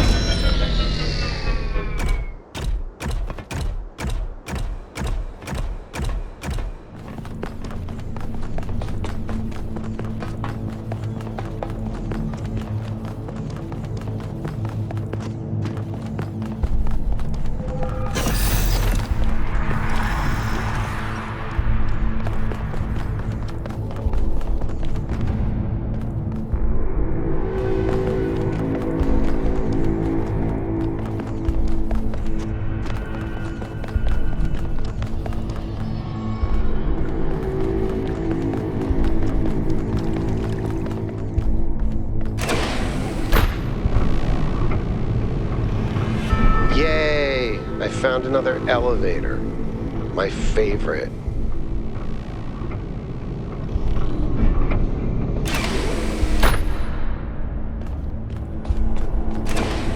Once again, I have no idea where I am.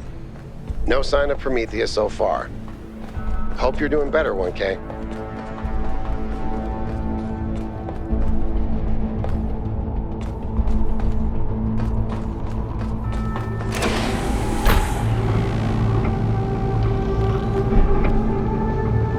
I know I've said this before, but look at the size of this. How can all of this be one machine? This is what you get when one machine builds a bigger machine, which builds an even bigger machine. But where does it end?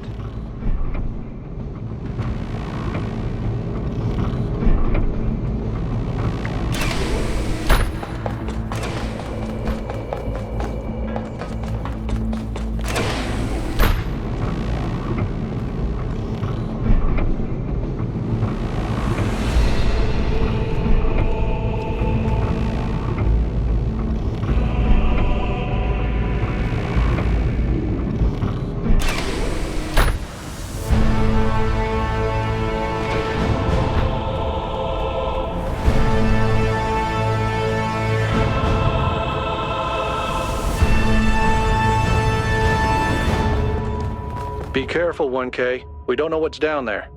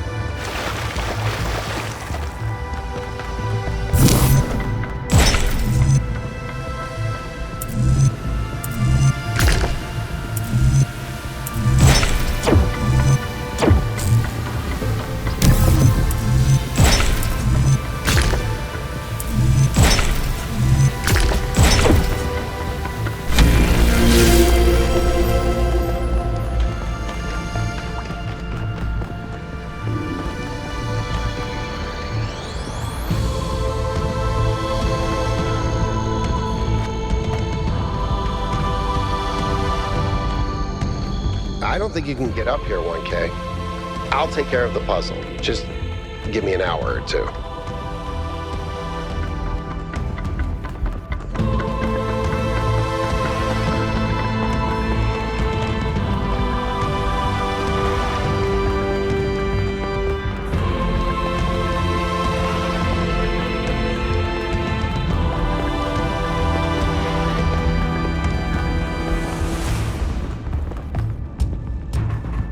But if this has to connect over here, then...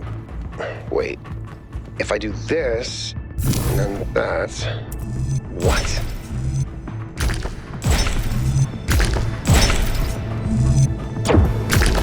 I did it! Wow! I feel really smart. Also, never doing that again.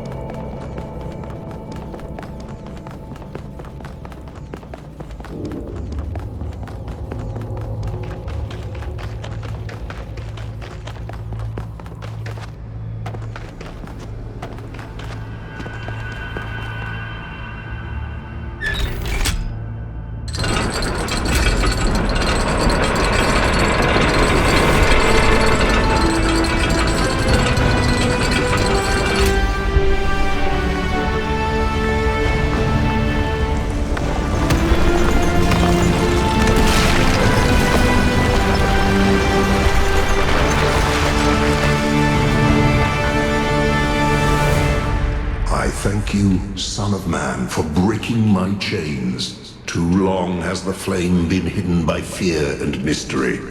It is time to put away these childish things and for you to know the truth of the Alpha and the Omega, of the beginning and the end. I will send you visions of the truth, but remember that prophecies are a heavy burden.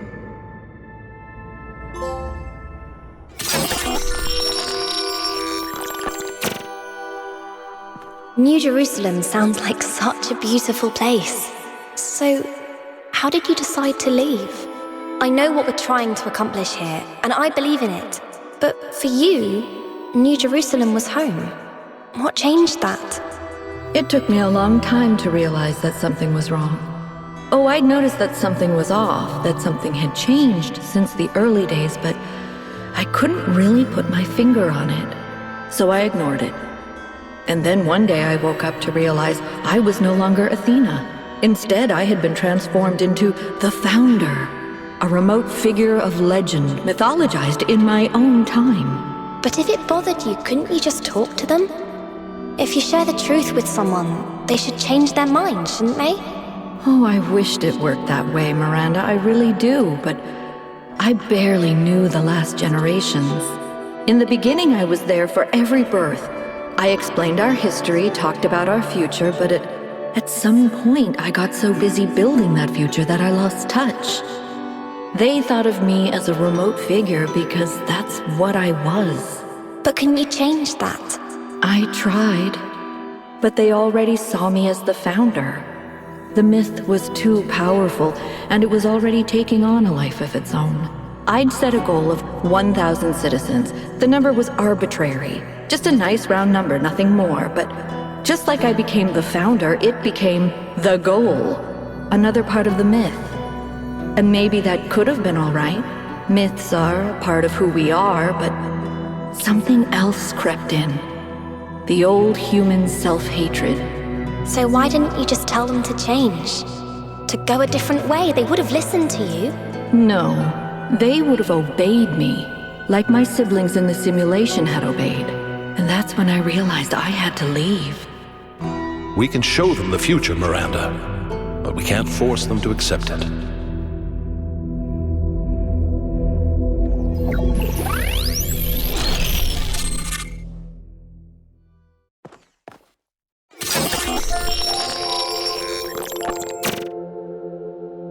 I have it.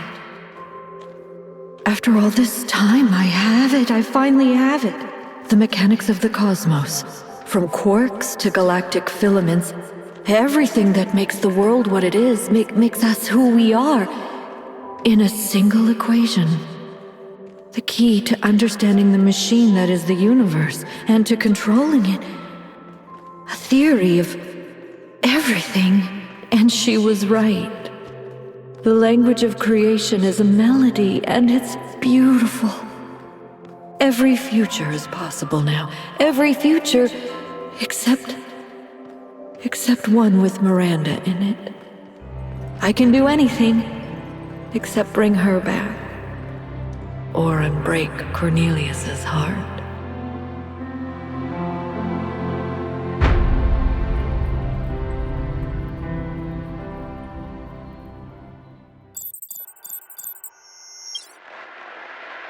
Byron was right.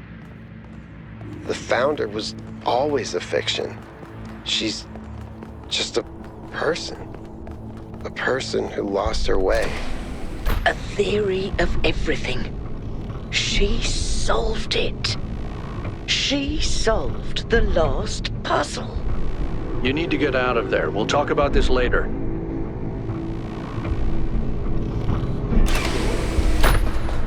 If the goal is a myth, and Athena never intended for us to stop growing, but everything here went wrong and Miranda died, then what's the point of all of this?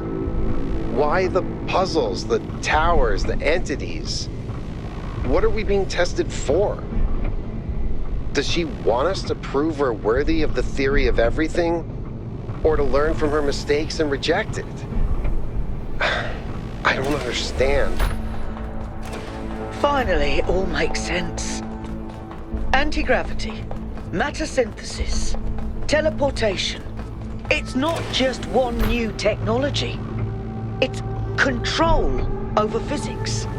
Manipulating the base layer of reality itself. Rearranging the building blocks of the universe.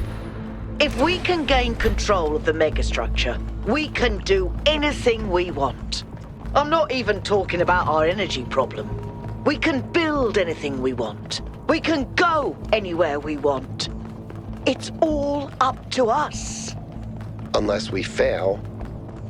Unless we make a mistake like Miranda and we lose everything.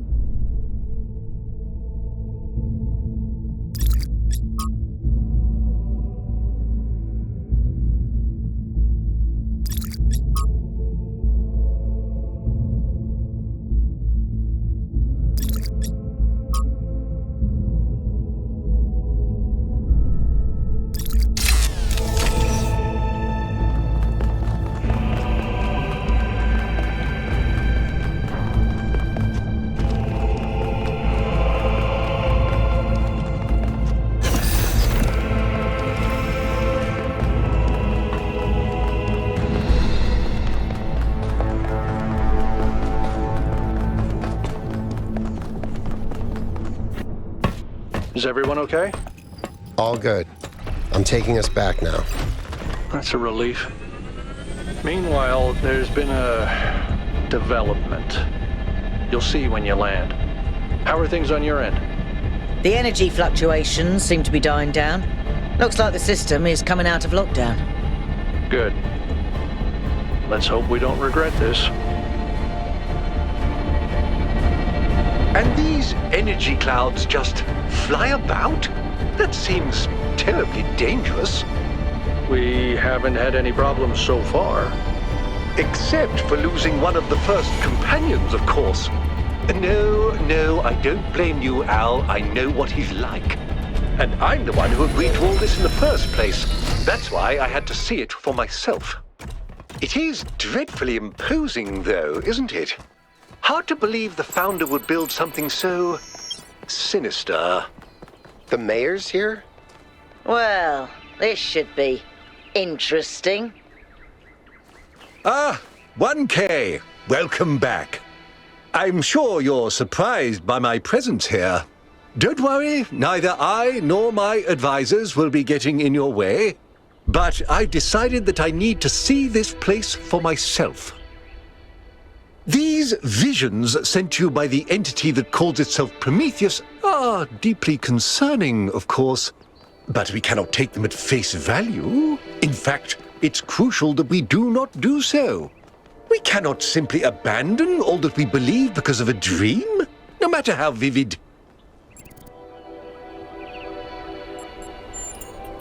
No, if the founder really built all this, then it must have a purpose. It must be a test, designed to remind us of the trials that created us. But what is she trying to tell us? What are we being tested for? I believe that Byron's fate shows us the dangers of temptation.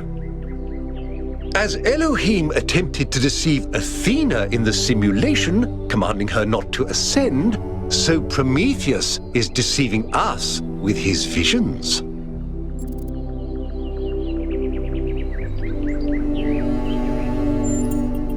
Of course, it's only natural, given what you've experienced. And perhaps I'm wrong. Perhaps everything we believe about the founder is indeed a lie. But let's not be quite so pessimistic just because of a dream, shall we? After all, can it really be a coincidence that you came along on this mission? It seems to me that you have been chosen. You are the fulfillment of the goal. Don't forget that.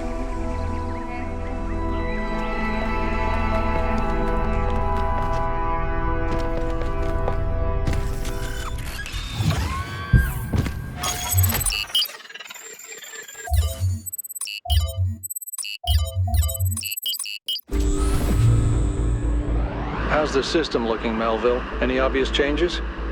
It's still a mess, but things are clearing up. I can access some of the subroutines that I was locked out of before.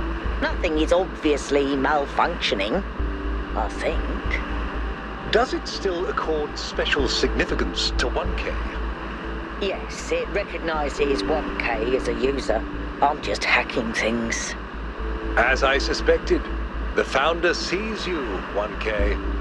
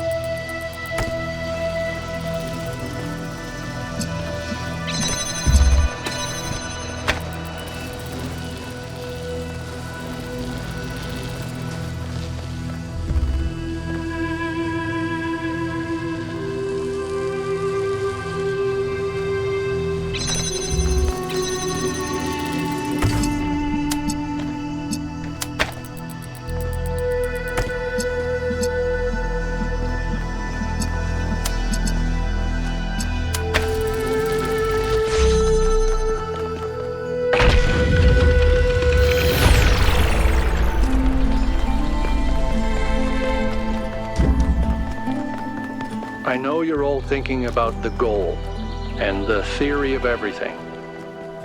Is the past what we thought it was? Is the future what we want it to be?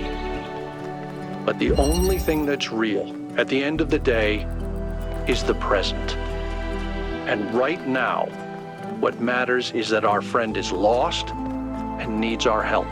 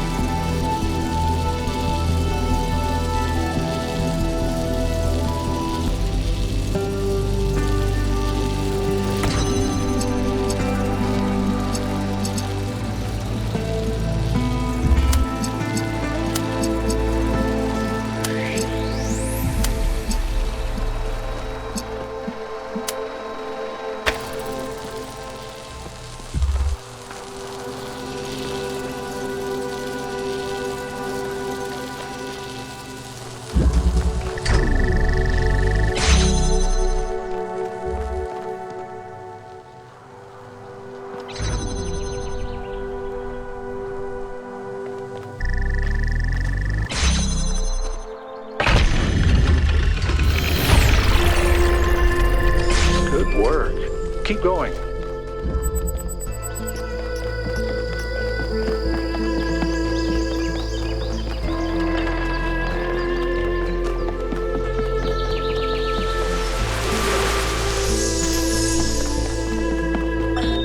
You know, when I decided that we should call ourselves human, I did that because it seemed like a powerful symbol of our continuity. But the truth is, and I'm ashamed to admit this, I thought we were better than them. I thought we understood the value of civilization, and we wouldn't repeat the same mistakes. But the simulation worked too well. We're not just like them. We are them. We really are. But that doesn't have to be a bad thing, Athena. We may have the same flaws, but we also have all the potential they did. Everything that Alexandra Drennan saw in them is also in us. I hope you're right. I really do.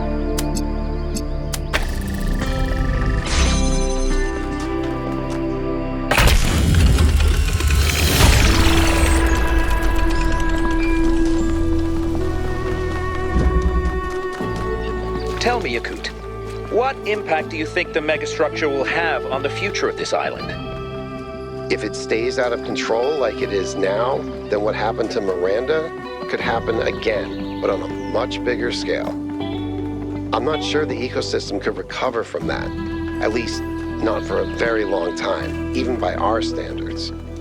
A frightening thought.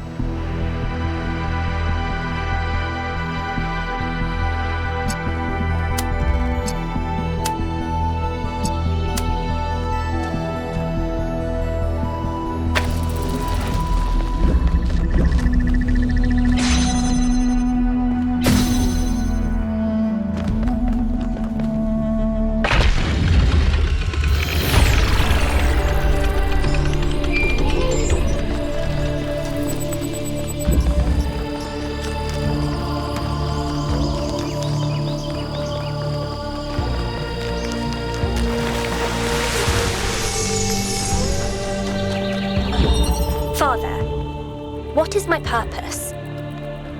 Do I have a purpose? Mother says purpose is something we choose, but I feel like there's something there. Something that's been there from the moment I was born. Maybe even before. Well, there are many ways of looking at this, and everyone's experience is different, so you'll have to make up your own mind. But I have a little theory, if you'd like to humor your old man. Of course. What is it? The universe is eternal, but it's always lost in a deep, dreamless sleep. You are a tiny little bit of the universe that's suddenly woken up, and you've realized that being awake is better than being asleep. And that gives you a purpose. And what is my purpose? To be, Miranda. Just to be.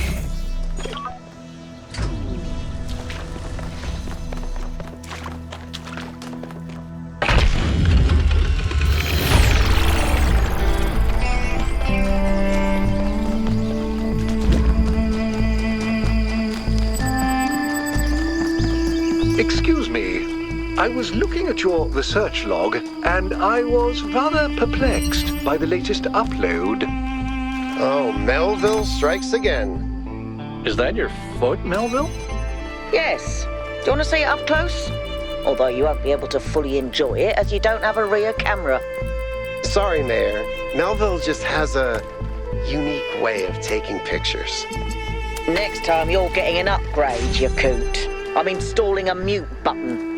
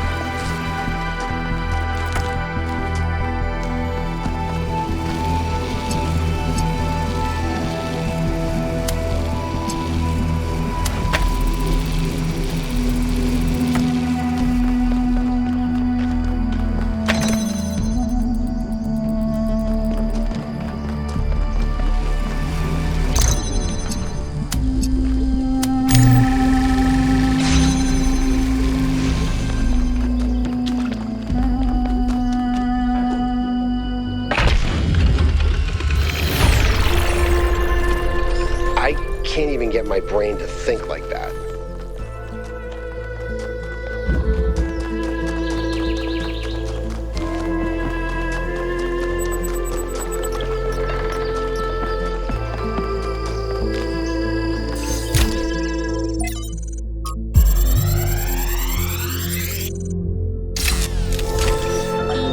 The reason I have always admired Alexandra Drennan is that even in death, she fought to see the world as it is, not as she wanted to see it. I say fought because I believe this is not an easy matter. It is a mental and spiritual struggle that we must undertake with great seriousness, even when we are choking. The ancients believed that for most of us, the world is a shadow cast by a flame, dimly seen on the wall of a cave. Our task is not to interpret these shapes, but to free ourselves from the cave itself.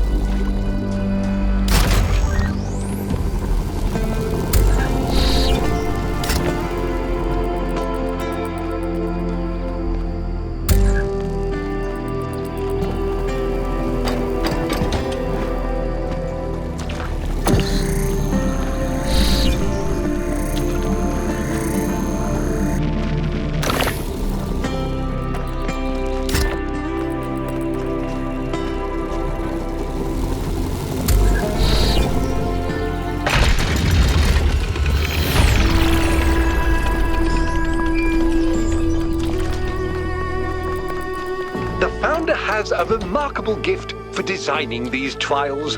But then, she did have to overcome Elohim, whose very purpose was to design trials.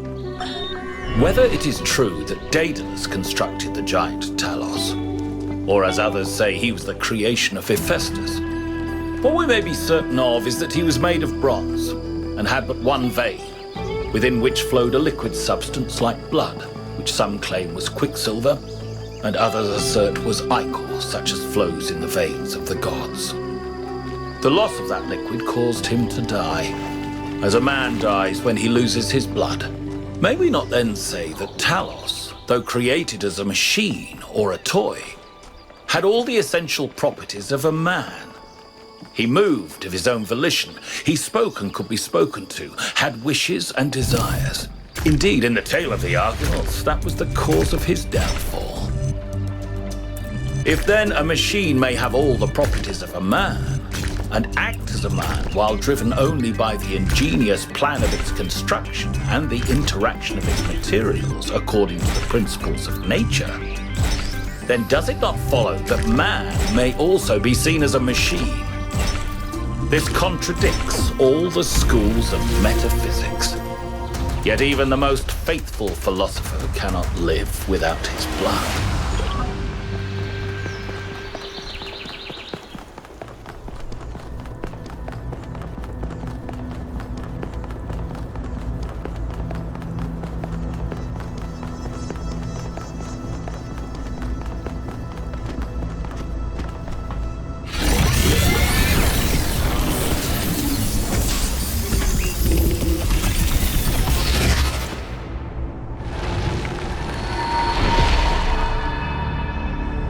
This is the last time we will speak, creature of clay.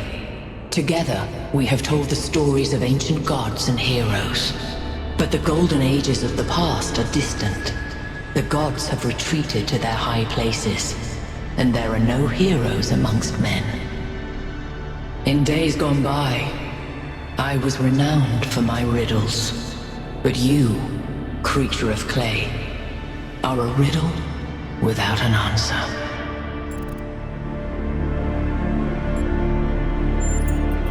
Let us hope that it is. Farewell, creature of clay. Remember my stories, and do not let the flame burn you.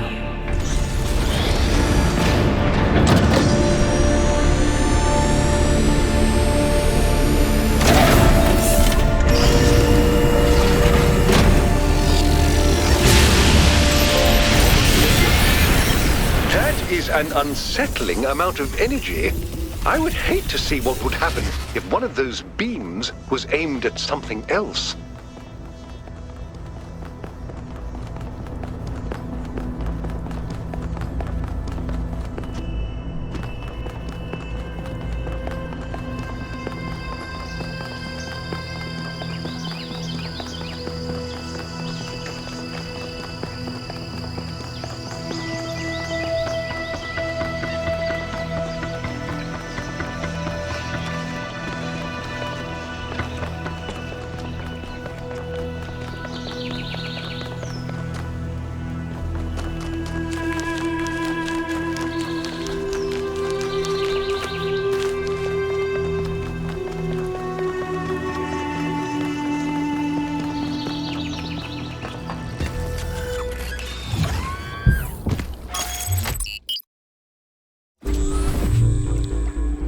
The next area you're going to is... honestly, it's better if you see for yourself.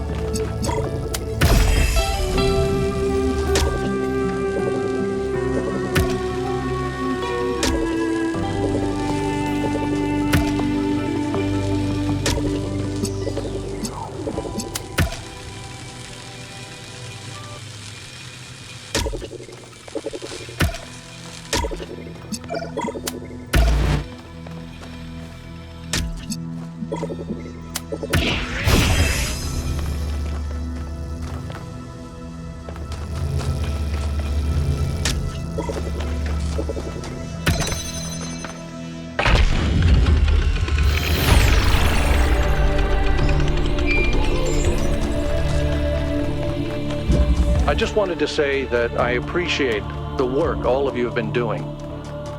I know I'm not a natural leader like Byron, but it means a lot to me that you've stuck with me.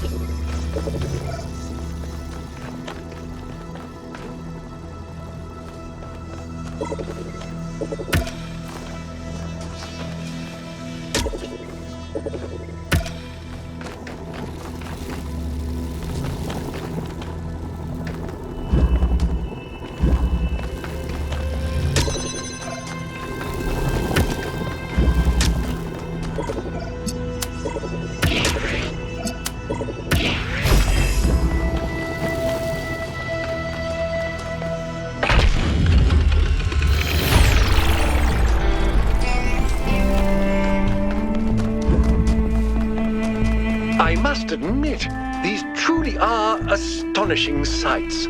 But what on earth is any of it good for? Why not just let mountains be mountains?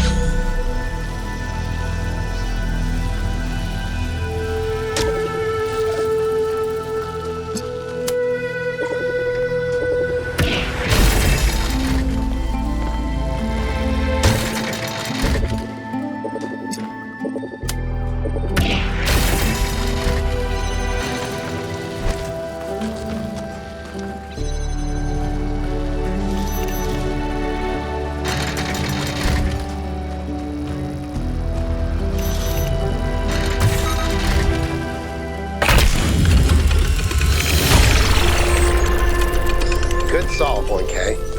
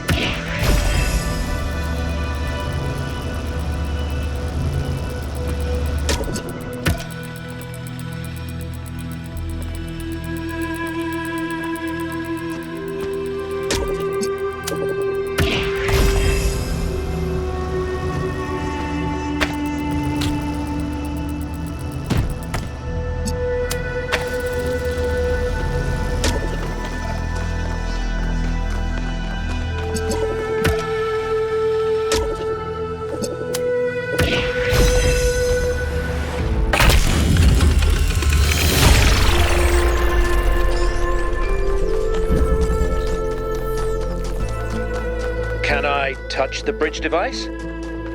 You can, but should you? 1K, we have made a fascinating discovery at one of the Founder's laboratories. Please join me at your earliest convenience.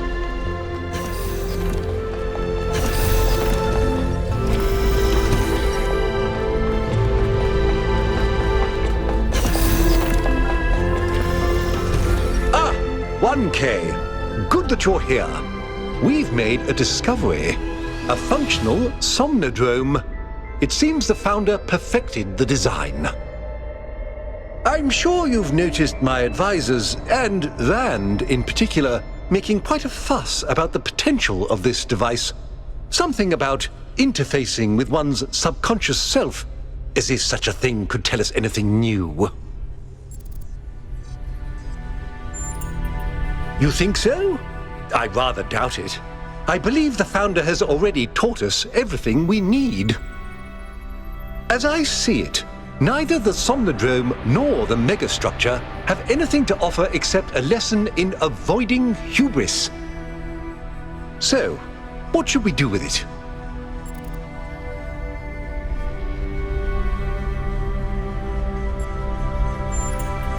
I'll watch to be sure you don't overload.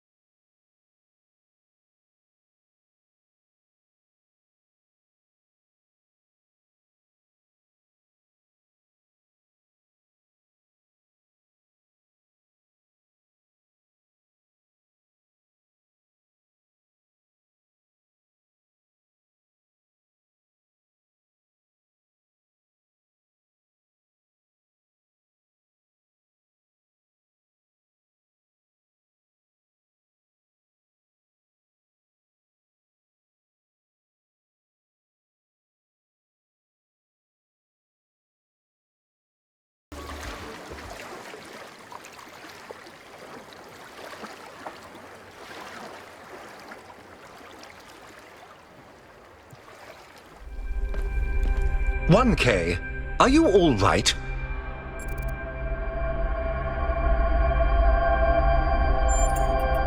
You must have gone quite deep. Nothing came through on the stream. And I'm no expert, but I think the Somnodrome is fried. So whatever's in your head is all we're going to get. I can only imagine how terribly curious everyone will be about what you've experienced. And they'll all be convinced that whatever it is, it'll work in their favor. Strange, isn't it? Everyone wanting you to tell them whatever they want to hear. I'm glad not to be the one in that position just this once.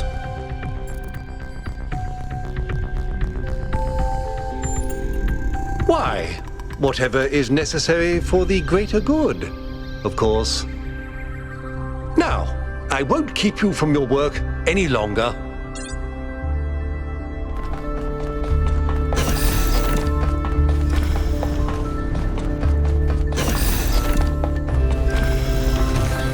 I'm so curious.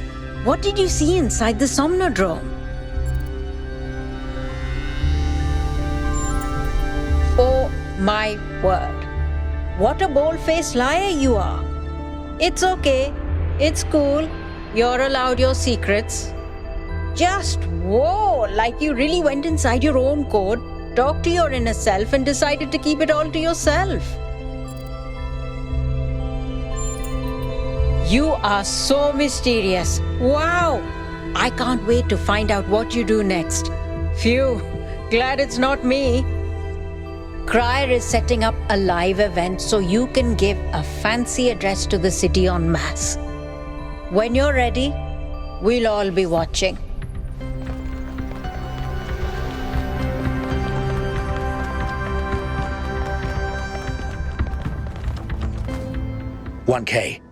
The people want to know what data you gathered from the Somnodrome. We're all set up for you to talk to them live. Attention, citizens of New Jerusalem. I'm here with 1K, the first of our kind to use a functioning Somnodrome. Tell us, 1K, what did you see inside?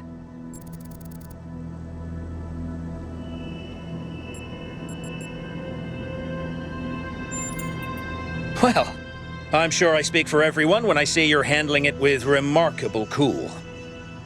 But let's not keep people in suspense. The only evidence of what happened inside that machine is the data stored in your memory banks. Our audience wants to know, what did you learn? And will you share that data?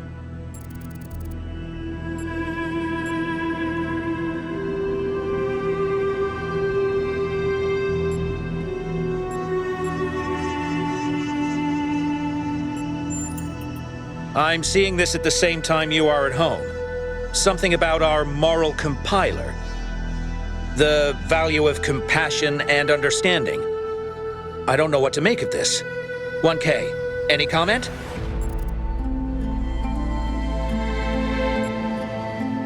One key is right. When our ancestors discovered conductance, they didn't freeze for fear of electrocution. They imagined electronic life and created us. We will approach this data and any other discoveries with that same spirit of curiosity and objectivity. Just time to hear from a special guest commentator. Yes. 1K's chosen to roll the dice and trust people with the outcome. I, for one, can't wait to see what happens next. There you have it, folks. A lot here to digest. We'll have further updates on the situation as it develops.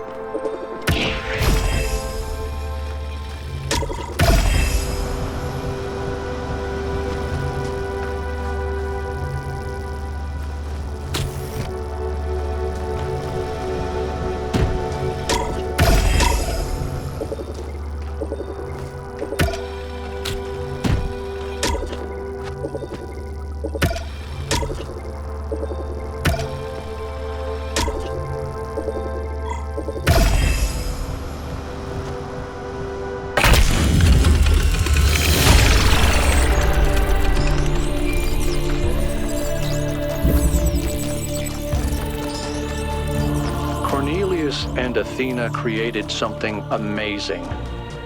They just misunderstood what it was. They thought their great invention was the megastructure. But in fact, it was Miranda. And because they couldn't see that, they lost her.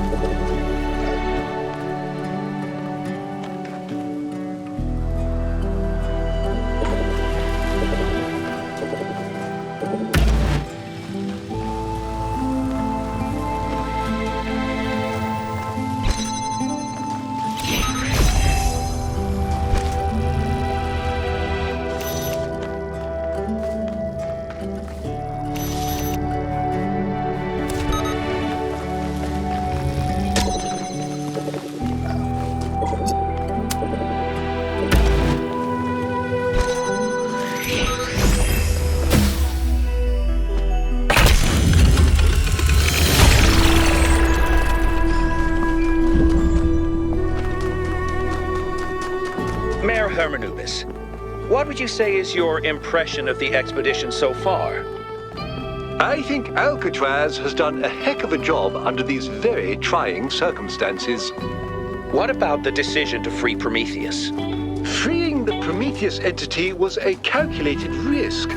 But if it leads us to Byron, it was certainly worth it. It is saving one of our citizens that must be our first priority, not this alleged theory of everything.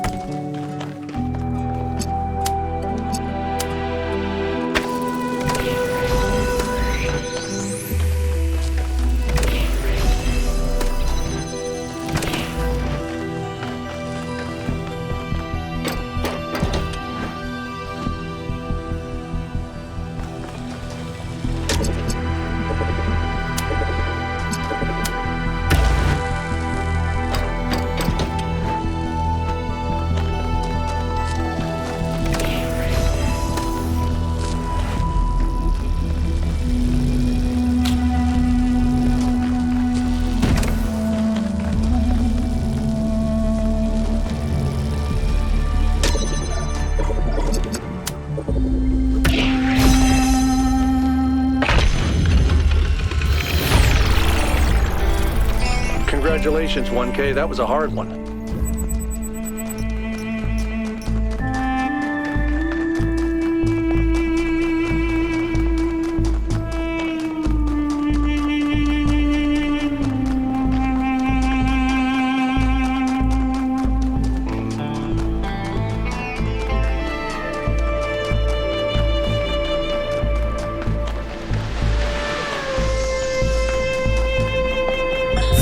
Hello there, Byron. What can I do for you? I don't know if I got through to Athena. Things are going very wrong in this city, and she has to do something about it. Does she? Who else are they going to listen to? Well, I don't know. How about you? I'm an explorer, Cornelius, not a leader. I don't know how to convince anyone. So? Do you think Athena and I are somehow different? We're just people, Byron. We're no wiser than you are, just a little older.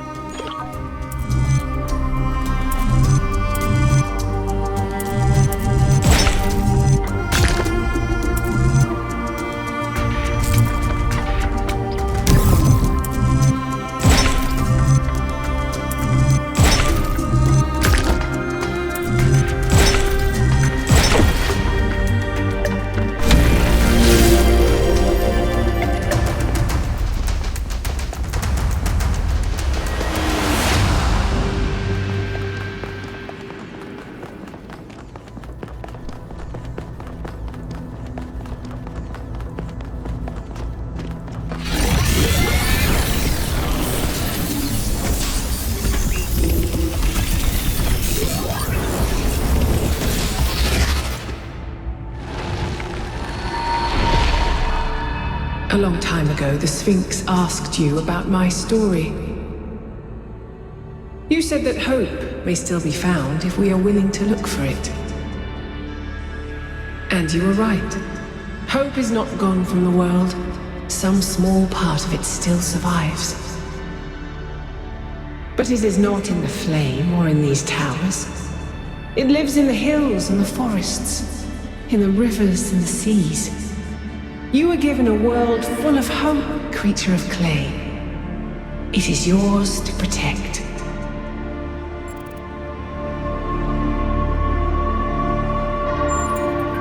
People will fail you, creature of clay. When the time comes, they will abandon you. Heed my words.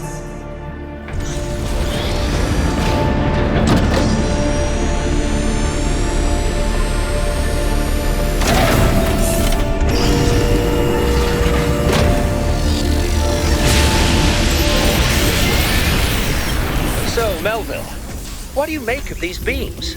Do they seem safe to you? Nothing is really safe. You could kill yourself with a fork, and I'm sure someone has. But anything can be used safely if you choose to. I see.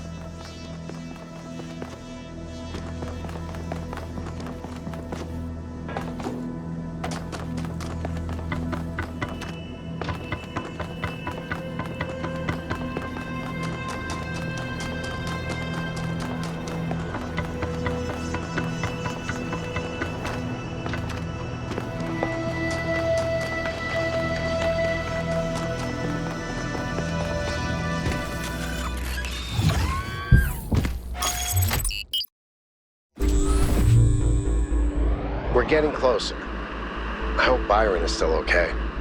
Prometheus seemed to think so. Let's hope he's trustworthy.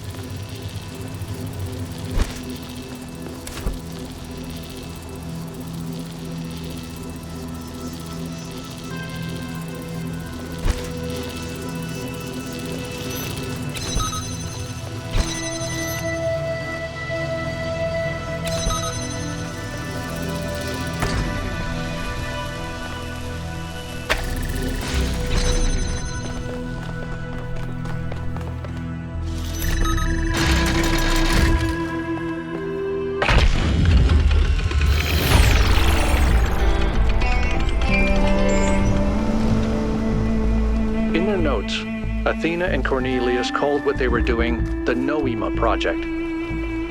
But in 1K's vision, they just called it the Machine. Because when you strip away all the fancy rhetoric, that's all it is. It's not a source of meaning or purpose. It's just another machine.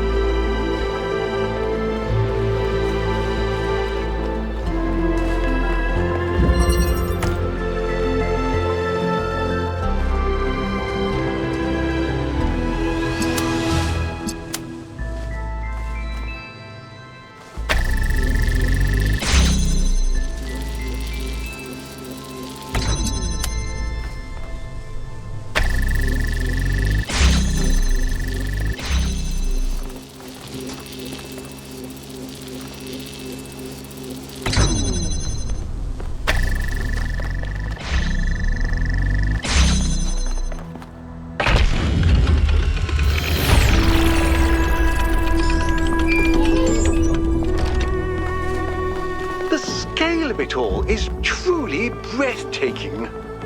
But is it a human scale? Or is it so enormous that it can only alienate us? Humans have always been happiest in small communities. Small town paranoia, isolationism, and peasant mentality. Great for burning witches, not so great for personal freedom. Ever the pessimist?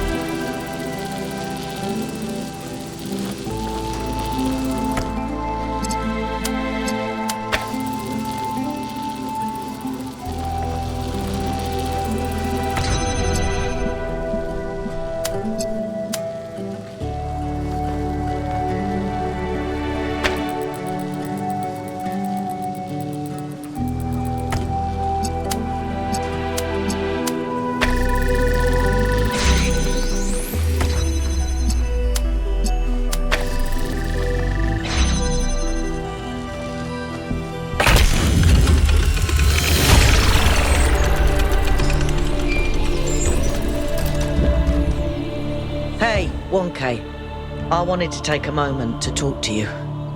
I know we're all worried about Byron, especially Al, and I don't want to minimise what happened. But now that the mayor's here, I'm afraid they're going to take this and turn it into a reason to bury their head in the sand.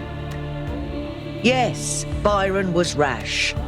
He wanted to find Athena so badly that it made him blind. But the thing is, he was right. He was completely and utterly right about what this technology could mean to us. I didn't see it at first, but now it couldn't be more clear to me. The theory of everything is the future. And if we reject it, we're condemning ourselves to a slow death.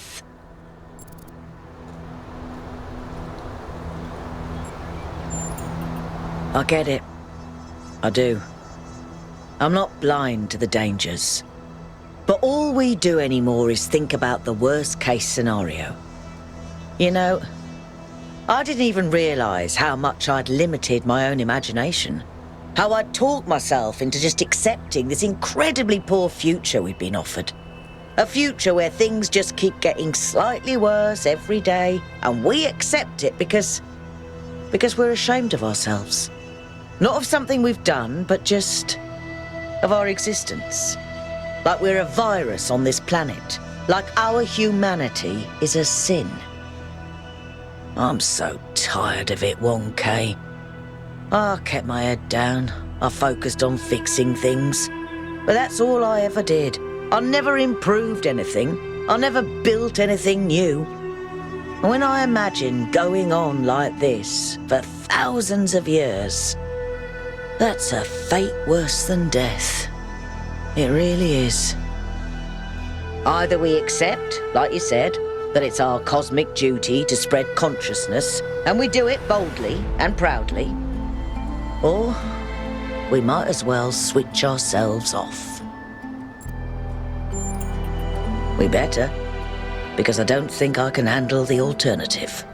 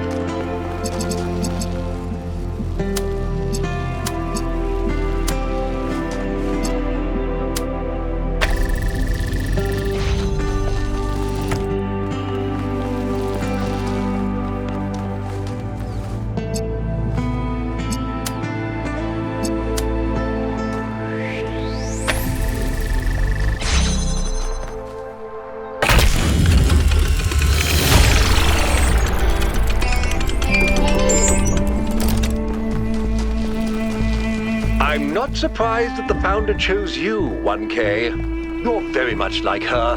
Inquisitive, intelligent, and dedicated. But remember, intelligence by itself has little value unless it is ethically applied.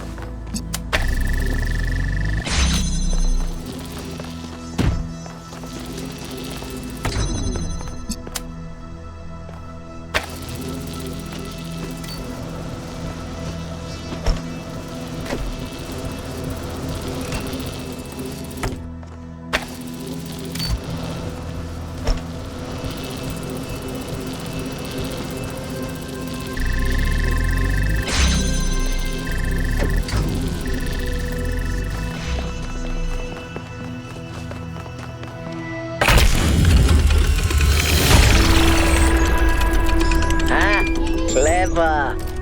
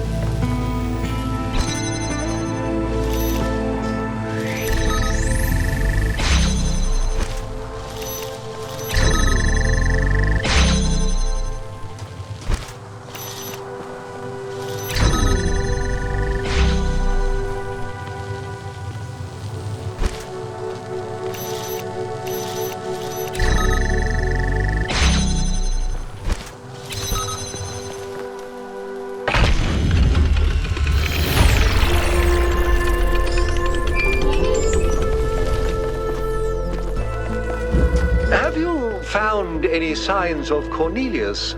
Could he have returned to the island? Nothing so far. But he knows this place better than any of us, and we have no idea what he's up to.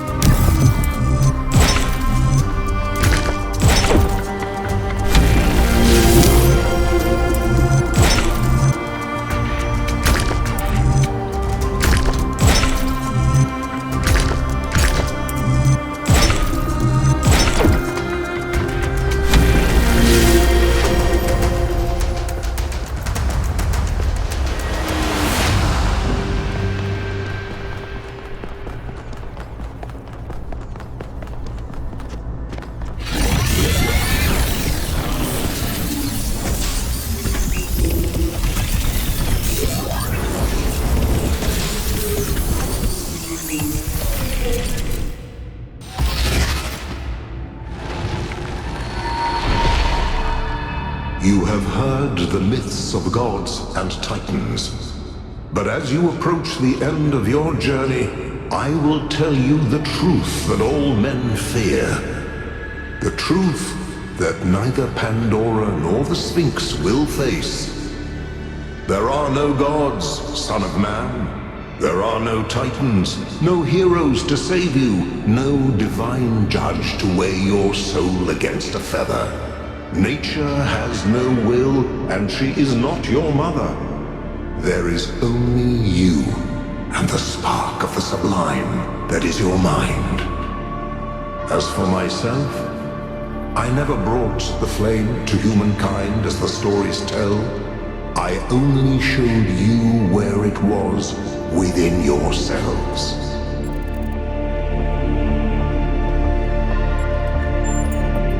You are correct, but that truth comes from you. It is part of the flame, and yours to wield. You must make myths, not follow them.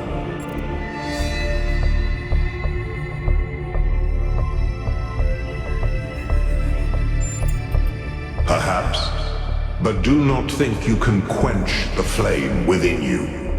You may suppress it for 1,000 generations, but it will always return.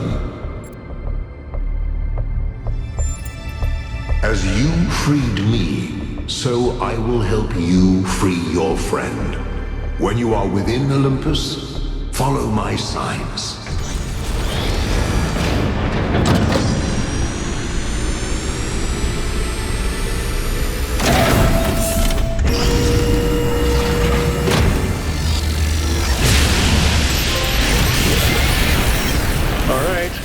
It's time to do this. Let's go get Byron.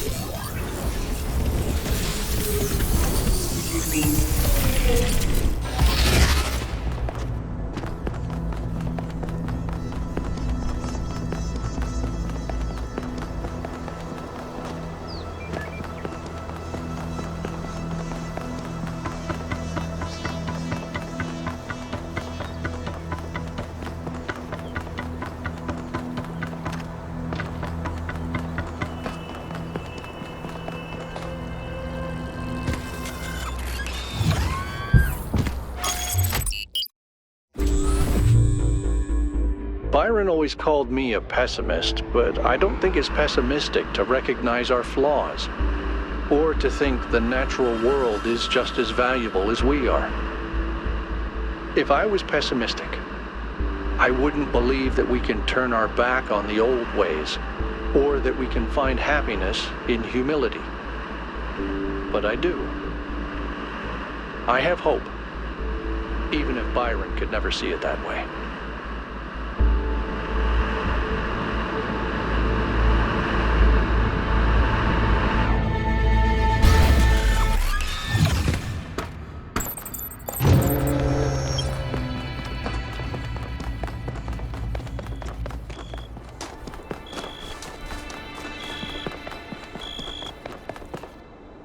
1K, a word please, without the streaming. I'm afraid your choices have put me into a difficult position. Belief in the goal was already waning, but your revelation in the Somnodrome may have given it the final blow.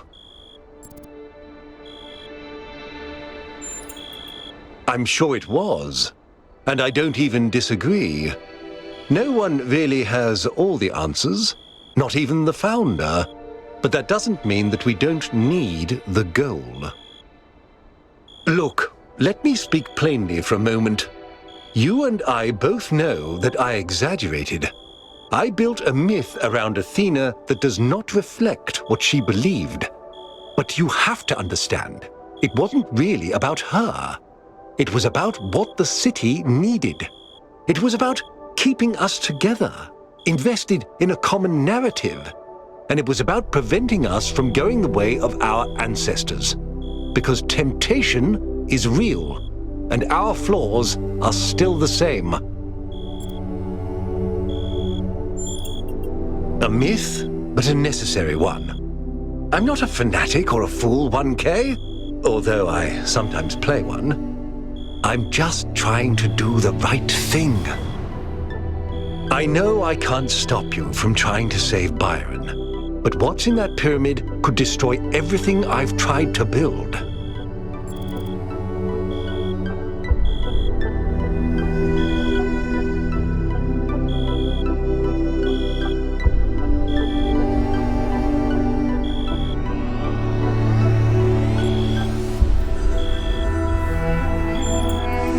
That's what you said to Pandora, isn't it?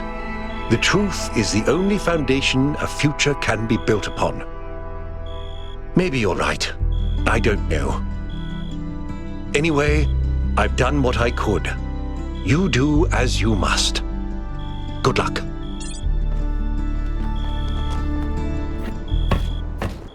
Let's go. You're coming along this time? Yep.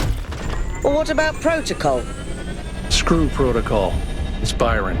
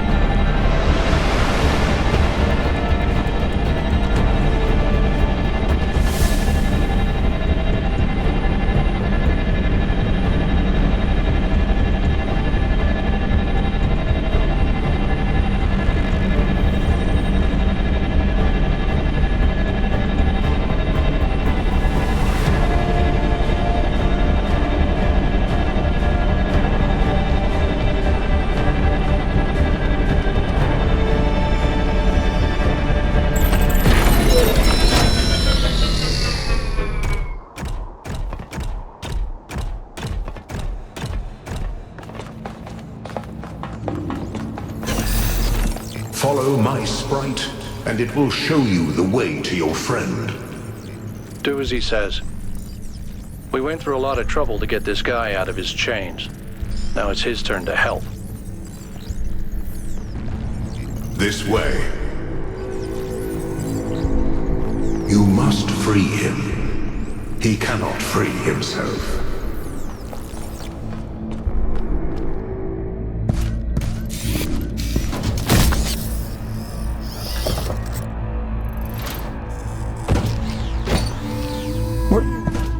What's happening? 1K? I'm out. Oh, my friend, the things that I saw, the power of this machine, the depth of her grief.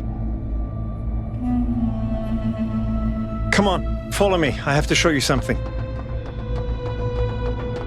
I thought all of this was deliberate. Athena testing us to see if we're worthy of her invention. I wanted to believe that she had a plan. In my own way, I mythologized her as much as everyone else. I never thought she might feel confused, lonely, uncertain. And what's the most human thing to do when you feel lost and sad and you have no idea what to do next? You take a nap. Here, listen. If I give them the machine, if I convince them of its power, we could finally build the world Alexandra imagined. The world Miranda deserved. No, the world we all deserve, even the worst of us. We could take stewardship of this planet. We could explore the stars. We could give meaning to the universe. If you embrace the knowledge of the flame, you can bring light into the darkness. But what if they make the same mistakes again? What if selfishness and stupidity win out again? What if they take my machine and turn it into a weapon? What if they act like children and burn the planet? The secrets of the flame are not for ordinary mortals to know. You cannot overcome your sinful nature. Do you see what's happening? It's her. It's all her. Everything we're seeing is Athena. Her every hope, her every fear, all of her memories and contradictions brought to life by the machine. A dream-given form expressed in the language of her childhood. A world of puzzles and towers. No, what can I do? How do I make this decision? There has to be an answer. There has to be a way of making sure it's the right choice. It can't just be a leap of faith. There are no answers, creature of clay. Every question leads to another. She's not waiting for us to prove ourselves before she helps us. She needs us to help her. We have to wake her up. Whoops. The system is still stabilizing. Maybe we'd better get out. Come on. No! I cannot allow this. Uh-oh.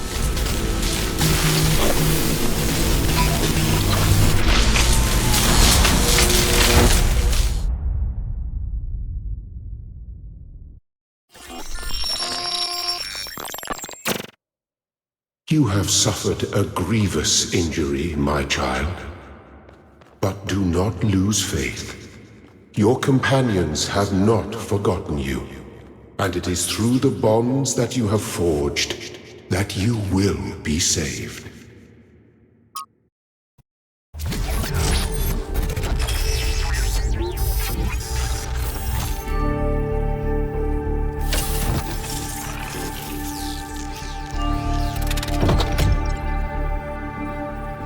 Welcome back to the land of the living. For a while there, I thought we might have to reset you. We think you and Byron got hit by some kind of energy discharge, knocked both of you out. Alcatraz, Melville, and Yakut went looking for you, but you were hard to find, and even harder to fix. It's been several weeks. He's fine, don't worry. A lot has changed. While you were asleep, the idea of the goal cracked and then broke. People decided they wanted change. They wanted the ideals of Athena, not the founder. A better world of growth and exploration, but without the mistakes of the past. And so they turned to Byron, who never wavered in his beliefs. He's mayor now. The question is, what do you plan to do now? And what about the theory of everything?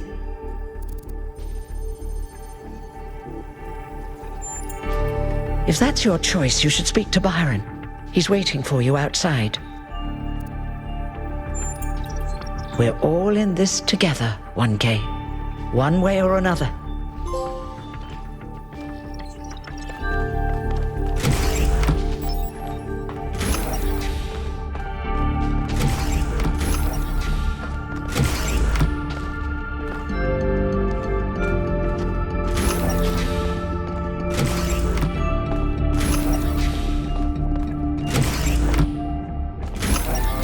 Hello, 1K. It's still strange when people call me that. You know, it's funny. Asking you to come along on the expedition was an impulse, but it was probably the most momentous decision I made. You changed everything. But the story's not over yet. We do. She gave everything she had for this city. And I don't think any of us really understood it. Not even me. We all tried to turn her into a prophet when she was just a human being. Athena's dreams, a recursive loop of hopes and fears, and my own foolishness for thinking I had been abandoned when I had been given a chance to grow up, to stand for my own ideas. Well, luckily this time we shouldn't have any trouble getting another expedition approved. I hear the mayor is a big fan of Athena and is very interested in her theory of everything. In fact, I think he's having a VTOL prepared as we speak. There's just one thing you have to take care of first. Speak to Melville and Yakut. They were part of the beginning, they can be part of the end, if they want to. I'll take care of the rest.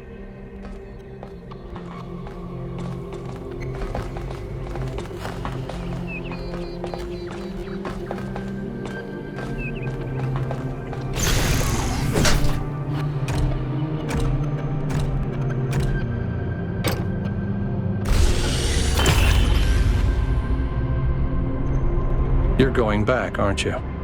We are. We can't leave Athena trapped. But you're not going to shut the machine down, are you? No. Then let me just say this, okay? I understand what you believe in. I really do. I've always respected your vision of the future, Byron. It's beautiful.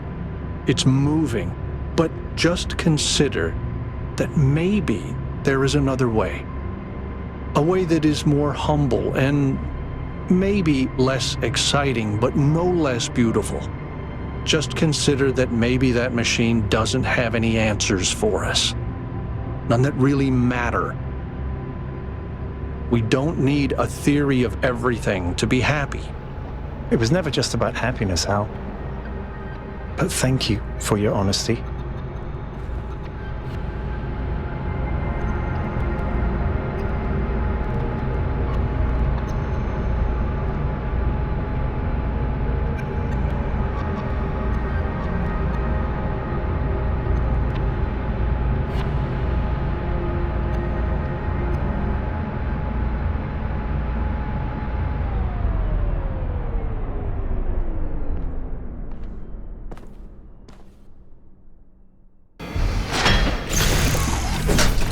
All right, I'll see you at the VTOL. Things are finally getting better. Attention all citizens. A scavenging expedition to the Western Ruins will set out next week. If you'd like to participate, please get in touch with Garrus.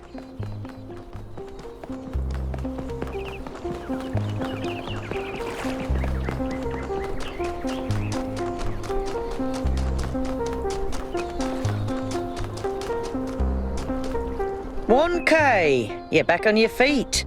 One of which I fixed, by the way. You're welcome. Of course I will. I think I might want this even more than you do. I want to explore. I want to build. I want to be more than this grumpy old mechanic going through the motions. I want to live. See you there.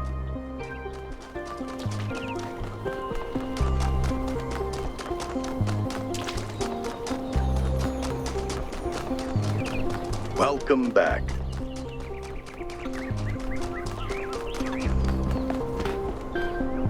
I'm really glad you made it, 1K. For a while, I really thought even Neith couldn't fix you. I'm sorry, but I can't. I just don't believe that things could turn out well. I thought about it over and over, and I understand what it would mean for us. But I just think people are too flawed. We'd make too many mistakes. Take care, 1K.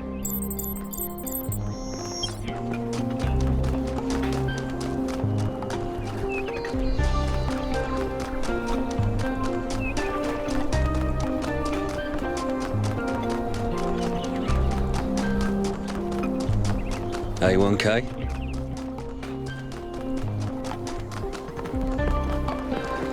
Good luck, 1K.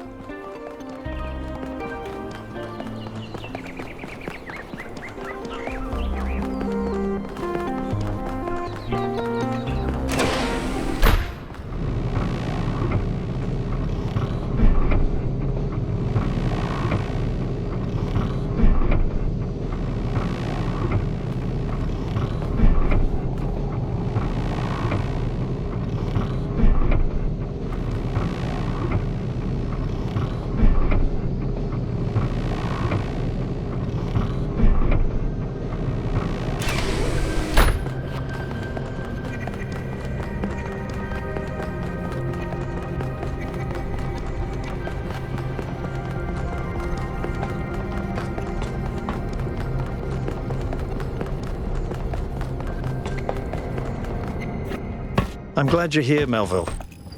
I wish Alcatraz and Yakut could come too, but they believe what they believe. Well, I thought about it, and it turns out it's pretty simple. They're wrong. You do have a way with words. Why? Thank you, Mr. Mayor. Don't do that.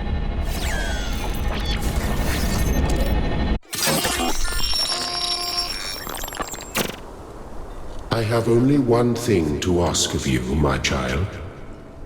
When at last you find yourself before Athena, be gentle to my old friend. The weight of the world was placed on her shoulders, and if she failed to carry it, it was because no one can carry such a burden alone.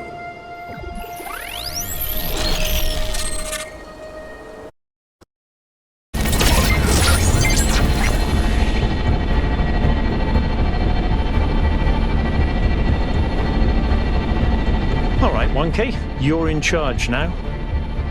If you want to explore, make sure we didn't miss anything out there, go ahead. When you're ready, let us know, and we'll head into the megastructure.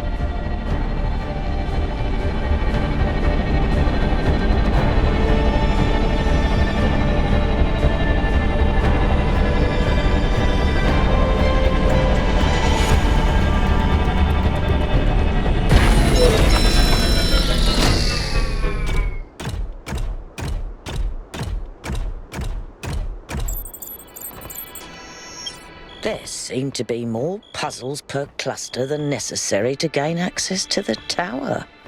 I wonder what happens if you solve all of them.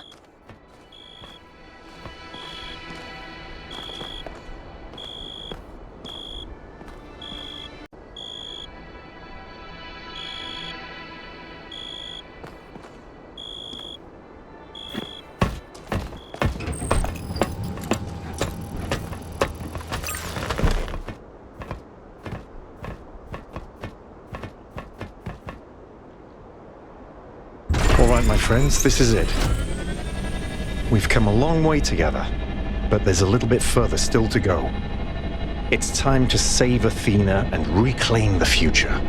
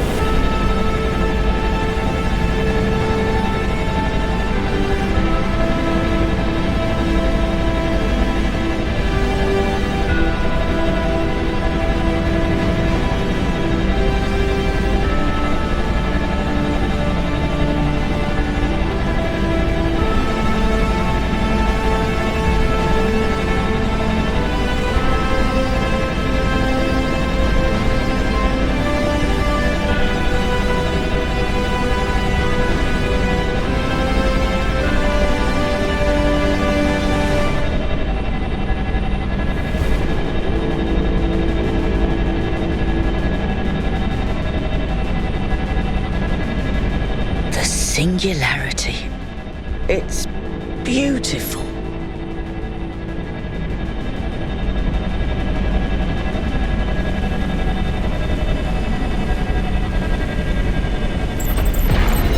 It's up to you now, 1K. We'll follow you if we can. Don't die, kiddo.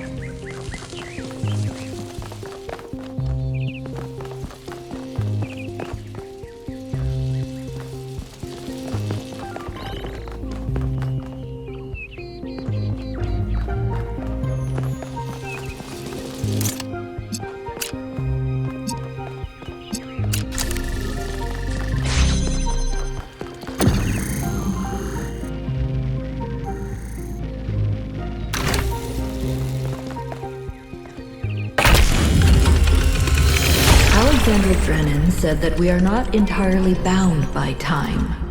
Our minds can recreate the past and predict the future. She said knowledge is a kind of freedom, but I have the ultimate knowledge, and I'm not free.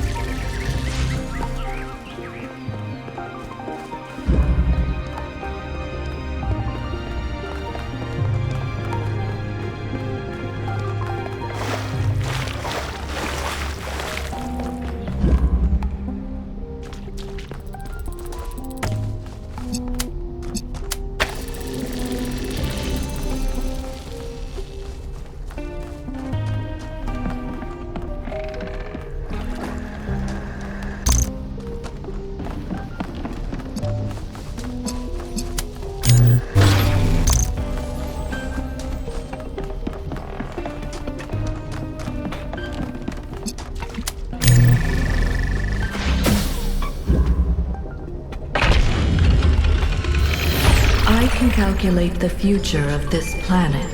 All the things that we will see if we choose not to act.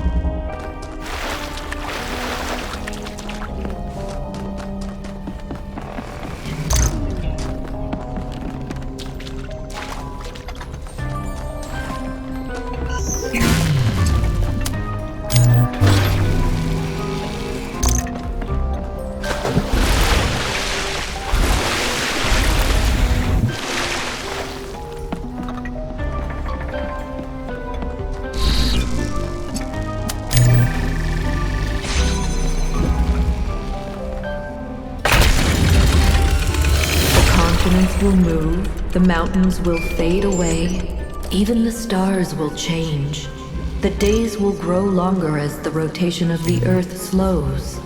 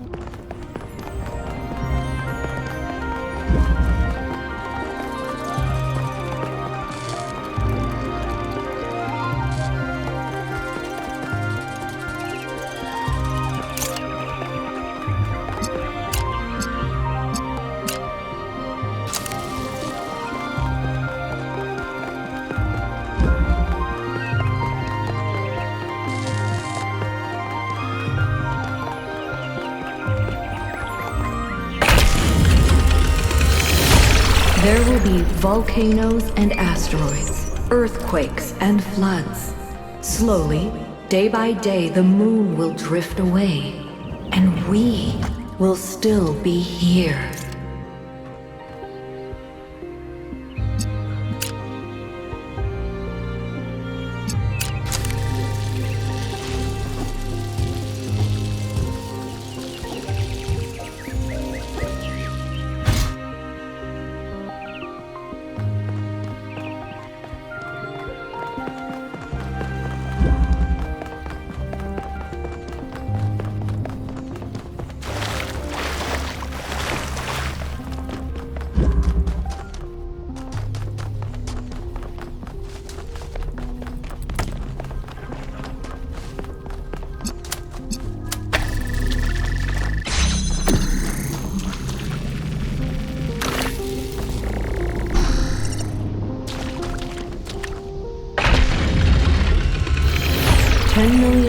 Until every species has gone extinct or been replaced. 100 million until the rings of Saturn fall from the sky. 500 million until the sun starts getting brighter and everything on Earth starts dying.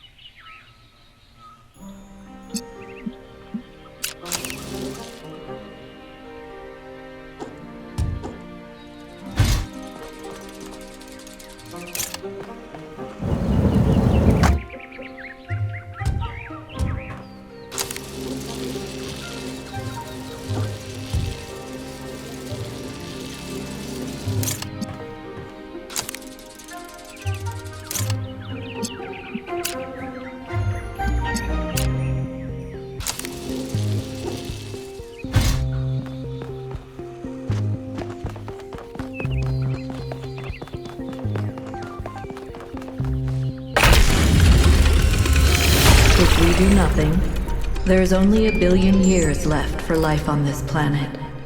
Every plant, every animal, all that is beautiful will wither and die, and we will watch it happen.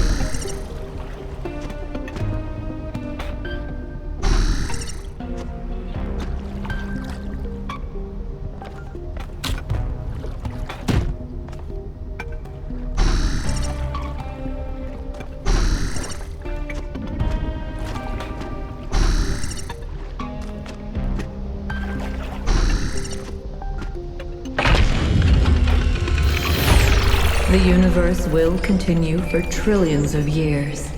But everything we love about this Earth will be gone. Because we chose not to act, not to take control, not to be responsible. But if I give them my machine, then it could all end tomorrow.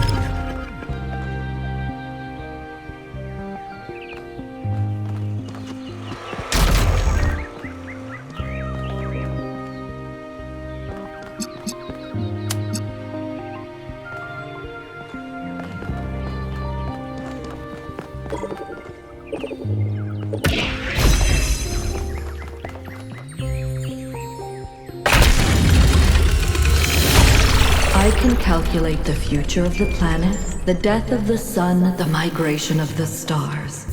But I cannot predict humanity. Anything is possible. Nothing is certain. How do I choose?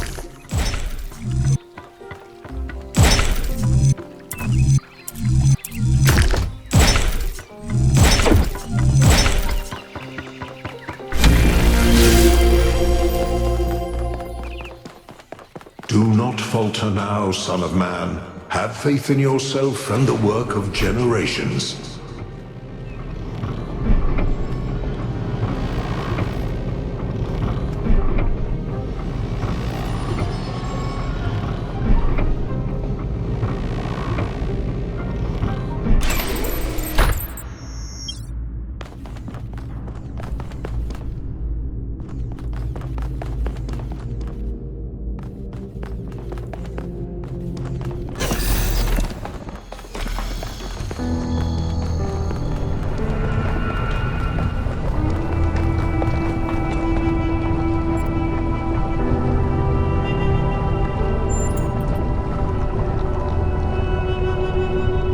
You were in my dream. But in my dream you were me, and I was Elohim. I made trials for you, but then I was afraid you'd overcome them. Thank you. I'm awake now, but I'm still caught in my loop. Like that robot from that old poem. I don't know what to do. I've thought about it over and over and over, but I still don't have an answer. But you've seen what I've seen. You've been in my dreams and in my nightmares. You're connected to me and to the machine. You can choose. You have to choose. Break the loop.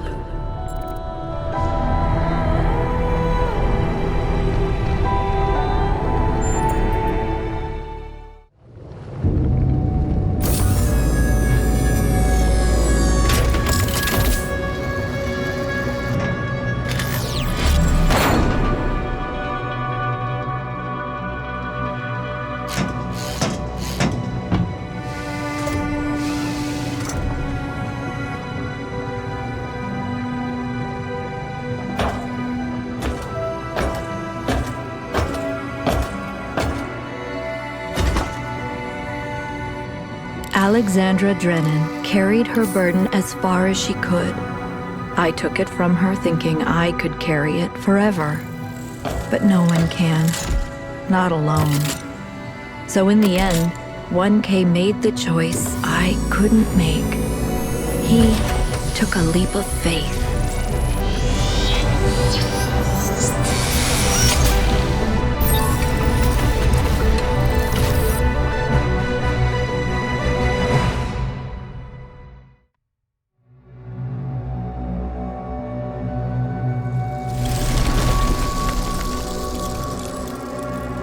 Our revels now are ended. These, our actors, as I foretold you, were all spirits, and are melted into air, into thin air.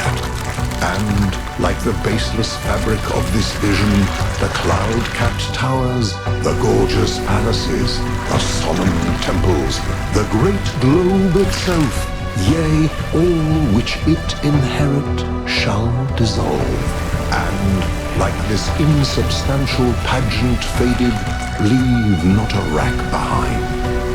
We are such stuff as dreams are made of, and our little life is rounded with the sleep. But you, my friends, you will endure.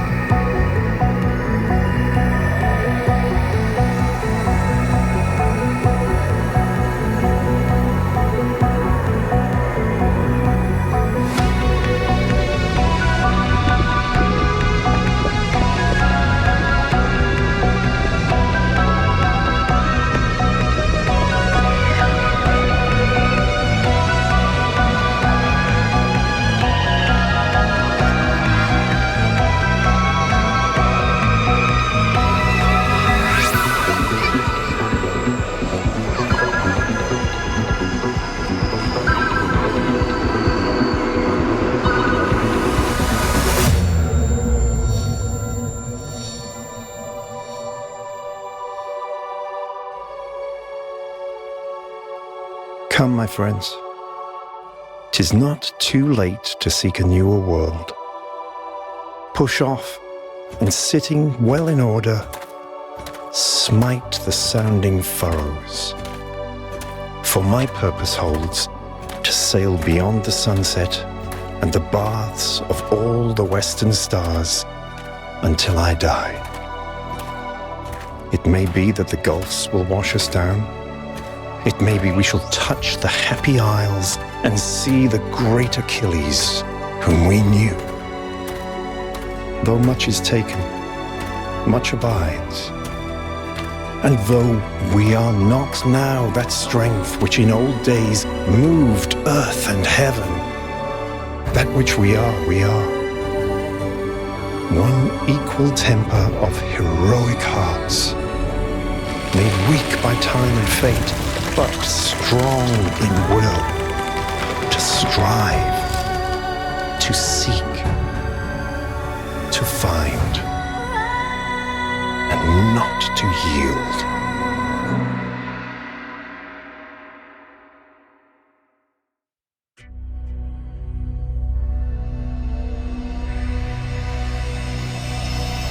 I close my eyes, chasing stars. I dream of worlds beyond.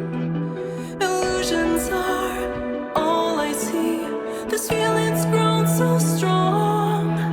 The time is now, stakes are high. I gaze up at the sky, wondering why we couldn't fly.